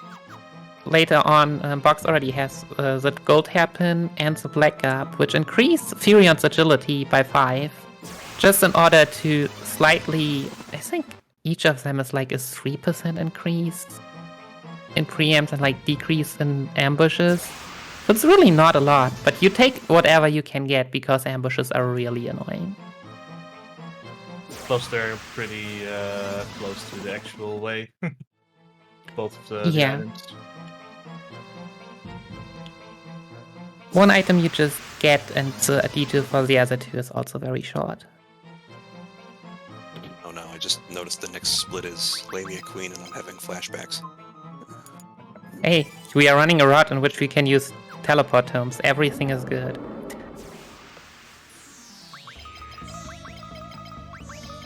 We got Blacksmeister here facing Bighorns. They are guarding I believe it's the Black Mask in this location? Yeah. Yes. Yeah. So this can technically be done at any time, but we just kind of pick this up while we're en route to our next objective at Beast. Yeah, so the Black Mask doesn't really have a fixed point in the story when you can get it, when you're supposed to get it. So we're just basically here as soon as possible. The area is really nice because this is the last area in which every encounter is just runnable. Except for the boss, and yeah, the boss we just Shush, teleport away. It's also just the easiest to find if you directly go there with the visual cues we have. Siri is checking his step count here before he gets off the chocobo with the dreadnought. Actually entering from below, just knowing that the steps he has to waste are so many that that's just a solid way to get closer to where he actually needs to be. Yeah, a lot of these guys are taking some slightly different sailing and movement routes that I have not seen before, which is really cool to see, actually. Yeah. Oh, this one's annoying. I mean, that could be an unfortunate fight. Oh, there is the AoE sleep. We got away. But fortunately, only hit Maria. Confirmed that Maria sleeps with her eyes open. Oh no, Patrick's got those magicians. Not the worst, actually. When Patrick's on the final floor, he got those magician enemies. You don't want to see those there because they can really ruin your day, especially if they ambush you. Unrunnable encounter potential. Or reset potential, I should say. Yeah, now this is where it starts to get very, very dangerous for Boxmeister here. He's now in Beast Cavern. And this is where we can start to see enemies that we cannot fight, including Yellow Souls specifically. And almost every encounter here, he's either going to be forced to have to fight, or he's going to have to save and then reset to get away from it. So this is going to be where it starts to slow the game down, because we have to deal with all these encounters here. I want to see undead encounters here, because they're very consistent to deal with, actually. Yeah, and even though you have our runners have a lot of money, so it doesn't really matter. Undead encounters also give like 1,700 gil or something. So for the next, for the one time when we'll restock on teleport tomes, it just helps to increase our gil a bit. Boggs gets the pendant here, and then he's going to teleport out of here. Also, I've noted Boggs actually has two different spells he can use to get out of dungeons, teleport and warp. But warp only takes you back one floor, so unless it's a one-floor dungeon or something like that, or a town, he's going to be using teleport. Teleport has a side effect of lowering the caster's HP, though, to critical levels, though. So using that tends to mean that you may have to heal up afterwards, unless you're intentionally leaving your character at low health. Warp does not have that penalty. Warp is a slightly faster animation as well, but again, unless you're specifically in a dungeon or a town that only has one floor, it's not going to function as effectively as a teleport.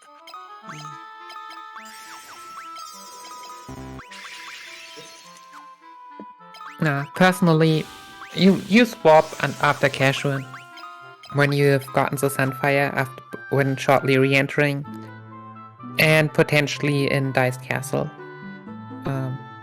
That's at least where I use it because step route is tough. The box just talked to a little young kid over there. Everybody, in this specific version of the game, the kid's name, if you stick around long enough, you'll find out the kid's name is actually Kane. I'm sure FF4 More FF4 fans references. Yeah, FF4 fans, I'm sure, will recognize who that is. There's a lot of, there's a few FF4 references actually in there with the whole Mysidia thing as well.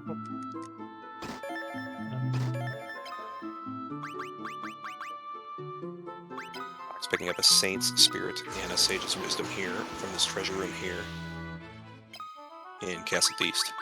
He's going to use those later on for some important fights.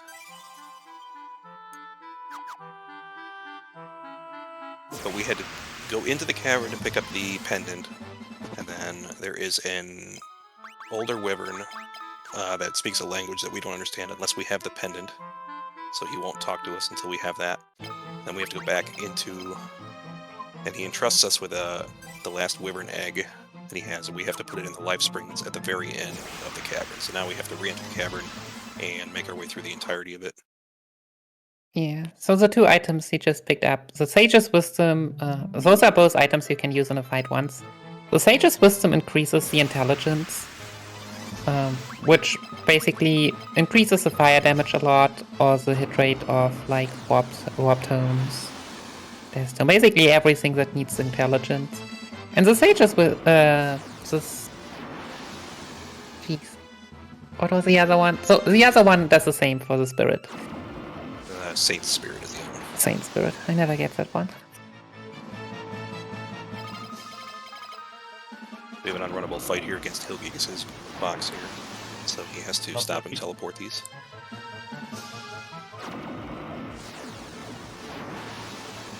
This one's being very resistant. And here we can see, like, basically FF2 RNG is not as bad as people make it out to be. But just one Hilgigas encounter, like, I think one teleport tome is like 7 seconds?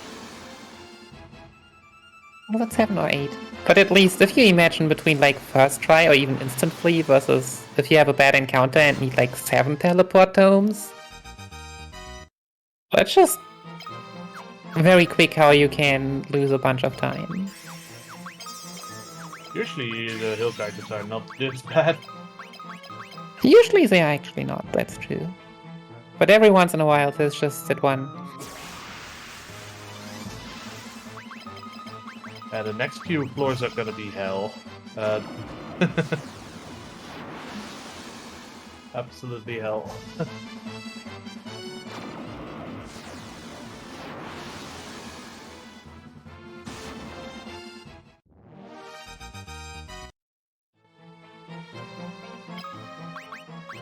I'm just going to take this moment to welcome in any new viewers that have tuned in since we last introduced ourselves. I am Porsive. Commentating for this, I'm joined by Nikki Noel, and we also have the team Mog Runner Boxmeister in here with us, commenting on his run. So if you guys want to just say hi quick. Hi. Boxmeister. Hey, I'm Nikki. We have Box just ran into Yellow Souls here, so these are an enemy we're really hoping not to see, if at all possible here. Similar to the Red Soul, they absorb all magic, and the only way we can fight them is with our fists.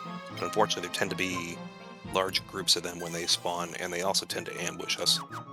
And they only have one move, which is Fire 5 AoE, which takes forever and deals enough damage to really just kill us if we were to try.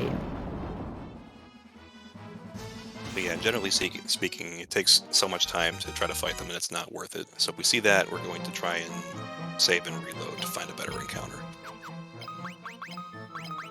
That will happen in a couple key areas. Generally speaking, there's no hard and fast rule about when to or not to reset an encounter, but a lot of it is just your personal feel as a runner of that. But I mean, some enemies are just completely immune to teleport. Some of them are unrunnable and can waste lots of time. It's really runner's choice. It might also be like how you feel about it, how things have gone. If they wouldn't have gone super safe, it would be like how many teleport tomes do I have left, for example, because, as I said, you might suddenly have to invest 7 teleport tomes on an encounter. But if you are tight on teleport tomes, then that's maybe something you don't want to do. So yeah, you can effectively save scum if you want to try to save resources, but that does cost time because it takes time to reload and get back in the action here. But thankfully we can save anywhere, so we can be very aggressive with that if we want to, but Box is continuing to get Yellow Souls here over and over again. 1 in 3 chance to get the Yellow Souls here, so yeah. the odds aren't terrible. This screen is kinda notorious in Dice Cave because you have a 1 in 3 chance to get a Yellow Soul, which is just a reset, and 1 in 3 chance to get 1 or 2 Hilgigai, which, well, are still kinda annoying. And then you have like a 1 in 3 chance to get these Revenants, which are just you run away and say goodbye. Nice knowing you. And the PSP version especially is kinda it likes to stick to its encounters. So it can just very easily happen that you reload a few times until you finally stop getting a yellow soul encounter, or like the encounter you reset for. Yeah. What you see me do sometimes, if I go past the wall, I'll just bonk into the wall on purpose to hopefully bump the RNG a little bit, but don't know if that has any effect. Yeah, many people do different things, like waiting in one way or another. I think precisely have also run into a wall. If I recall correctly, I'm the person that just suddenly starts like switching the position of like Fire Tome and Teleport Tome in the item menu. And I sometimes go into a completely different channel as well, just take the extra step in hopes of breaking the pattern. Yeah, that's also something, since you're not on the step route, you can more easily do than people on the step route, to just be, I'll get my encounter 2 tiles away. Yeah, this dungeon is the absolute worst in terms of the souls encounters. The other ones are sort of okay. Or at least manageable. Patrick is all set with the Black Mask here, and he's going to continue on to Deist. Looks like Siri and Patrick are closing up a little bit on box. Yeah, if they get good RNG, then they'll definitely close in here. Yeah, they have also both not gone for the restock, for the safety restock. And have still gotten through very nicely. Patorico with the Antarctic Wind strats and Siri with the teleport strats on Adamantoise. Not sure, but one of the next few tiles is an encounter, I think. Yeah.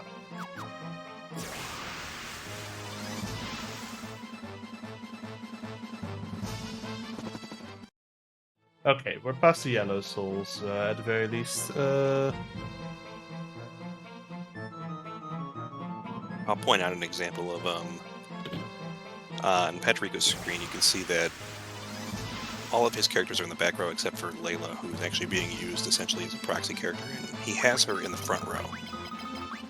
So he's abusing the fact that she's in the front row, so that if he gets ambushed, none of his characters that are currently live can be attacked except by enemy spells or like ranged attacks, like a bow attack or something. If after the combat round is over, since there's nobody standing in the front row that's alive, all the characters are forced to the front row. So that's a way to mitigate the number of enemy attacks that go off during an ambush, and then he can immediately, after that combat is over, set all of his guys back in the back row and leave Layla's corpse in the front row to continue abusing that. So it's one way to get through the many, many ambushes we're going to see throughout this game.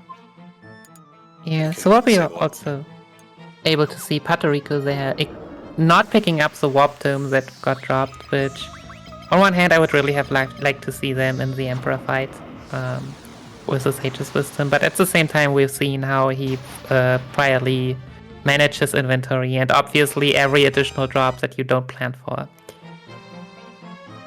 would mess that up again, so definitely wants to stick to the menus the way he is used to it. Fox only got one Chimera enemy. You can get 1 to 4 at the boss fight there. And the less there are, usually the easier it is to get through these boss fights. We got 4 big, what are these called? Big horns on Siri's side right now. This is a boss fight here. I believe it usually spawns 4 every time here. Yeah, it might be different in other versions. I'm not. You can get less. I know that much.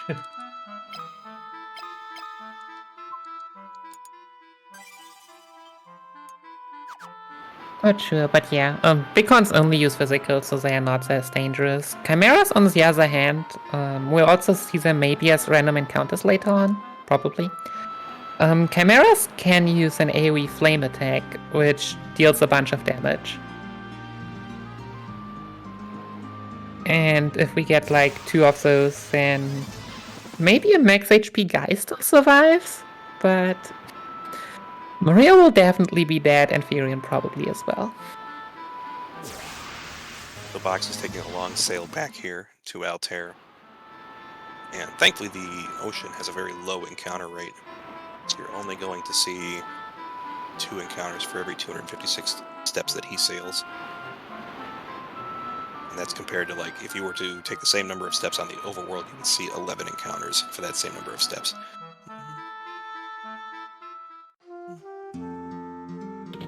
Generally speaking, the overworld has the highest rate of encounters in the game, so we try to minimize or plan our travel on the overworld as much as possible to mitigate the number of encounters here.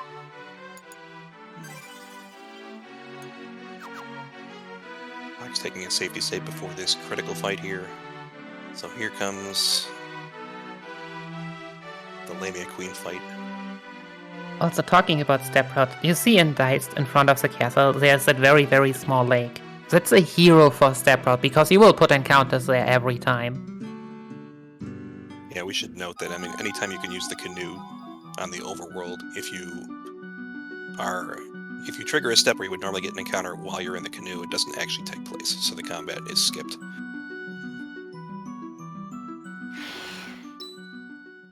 Yeah, you started with the Sabbath Falls at the beginning. You would go all the way left with the canoe, because it'll maximize the steps on the water and minimize the steps you actually have to make on land.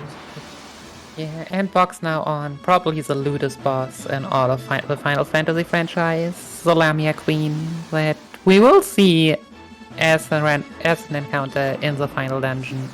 Which also just shows how strong she is, and yeah, she also has a very high magic defense. So if you're lucky you get it first try, but you also would not be surprised to be like 5th to 7th try, to be honest.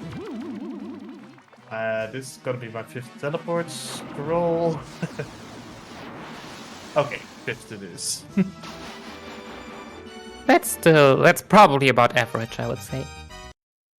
I usually get a lot more lucky. I usually get it within the first 3.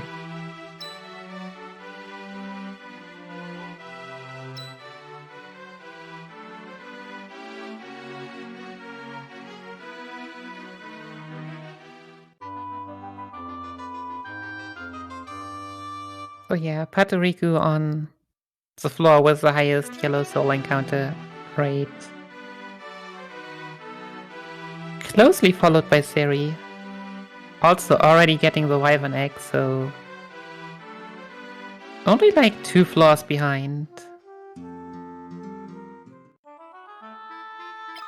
Nothing FF2 can't handle in the name of Team Close Race. Yeah, I suspect this is going to be a closer overall relay race by the end of this game. And then I can't wait to see FF4 after this one. I don't know about you guys. I'm looking forward to that as well. It's gonna be amazing.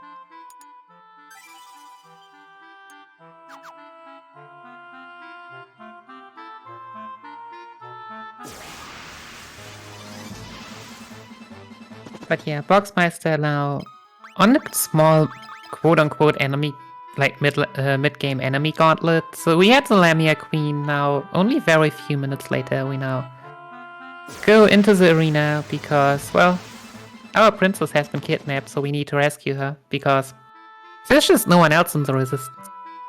We are not even sure what's supposed to, like, do all the resisting stuff when there's literally just us and her. But yeah, here we are, together with Gordon, because he just felt he has to take responsibility at least once. Yeah, so yeah, we do with him what we do with most guests, we just leave him in the... we don't even leave him in the front row. I think we'll see, it is the first time in-game we actually see the Emperor, right? Yes. I think you technically see him in the opening cutscene that we skip. But I think he's like visible in the very opening. Other than that, you don't see him at all until this point. He doesn't have a lot of character development in this game. He's quite literally evil and just raising an army of the undead to try to take over the world. No, later on, if you do the post-game, then you will realize that after you beat him the first time, he'll also split his good part apart from his evil part.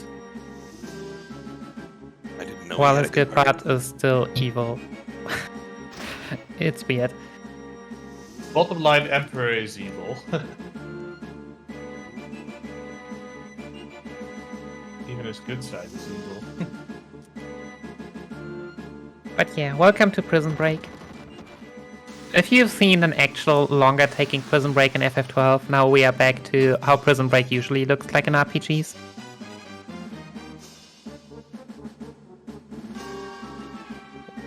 We are in, we immediately just go out. Alright, Patoriku also getting cleanly through the Chimera fight. And now you'll see like one of the notable one of the places where you can see step route pretty obviously I would say. So you'll see him now forcing an encounter in this floor because apart from the Gigantoads, which we've seen earlier on Boxmeister's channel, every other encounter is runnable, and if he's on step route right afterwards, he can just teleport out. The encounter he would get is on the lake in front of the castle and just not get an encounter in Diced anymore. And yeah, on the other end, Boxmeister with a Magician ambush. A magician encounter, but this time I can run away. This is not a very effective jail layout, by the way, leaving false walls in the different cells. You can get out of 2 of the 3 cells through the wall. It's a very questionable design. Yeah, I think this is the first dungeon actually where we get to abuse like kind of holes that are on the wall and that make for really amazing shortcuts.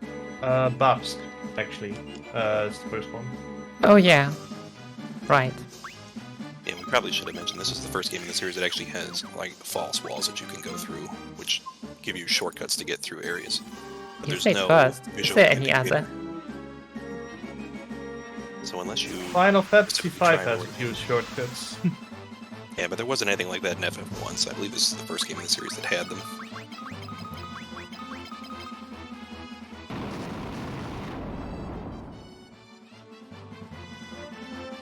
Also, this dungeon floor is sort of terrible. Yeah,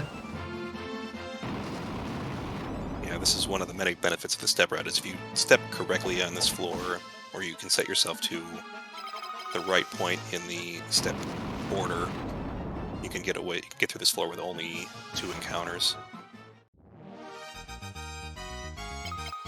And hopefully they're very lucky encounters that you can quickly get away from.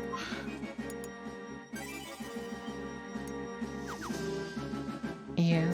So you can even go after you rescue Hilda. There is another wall to the right there. But sadly, for some reason, there's just no map online that actually tells you where the holes in the wall are. There is. That's a new one to me. At least, was there? Or was there just one with the NES ones, which also has some additional ones that have been patched later on?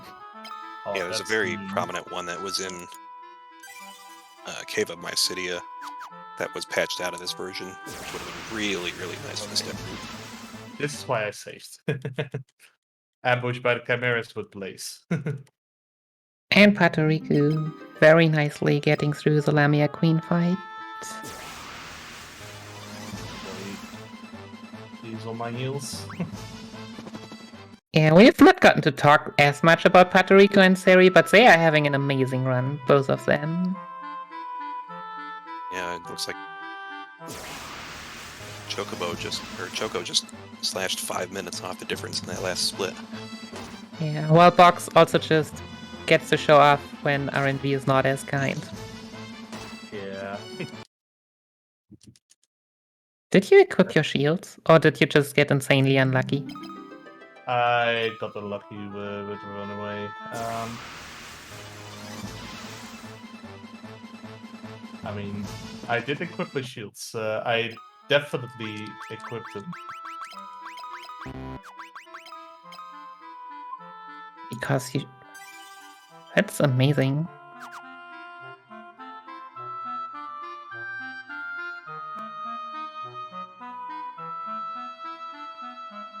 But yeah, the most common encounters in that desert are fortunately ant lions, which just deal do physical attacks. Oh yeah, and there are the chimeras, and the blaze attack from the chimeras. Again. We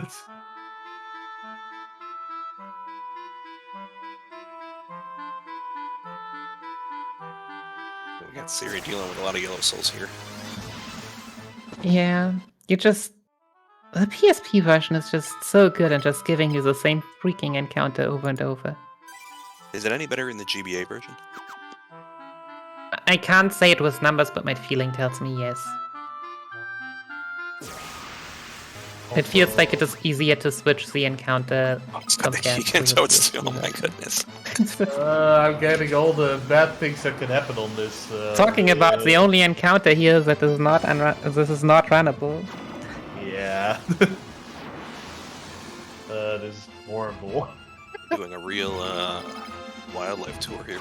I can already tell you that Patrick is making up 2 or 3 minutes on me on this split alone. It's crazy. Yeah, it's a brutal walk just back to your ship here. And the worst part is step route won't prevent you from getting bad RNG on your encounters. I think. Well, the recent thing that I've done with the route is that I actually enter from below. Which means you take more steps on the sea.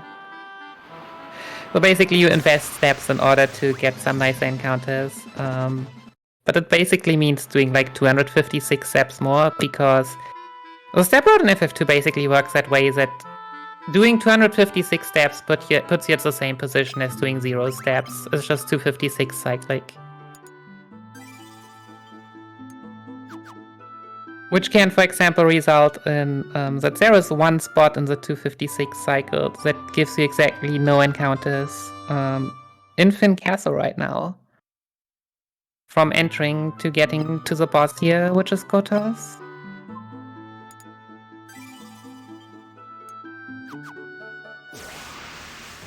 I should not underestimate the encounters you can get here.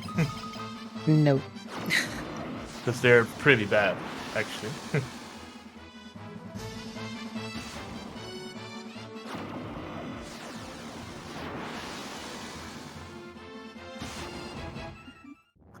So yeah, Seri finally on the way to the Lamia Queen.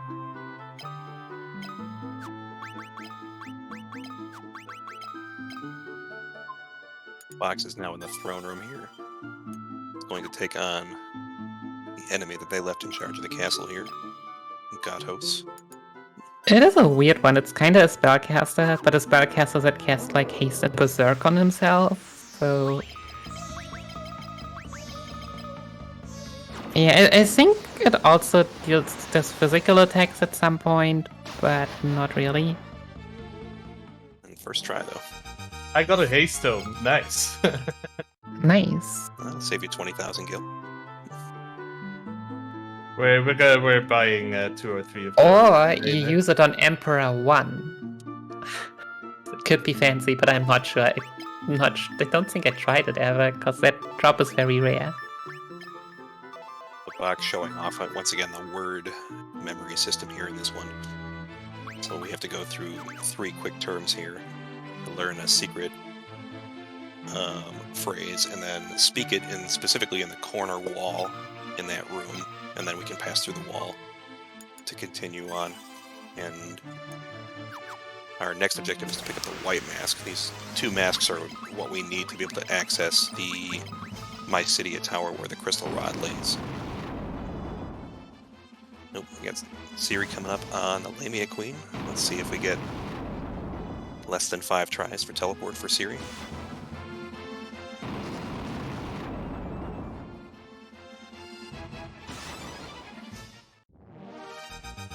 Luckily, these dungeon floors. First try. Nice. What a legend here. These dungeon floors are luckily a lot more consistent than other dungeons.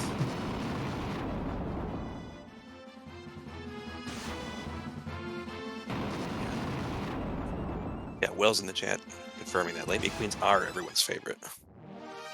I'm just gonna go cry in a corner. Lamia Queens are the encounters I reset for in the final dungeon of the game. They hurt me pretty bad in my marathon run a couple years ago. Oh. These 3 dungeon floors, of which this is the first one, are all have runnable encounters. So.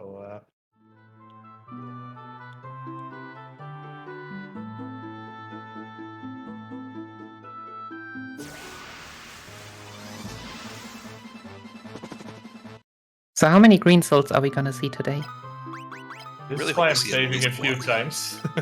This is why I'm I would saving love a to few see times. one here. Yeah. I don't. These rulers are very, very consistent, and then there is this... Is that even 5% or is that even lower chance of a green soul encounter everywhere? 5% sounds about right. And green souls are very friendly. All they do is heal your party. Yeah. And absorb every magic you could throw at them. And waste your time. Don't forget that one. But yeah, I mean, you can definitely run into green souls here. It's a little rare, but it is possible on some of these floors. You don't want to see that, generally speaking, because once again, they are immune to magic like the other souls enemies. And the only way to really take them down is to punch them. But if we have one of our characters standing and alive in the front row, that can be difficult to accomplish because it tends to be the ones that are in the back row that have higher skill levels. So they have to get into the front row to be able to do any damage to them. And the green souls will actually heal our party members, so we would probably have to intentionally kill our character in the front row to get everybody else into the front row. And in the meantime, they're going to waste all this time just casting cures and spending a lot of time. And actually, my world record run did actually feature green souls, but I was not happy about it. I can imagine that. And I really thought that was going to cost me the record, actually, in the end. Siri getting through the behemoth fight over here. Yes. Yeah, Choco and Tonberry are definitely closing the gap here, making things interesting.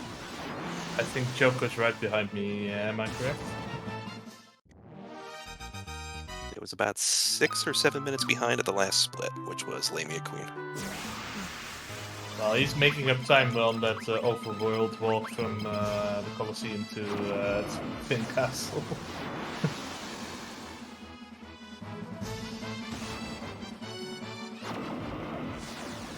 This final floor here in the basement of Castle Finn, the only enemies you can really see here are stalagmites, and if you're really unlucky, you can also see green souls here. But either way, you're either going to have to teleport the stalagmites, or you're going to have to reset out of the green souls. So you just have to carefully manage the amount of the encounters you're getting here. And Siri's also picking up some weapons here in this. It's actually not weapons. It's an elixir and ether and a cottage for some extra. It's basically the only really good money you can get before restocking on teleport tomes. Like without doing memory. Because yeah, as we mentioned, elixir sells for 25,000, so that's 25 teleport tomes.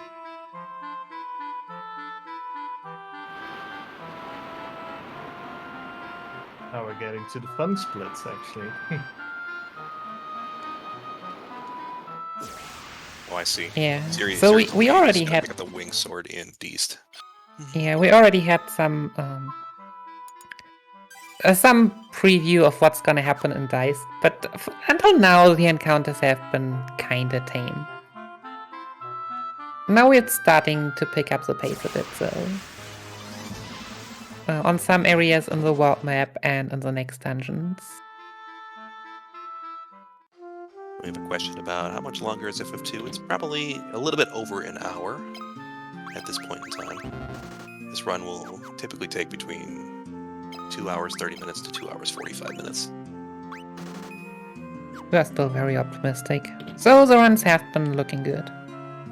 Yeah, everyone is still in pretty good shape and making good progress through it. But yeah, we still don't know how Pandemonium is gonna treat anyone. Which can go anywhere between 8.5 to 17 minutes, I want to say. Yeah, it can be a pretty. Yeah, that's about right. Which is kind of the range from God Final Dungeon to absolutely awful. The worst part is the last few dungeons of the game. I have 8 minutes to save on my PB. That's how wildly varying they can be. And it doesn't mean that any of that is free time save. Yeah, that's that as well. The box just got through Mysidia. Again, if you are familiar with FF4, Mysidia actually first appeared in FF2 and then reappeared as a mage town as well in FF4.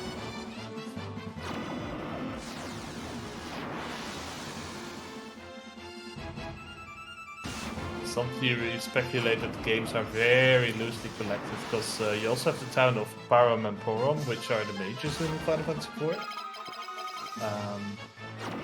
So there are a few references across, actually.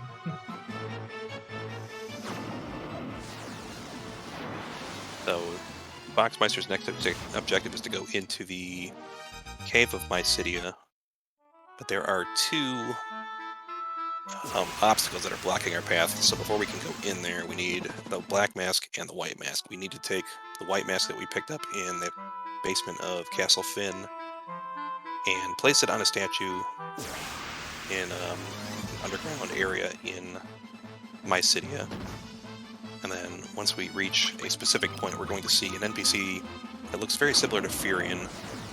That's what we call a doppelganger, and the doppelganger will continue to mimic our movements unless we have placed the white mask. And then in order to remove him from blocking our path, we have to place the black mask on him. If we don't have those items, it looks a little funny when you reach this NPC that looks like Furion.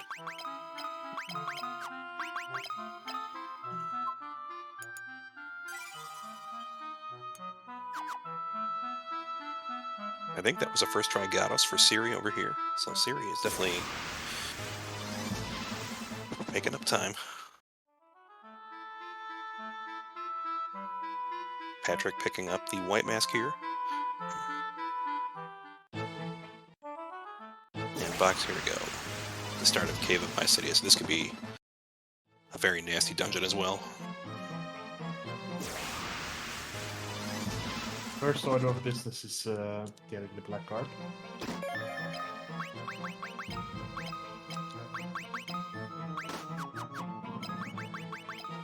Raise the agility a little bit more. Yeah, picking up the black garb here and chest on this early on this first floor.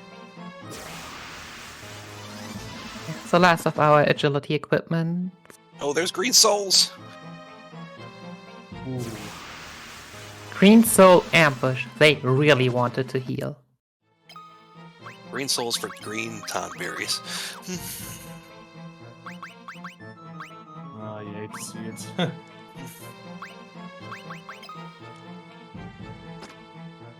I hope Siri didn't lose too much time for that one.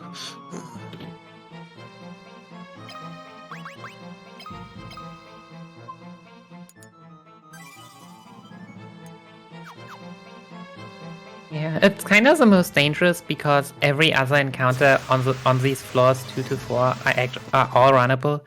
So you basically, if you are saving there, you are only saving for these green souls, which have a very small chance of appearing. Just why you don't, like, later on you will save just for every encounter, because the chance for every encounter to go wrong is pretty high. But here it's just a very slim chance.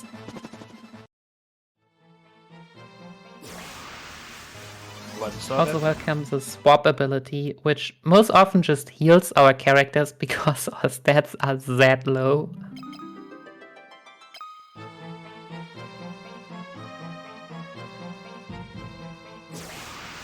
Patrick has placed the mask in Mysidia and is now going to be making his way over to the Cave of Mysidia. He's really getting close to box at this point. Yeah, a few RNG turns can swing this. Yeah, it can look so close and so far apart so quickly. Like how we were earlier saying, like how Patrico and Seri were that close, and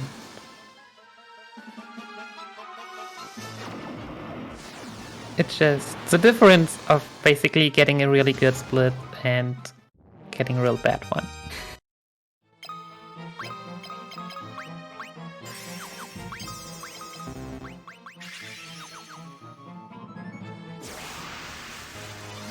XII was forcing one last encounter on this floor, because you're less likely to get nasty encounters on that floor than you are on this final floor here.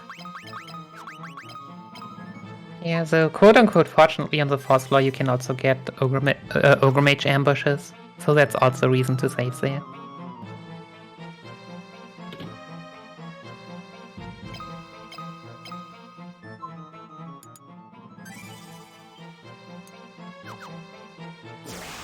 Yeah, these guys are being very generous with their saves here, because any single encounter can really waste them a lot of time at this point. It just depends on what they happen to encounter.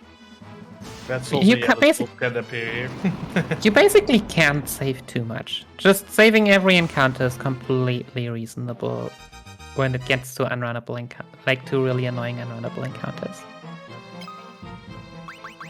And now Siri is the white mask.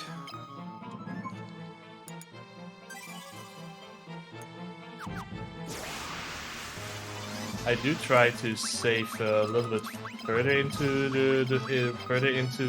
closer to the encounter whenever possible. You roughly have an idea where the encounters are gonna be, but it's a bit. I do it without a very well defined step route. I usually do it on instinct, I guess. Yeah, so except for 2 rooms in Matthias Tower later on, the closest 2 encounters are 11 steps.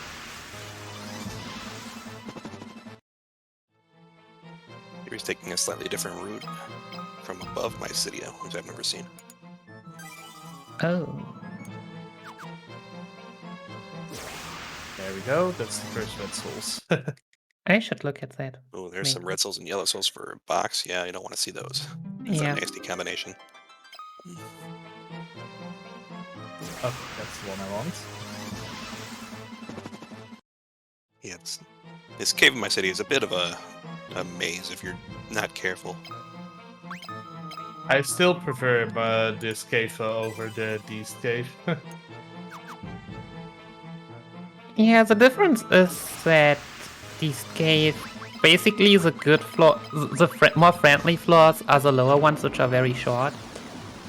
While in Cave Mysidia, it's the early ones that are friendly, and like 3 is a bit unfriendly, 1 and 2 only very rarely, 4 is medium, and only the last one is actual unfriendly if you look at the encounter packs that are around there.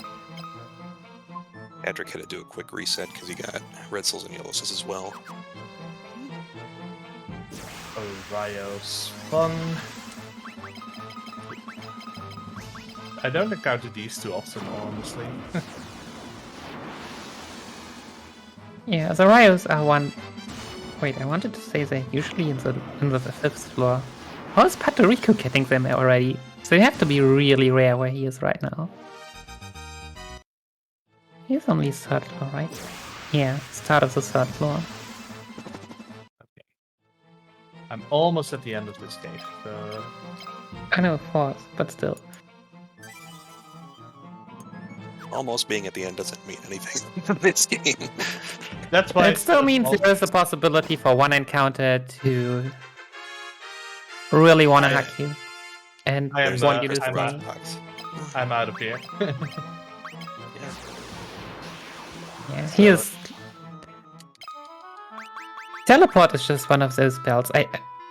I can't remember back then, like casually, but you really want to have the teleport tome because the game doesn't always give you a nice exit in the back to just teleport yourself. If you wouldn't have that, you would have to walk all the way back.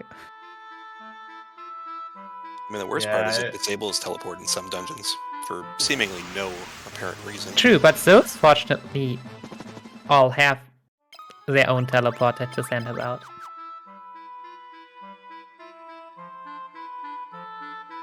It's a stark contrast to FF1, where basically everything has nearly every cave has a teleporter aside from one of them, I think. Boxmeister was making his way over to the tower of my city, except that we encounter Leviathan while we're en route. Yeah, one of the other similarities between FF2, NA, and JP, we have Leviathan just wrecking our ship.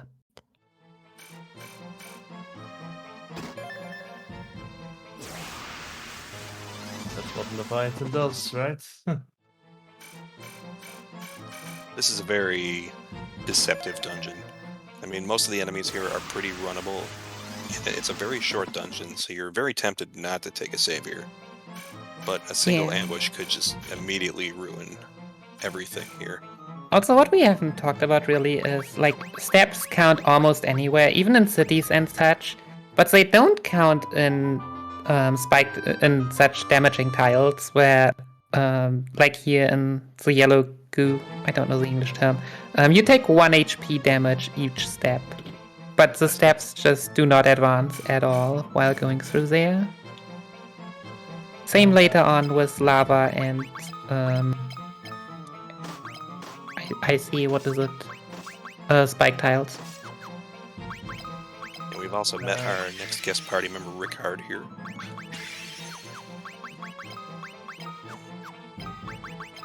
He does almost everything for us. Might even lay down his life for us. Who knows? Good thing I had Guy alive, by the way.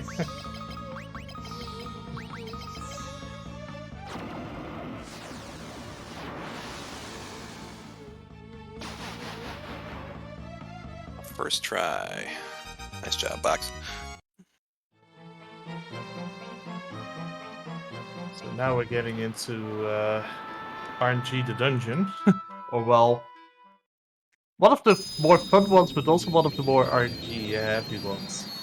Yeah, so we haven't... One thing we have not mentioned yet, so when it comes to step route, so if we are... I'm not even sure in PSP the numbers are different. So in the world map you have 12 encounters and 256 steps.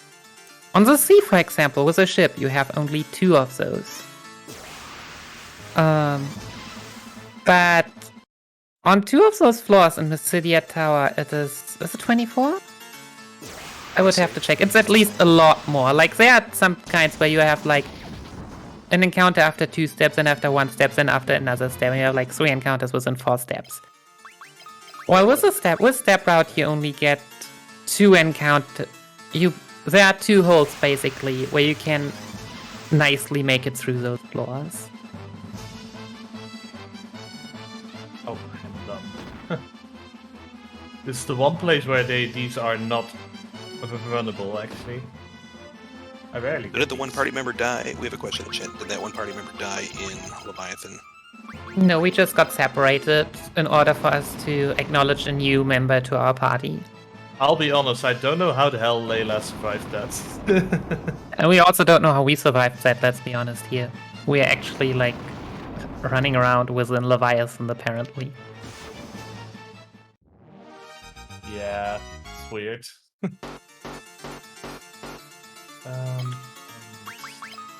Yes, it's very important. A step count setup helps a lot, especially on this floor and I believe the 5th floor of the This is one of the 2, which is not as bad, especially because most of the floor is magma tiles.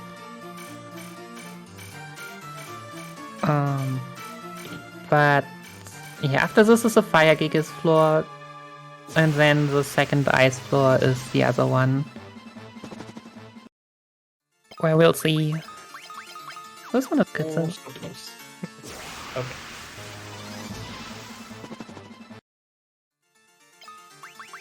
This is a 10-floor dungeon, and we're being tested, I believe, on the 3rd, 5th, and 7th floors. specifically by these elemental mages that will summon an elemental Gigas. We'll run into a fire Gigas, and an ice Gigas, and then a thunder Gigas. In sequence, we'll have to take all 3 of these down before we can reach the top floor. And once again, our primary way to deal with this is to do the fire Gigas and hope and pray that this goes as quickly as possible, because you don't want to prolong these fights especially. We're usually pretty tame though, and the Fire Gigas especially doesn't even have an AoE attack. Alright, Patoriku going to the roundworm, trying to get our new ships that's just lying within Leviathan. I also don't know where we actually get out of Leviathan, but okay, let's ignore that part. But yeah, getting through roundworm solidly. And now making his way to Mysidia Tower as well.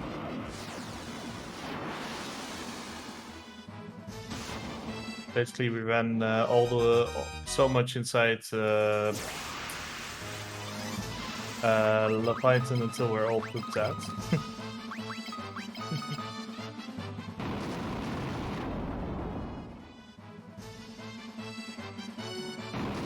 This is, by the way, a terrible encounter I just got. I should mention.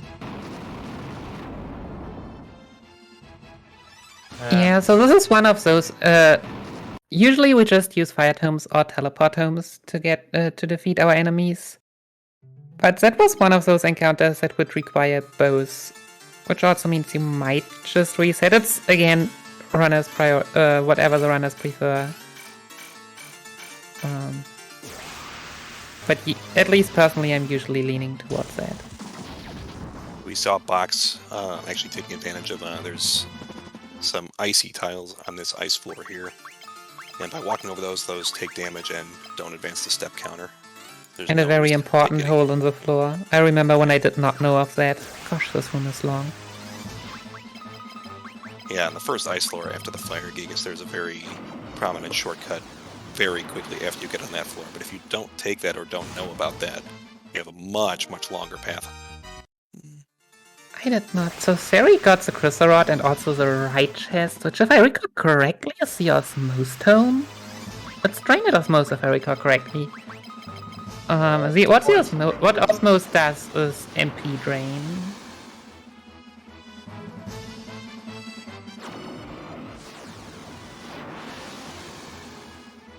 I really want to pay attention what he does with all this fancy stuff.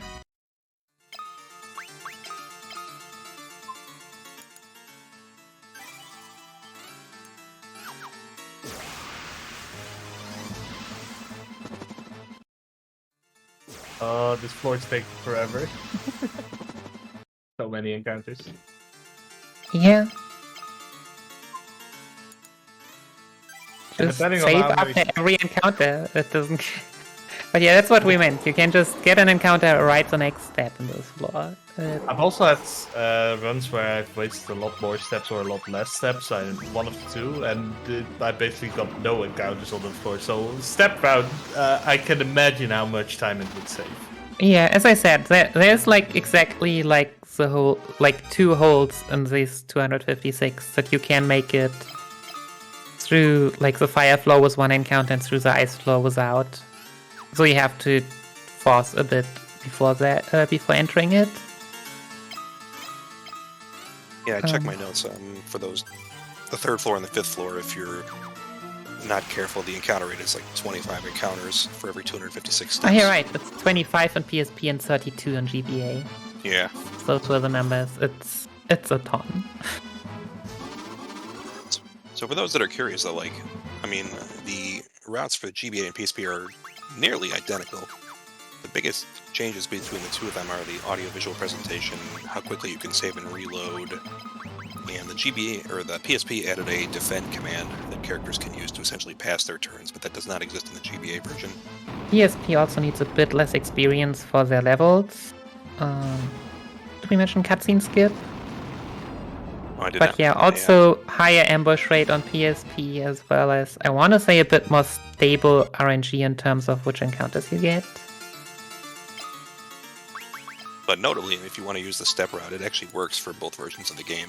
There's just a slightly higher encounter rate in some dungeons in the GBA version. It would even in theory work on the PSX version, but since the PSX version works differently, you need to take some detours for items at other points. So it works the same, but you would have to use a different step route. Last guy, I guess.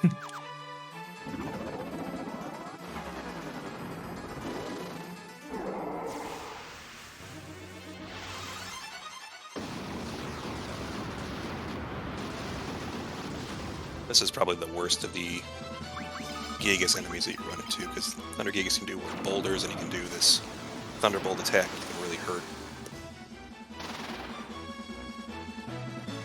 Relatively quickly. Nice. So yeah, Seri getting all three chests, C and Leviathan, which are is armor that increases the strength.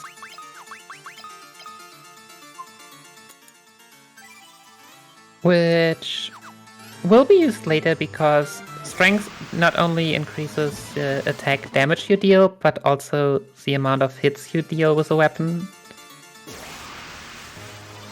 And later on, there will be two bosses that we can either really fire tome well or teleport. Theory on the roundworm here at the end of Leviathan. So once again, Team Tonberry looks to be closing the gap a little bit. Second try for Siri, not bad at all. So we will have all three runners within the same dungeon. Let's go team close race.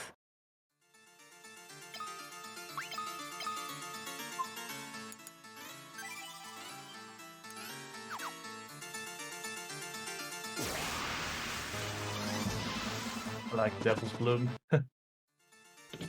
Oh. Hold up.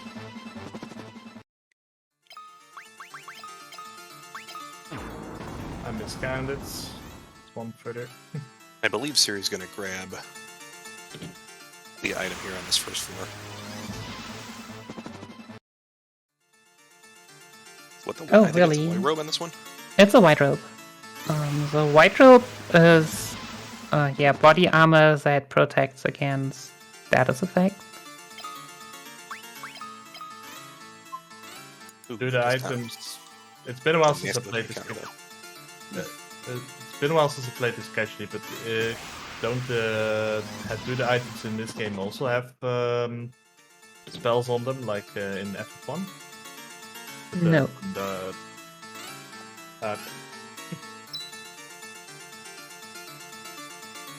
Oh gosh, fighting ghosts. That's very amazing.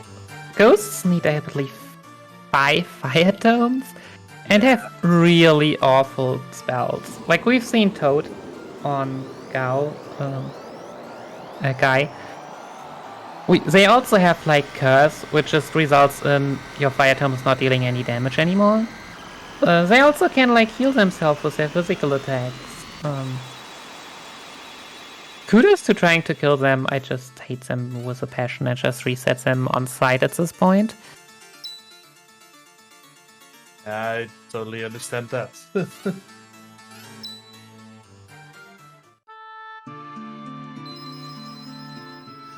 There goes Minwoo. Yeah, we're saying goodbye to Minwoo here. Minwoo, his destiny was apparently to channel all of his power to be able to open that door here. These orbs in this room increase the specified stats of a party member at random. So I go for the agility one in hopes of it being on Virion and actually helping me a little bit.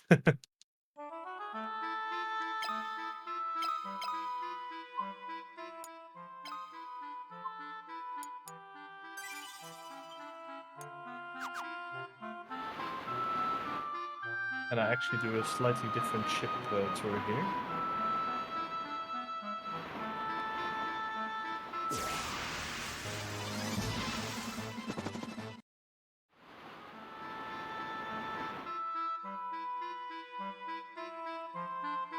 yeah, so minimizing the steps later on. Since we've mentioned in the river you don't get encounters, Boxmice is just maximizing the amount of safe river tiles. Because wild map encounters at this point have taken a shift. It's not bees and goblins anymore, it's actual dangerous encounters. Or at least mostly annoying encounters, of which some you have to teleport away. So especially with not being on step route, a very understandable decision.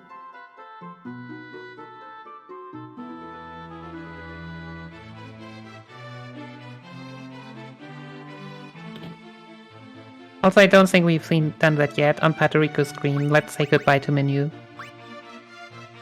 He just kinda pulled a Gordon and just cheated himself on top of the tower. If only he could have taken us with him. But yeah, he was just expanding all his final life energy in order to break the seal.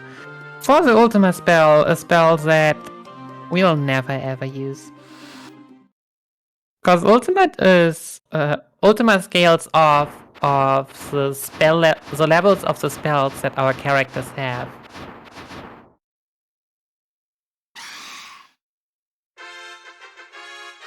We say goodbye to Minwu on one screen, but we're also saying hi to a new Wyvern. Yeah, we finally got to use the pendant actively, which we've gotten like an hour ago. And there's a fun fact in this version of the game, you can actually use the Wyvern key item in your inventory as an attack spell. It will actually cast fire damage. It's actually not too bad. It casts Flame 5. If you remember, that's the spell the Chimeras used in order to be really annoying.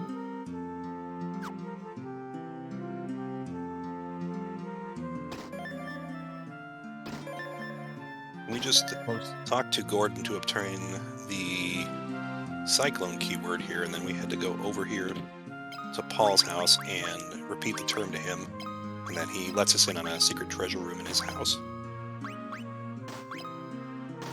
And notably, steps do not advance in this town unless you're inside Paul's house. Any house, actually. I know you can definitely advance them in Paul's house. Yeah, but you can also in the inn, for example. But yeah, most notably, we now got the Blood Sword, which is a very powerful weapon because every hit the Blood Sword with every hit you hit with a Blood Sword, you deal exactly 1/16 of the character's max HP as damage, and drain that damage even as HP to get back. Which means after 16 hits, if the opponent did not heal themselves, they will die.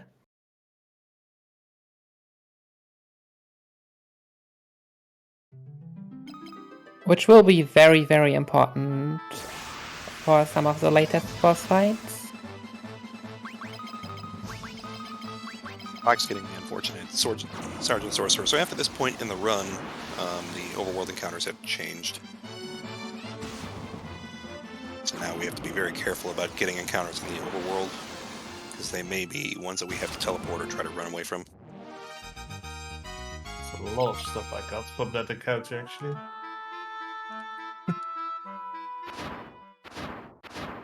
Siri is already through the worst of My City Tower at this point. He just has to get through this one more floor, and he's through. Yeah, Patrick in the meantime talking to Paul in Paul's house in order to get into the treasure room as well, and we're picking up the treasure room, so actually it's very conceivable all these guys could be in the same dungeon in the next one.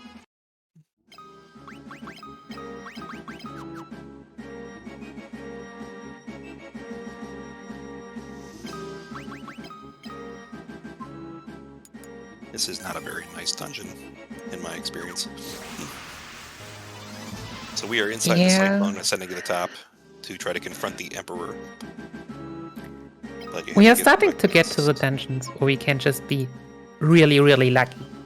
So you can just get the God dungeon and be like, yeah, this is a dungeon that you will always lose 2 minutes whenever you will get there again. What usually, like, in most games you're like, oh, RNG will always screw you. But no, like, the average is kind of so bad that if you get really lucky, you can save a nice amount of time. Which I think else I've only seen from FF9. You kind of want more terrifying looking encounters in this, because they are usually the ones you can run away from. Oh, wow. Is this planned? Puerto Rico might be off steps, getting a world map encounter there. So probably just didn't waste only wasted 2 steps too few, I would guess. Wood golems. Wood golems really hurt me in the last relay, because I got one encounter here that they spawned in like 7 straight times or something like that. Something very ridiculous. That's just teleport practice for one of the 2 next floors. Wood golems is just reset practice. We don't want to fight wood golems if we can avoid it.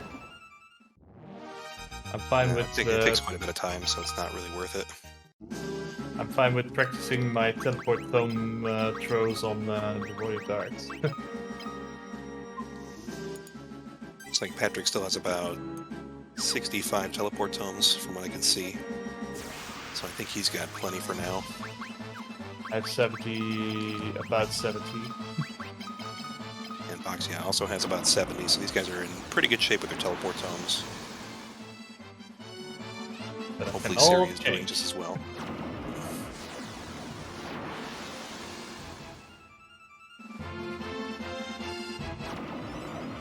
Coming up is a big fight against the Emperor here, so this could easily swing to any team's favor depending on the upcoming one, because there's going to be 3 back-to-back fights with no opportunity to save or heal in between.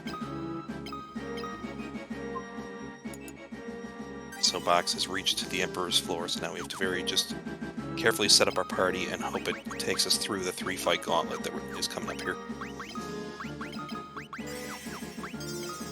Yeah, this is probably the most spectacular boss fight, being a gauntlet, and as we said, the ambush rate is pretty high in this version, and it makes a huge difference if you get the 3rd fight becomes an ambush or not.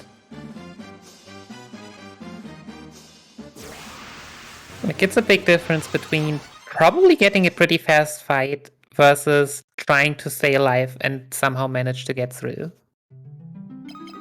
Box is opting to take a quick reset on that since he got ambushed in the very opening fight. It doesn't take long to get back into that. Oh wow. Yeah, also you hope that Rickard is still alive at the start of the last fight. Yeah, I don't want them to do much damage on Rickard, so that's why I tend to opt for resets. Yeah, ideally you don't want Rickard, is it Rickard here? Yeah, Rickard, you don't want him poisoned. Yeah, well... Ideally you don't want it to, it's not going to make a huge difference. Yeah, but... as I said, you just get the same fight over and over. Miss into 137 poison, into 145. Yeah, the game is just good like that.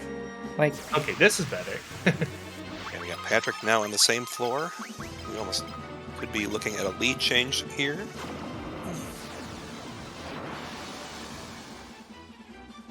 Taking a few extra steps tends to help break the RNG betting you're getting.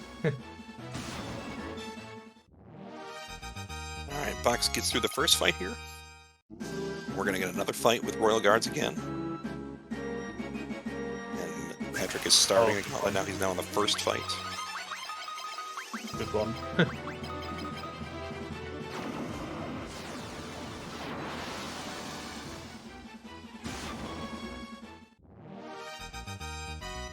Okay, the last one. Box is in good shape for this final fight, so hopefully it's just not an ambush for him. Ambush. And of course it's an ambush.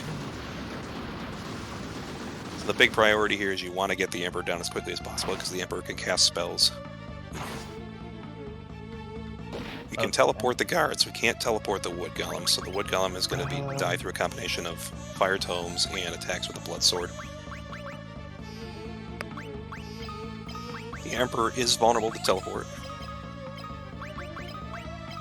and Box is going to use his Saint Spirit here to try to raise his success rate with teleport. Yeah, you can look at the fight in two ways. In theory, the Emperor is the only one that can kill you, really, because the Emperor has an AoE Thunder 10 spell. But at the same time, in theory, the Wood Golem is a real enemy, because the other 3 you just teleport away. And yeah, here you can see the power of the Sage's Wisdom, maximizing Guy's intelligence, so that Fire Tome suddenly deal like 650. Okay. I got the Emperor. While the Wood Golem has 1600 HP, so it's almost like 2 Fire Tomes from Guy, and then the fight is already over. So Box is now down to the Wood Golem part, so he just has to take him down with the Blood Sword or with Fire Tomes. Actually, both him and Patrick are now in that position here. Patrick also has Blink that he picked up earlier, so that's going to help evade some of these physical attacks from the Golem. The Golem's only going to do physical attacks, but the Golem has a chance to cast, like, sleep on his attack hits. I'm through. Yeah, it has on-hit sleep effect, so... I got him. Luckily. Mog is the first team through the Emperor Gauntlet, although Chocobo is only seconds behind. And Tonberry also already halfway through the Cyclone. Yeah, and Siri is catching up rapidly. That is a 12-second difference between Mog and Choco right now. So we're gonna have some synchronized dancing over here.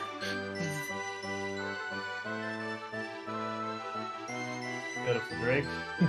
Oh wow. I'm kinda scared and looking forward to what Sari is doing here, fighting 2 Wood Golems.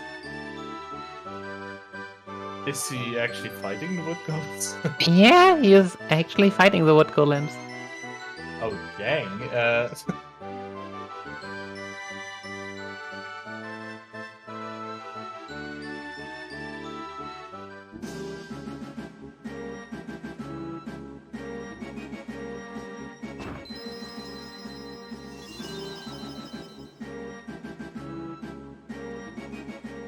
We have a question in chat asking about if there's an advantage on the Japanese version, noting that many games that have Japanese text are often faster than English counterparts. To be fair, I don't know, personally, if Japanese saves much time on this one. It's not something that I have researched, and I'm not sure if anyone else has researched it either. I don't know if you would know that, Nikki, or not. Yeah, I mean, to be fair, at least FF2 has instant text boxes. So even if it would be, it wouldn't be by much. Because, I mean, it's not like FF2 is a heavily story-driven game like FF8 or FF9, for example. But FF8 is even better, where every letter gets printed separately and the difference is massive. So it might, but if it does, it's not a lot.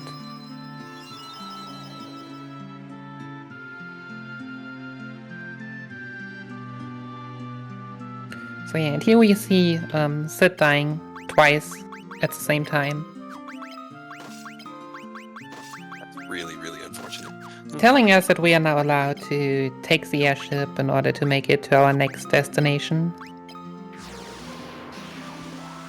Theory is beginning the Emperor Gauntlet here. Once again, trying to close the gap. I believe Siri is also going to utilize a blink strategy on the final fight here.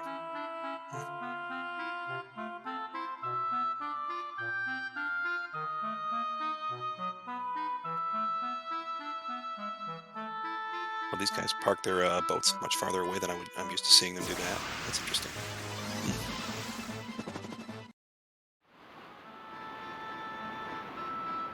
Patrick actually parked much closer and got into his boat and then had to sail around, where Boxmeister took a longer path along the river, but there's no risk of encounters on the river.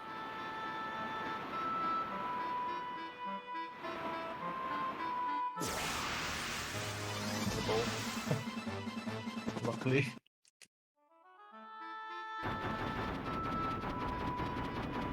So with Sid's death, Sid actually bequeaths us access to the airship, so now we have full control of the airship for the remainder of the run. Previously, all the flights we were taking were on predetermined paths.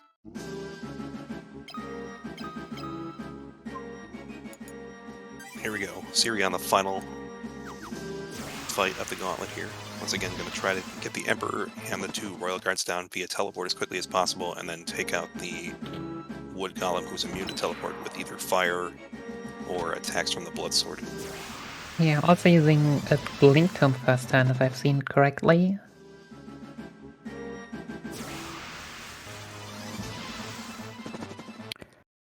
Yep, so trying to keep Rickard alive, which obviously Rickard also deals a solid amount of damage to the Wood Golem.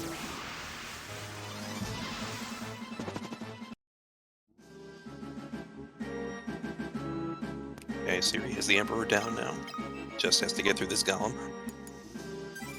In this dungeon here, you have 1.6% chance to get totally messed up. By something called an Imperial Shadow. Yeah, we have Boxmeister and Patrico in Castle Palamecia now. So after the death of the Emperor, the Dark Knight actually takes over control of the Empire. And continues the Reign of Terror. So we go into the Castle of Palamecia to confront him. The castle is probably in theory the nicest dungeon, I want to say. Basically, the generals are the big annoying encounter, which you really want to avoid. Because they have a high magical defense and just one-shot a character every time with their physicals. You also have a very low chance of an Imperial Shadow at the very early floors, where everything else is still really runnable. But yet at the same time, I still remember that one godly run in which I could had just only runnables throughout the whole dungeon. These general enemies you see on Patrick's side are very, very annoying and frustrating to fight. Yeah. I don't even know why I'm worried that Rickard even has the Blood Sword, because Rickard's got killed before he could even equip the Blood Sword already. What's wrong with me? Yeah, you also want to make sure... so Rickard will leave our party at the end of this dungeon. You want to make sure to unequip the Blood Sword. We still need that Blood Sword. One fight.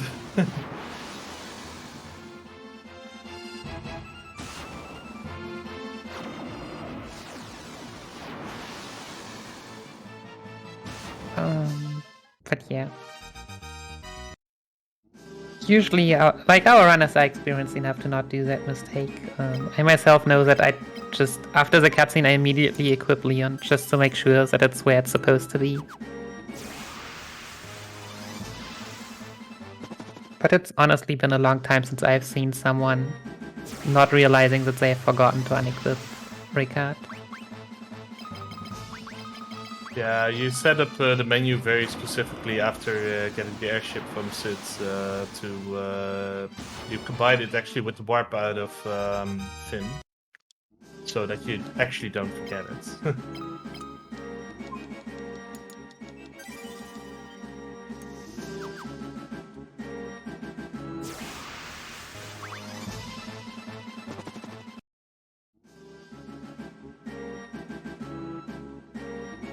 Ciri is once again, Sid has died on Ciri's side now, so Ciri will have to go get the airship. Skulls alone. Oh boy. And then, yeah, everybody at this point, we're just going to be racing to get to the end of the run. So there's Castle Palamecia, then there will be Jade Passage, and then the final dungeon of Pandemonium is all that's left at this point.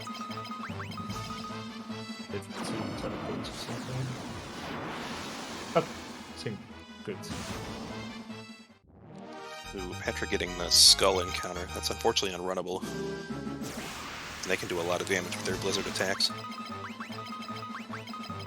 Yeah, so one nice gimmick about this dungeon, where Boxmeister is soon supposed to be. So if you remember, when we entered the dungeon, we entered it at floor 6, coming from the airship and then falling down to the ground floor. This results in that they decided that the early floors have nice encounters, which includes floor 6 because you actually land there at the start. So basically now going up again, the second to the last floor, like all the other floors, the later you get, the worse the encounters get. But the second to last is really, really nice. Here we have all 3 runners now in the same dungeon, Castle Palamitia. Yeah, only 5 minutes at this point between the first place and the third place. Team Close Race is definitely winning right now. I'm glad I could witness this. This is a lot of fun. And that going into the really RNG dungeons of FF2, it's like everything can happen.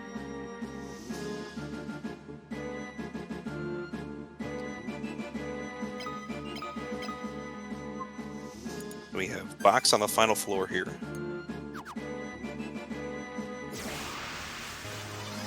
He's just got to get through a couple more encounters. Luckily for him, that Stone Golem is runnable.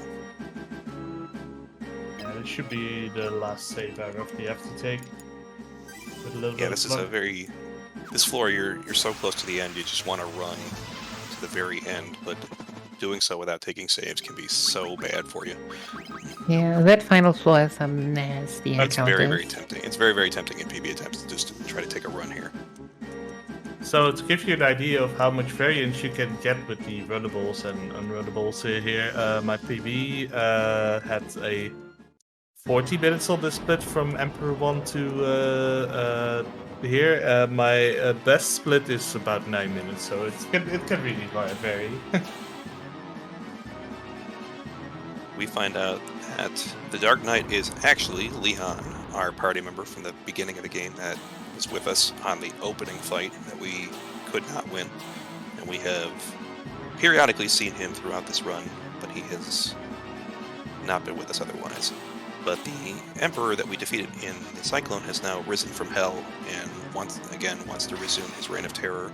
So that kind of pushes Leon's brief reign to an end. Also, my party is going to reach its final form because I prepared a good meme for this at the start.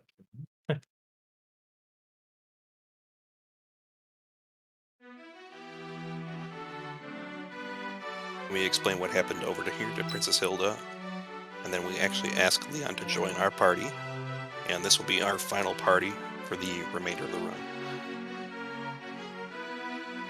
No more guests.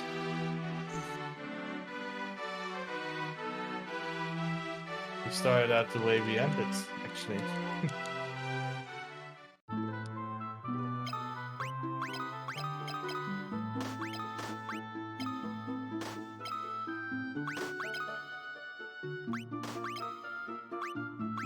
And Patrick is through, so Patrick is now in that cutscene. So Mog and Shoko have gotten through Castle Palamitia and have just 2 dungeons left that will be back-to-back. Meanwhile, we got Siri on Team Tonberry working his way through that Castle Palamitia dungeon. And then he'll probably join us in the final dungeon is extremely long, so it's extremely likely we're going to have all 3 teams in there at the same time. Yeah, definitely. And the spread for the RNG of the encounters you get there can be pretty dramatic, so it is not without precedent we could have all 3 teams close on each other, or we could see a lead change there. Yeah. But now first, the more frustrating dungeon probably Jade Passage, because Yeah. there are only very few unrunnable encounters, which are white dragons and green dragons.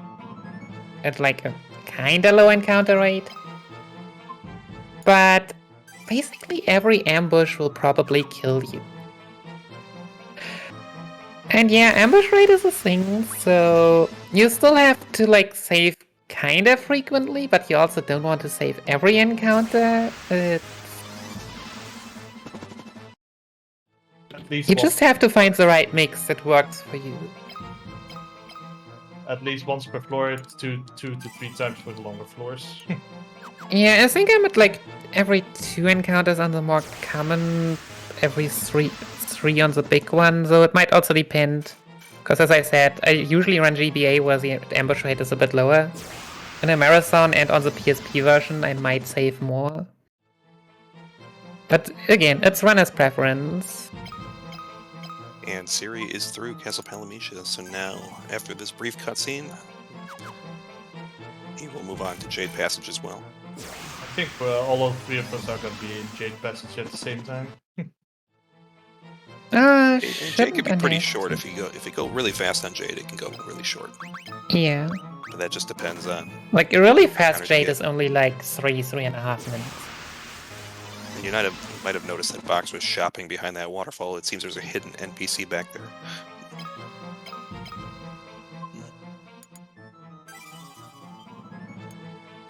I don't know why there would be an NPC hiding back there when it appears that you take damage from those waterfall tiles. But again, those don't advance the step count, and just you take damage from them instead.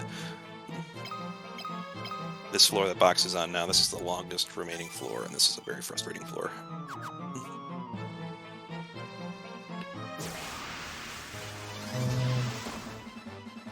Okay, not gonna wait for the cyclones. I was kind of hoping that sometimes it happens that the round worm's actually all physical attack, and then if they kill guy, the turn ends because the physical attacks won't hit.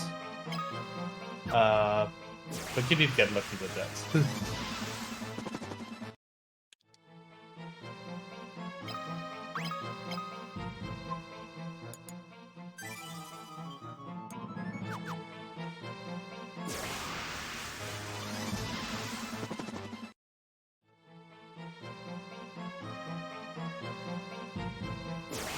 Like Ciri is advancing some steps.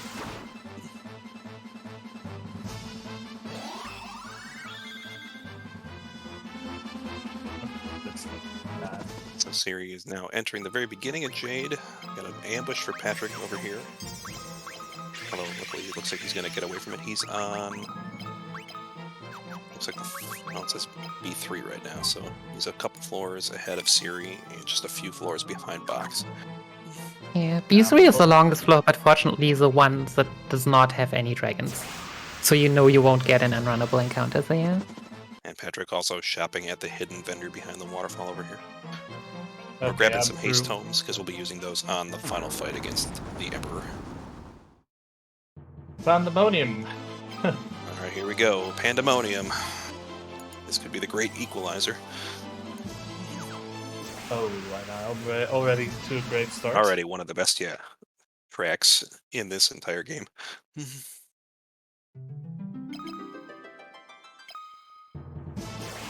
Oh, come on. We got a white dragon on Ciri's side. Oh, the dragons are the worst. Slowing him down a little bit, and it went down on the first try. Very good.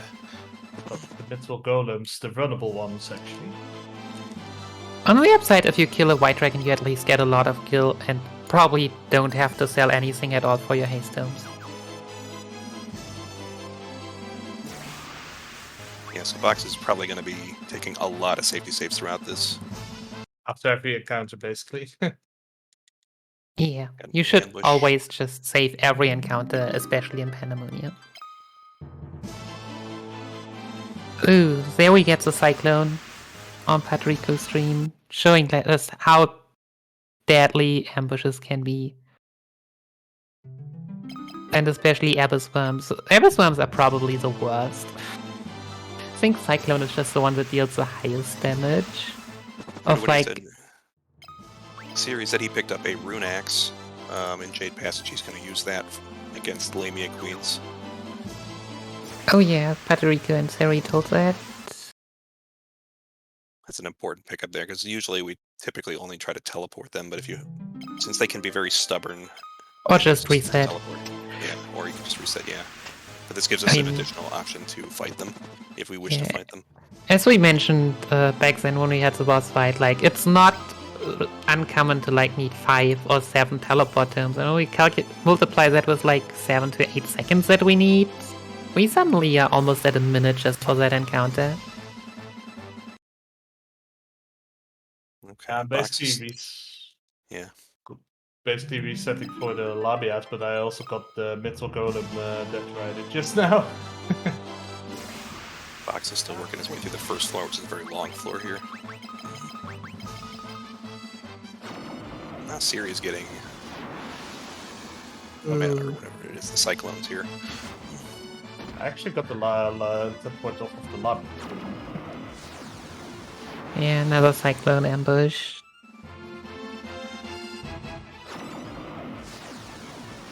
He's going to try to fight it though. Or no, he's going to try to run. He just changed gear to speed up Leon's ability to take turns quicker. Come on. Alright, Patrick is now entering the final dungeon here, Pandemonium. So Choco lost a little time compared to Box here, but once again, this can still narrow up very quickly. I think this is the place where step counts can make a big difference. Theory has 2 floors left in Jade Passage.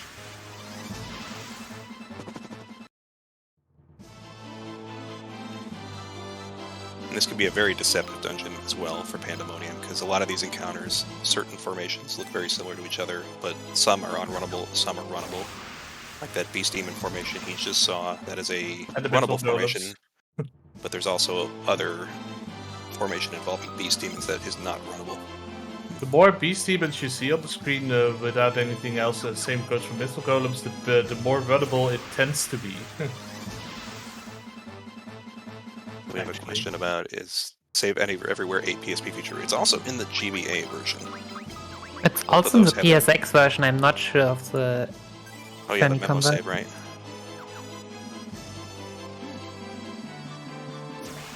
Except, of course, for our most favorite gauntlet on Emperor 1, where you... In between those, you won't be able to. Alright, Siri is now entering Pandemonium. Everybody is now in the final dungeon. Everybody's here. Everyone is here.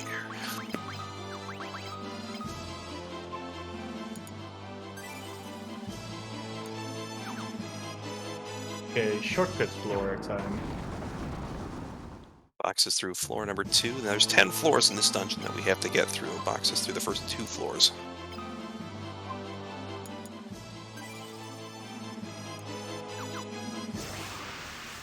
There are 3 floors that are heavily influenced by shortcuts. And it's the first one of them. As soon as I get anything other than Lamias. Yeah, sadly this floor is one of the worst, though. In terms of encounter packs.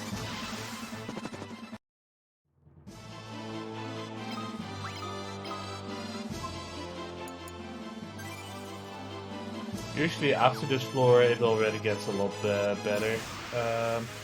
But yeah, I'm not sure what happened. Siri just seemed to have a lot of RNG, and suddenly Siri is catching up to Puerto Rico.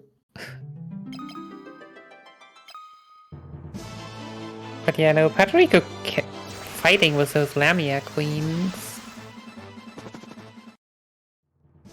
Yeah, the Lamia queens, they are very resistant to teleport, so I make the conscious choice to not fight them as least as possible.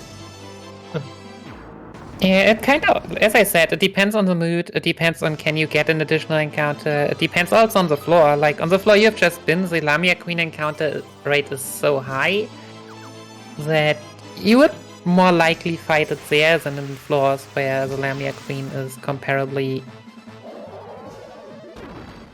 what is that? Yeah, where it is comparably less of them.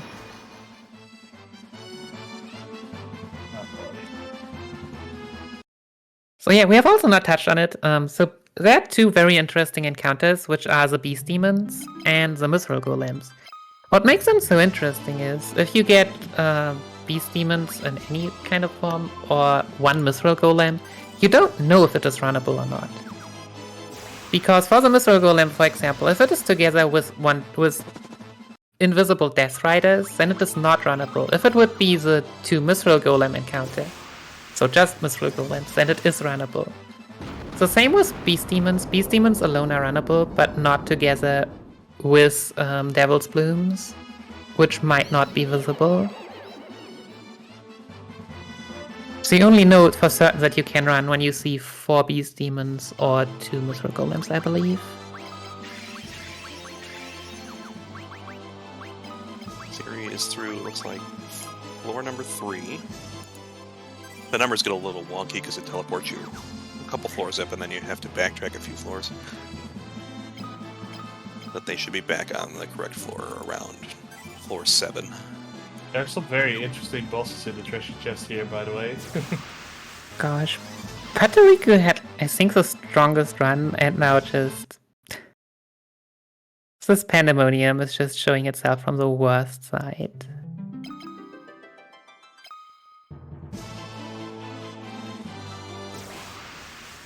Another beast demon. Another unrunnable. Yeah, it is actually now Tonberry clearly in second place at this point. And closing the gap quickly on Mog.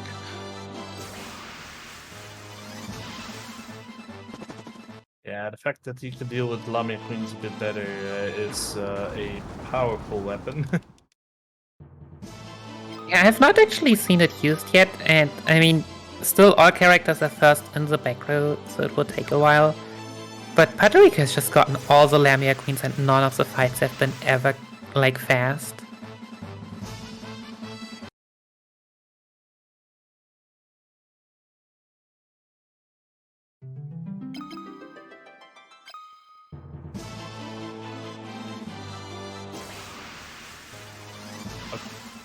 Got the runnable one.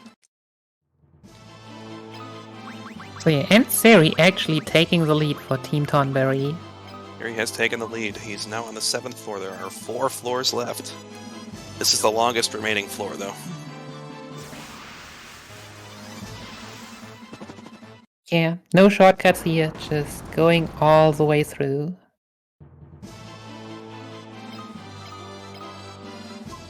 The comeback is real.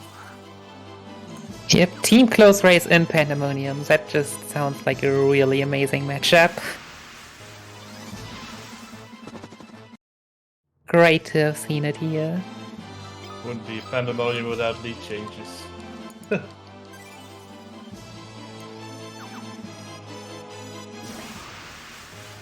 Siri's on floor 7, so is Box. Box is just behind.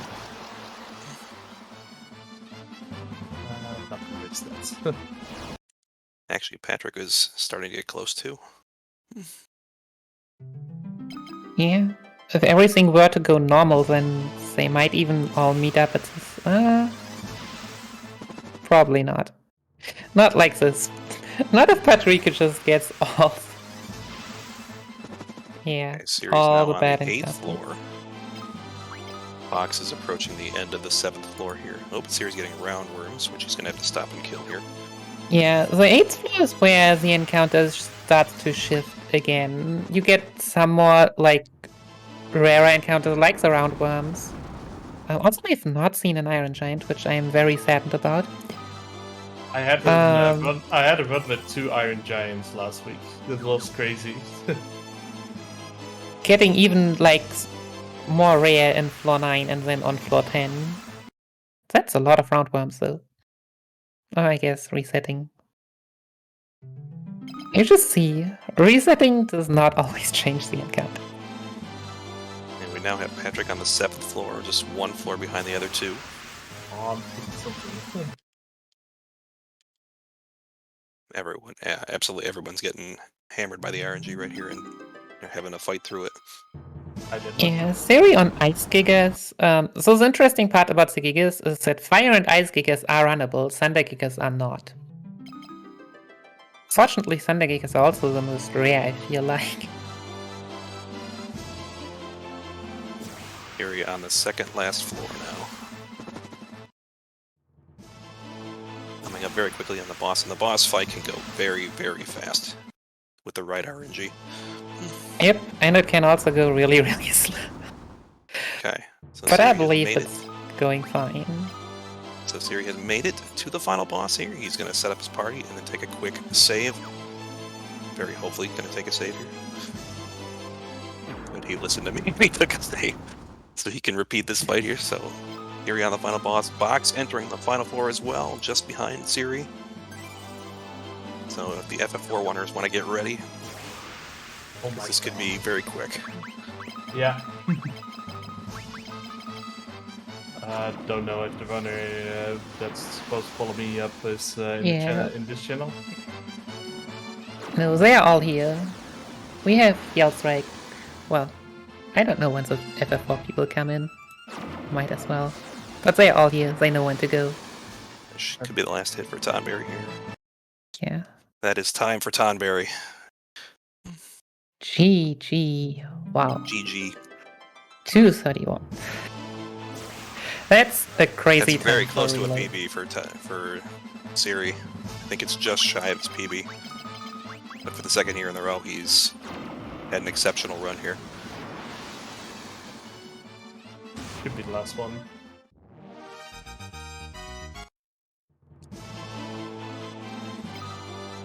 Yeah, Box has made it now to the final boss here. Setting up. Got Patrick dealing with a King Behemoth encounter. Yeah, and we can just see how brutal RNG is. I think Patrico was actually a minute ahead of Seri for most of the run, and now just Pandemonium and like everything slows them down. And here comes Box's attempt at the boss. Ooh, starting off with an ambush. Never really want to see that. Not worth. But that's just blind. Blind is a very tame one. So basically what we don't want to see is a physical attack on Leon.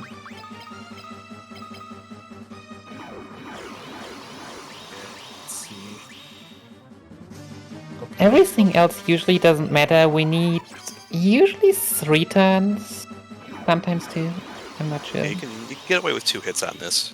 But Sometimes 3 is more it's common. 2, but most often 3. Okay, that's And Patrick is now on the final turn. floor. Potential for a 2-turn. Let's do this. Get ready. Yeah, reviving Guy again in order to maximize the amount of targets Chaos could have. Oh, 1 hit short. So close, 1 extra round now. Yeah, but this is guaranteed, basically. I think. Yeah, I'm gonna win this. So for only a few more seconds. The animations are just slightly delayed, the inevitable here. Fine. And that is time for Team Mog. And time. 253. Yeah, that was still like a pretty solid run. You also had a lot of bad RNG, especially early on. Fortunately, Pandemonium wasn't too bad. And yeah, on Team Choco's side, Patoriku also on the Emperor fight now. Oh, it is so close. Patrick having to take a quick reset. He was very, very close to finishing that off, but he got a very rude physical attack on Leon. Yeah, there's just nothing you can do then. Ooh.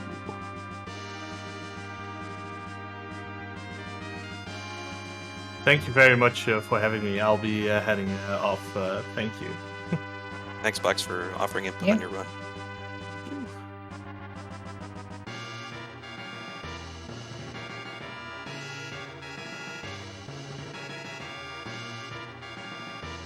We had 7 hits. We need to do 16 total hits with the Blood Sword with Leon to finish this off.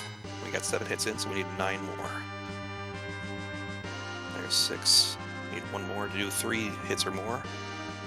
Looking pretty good right here.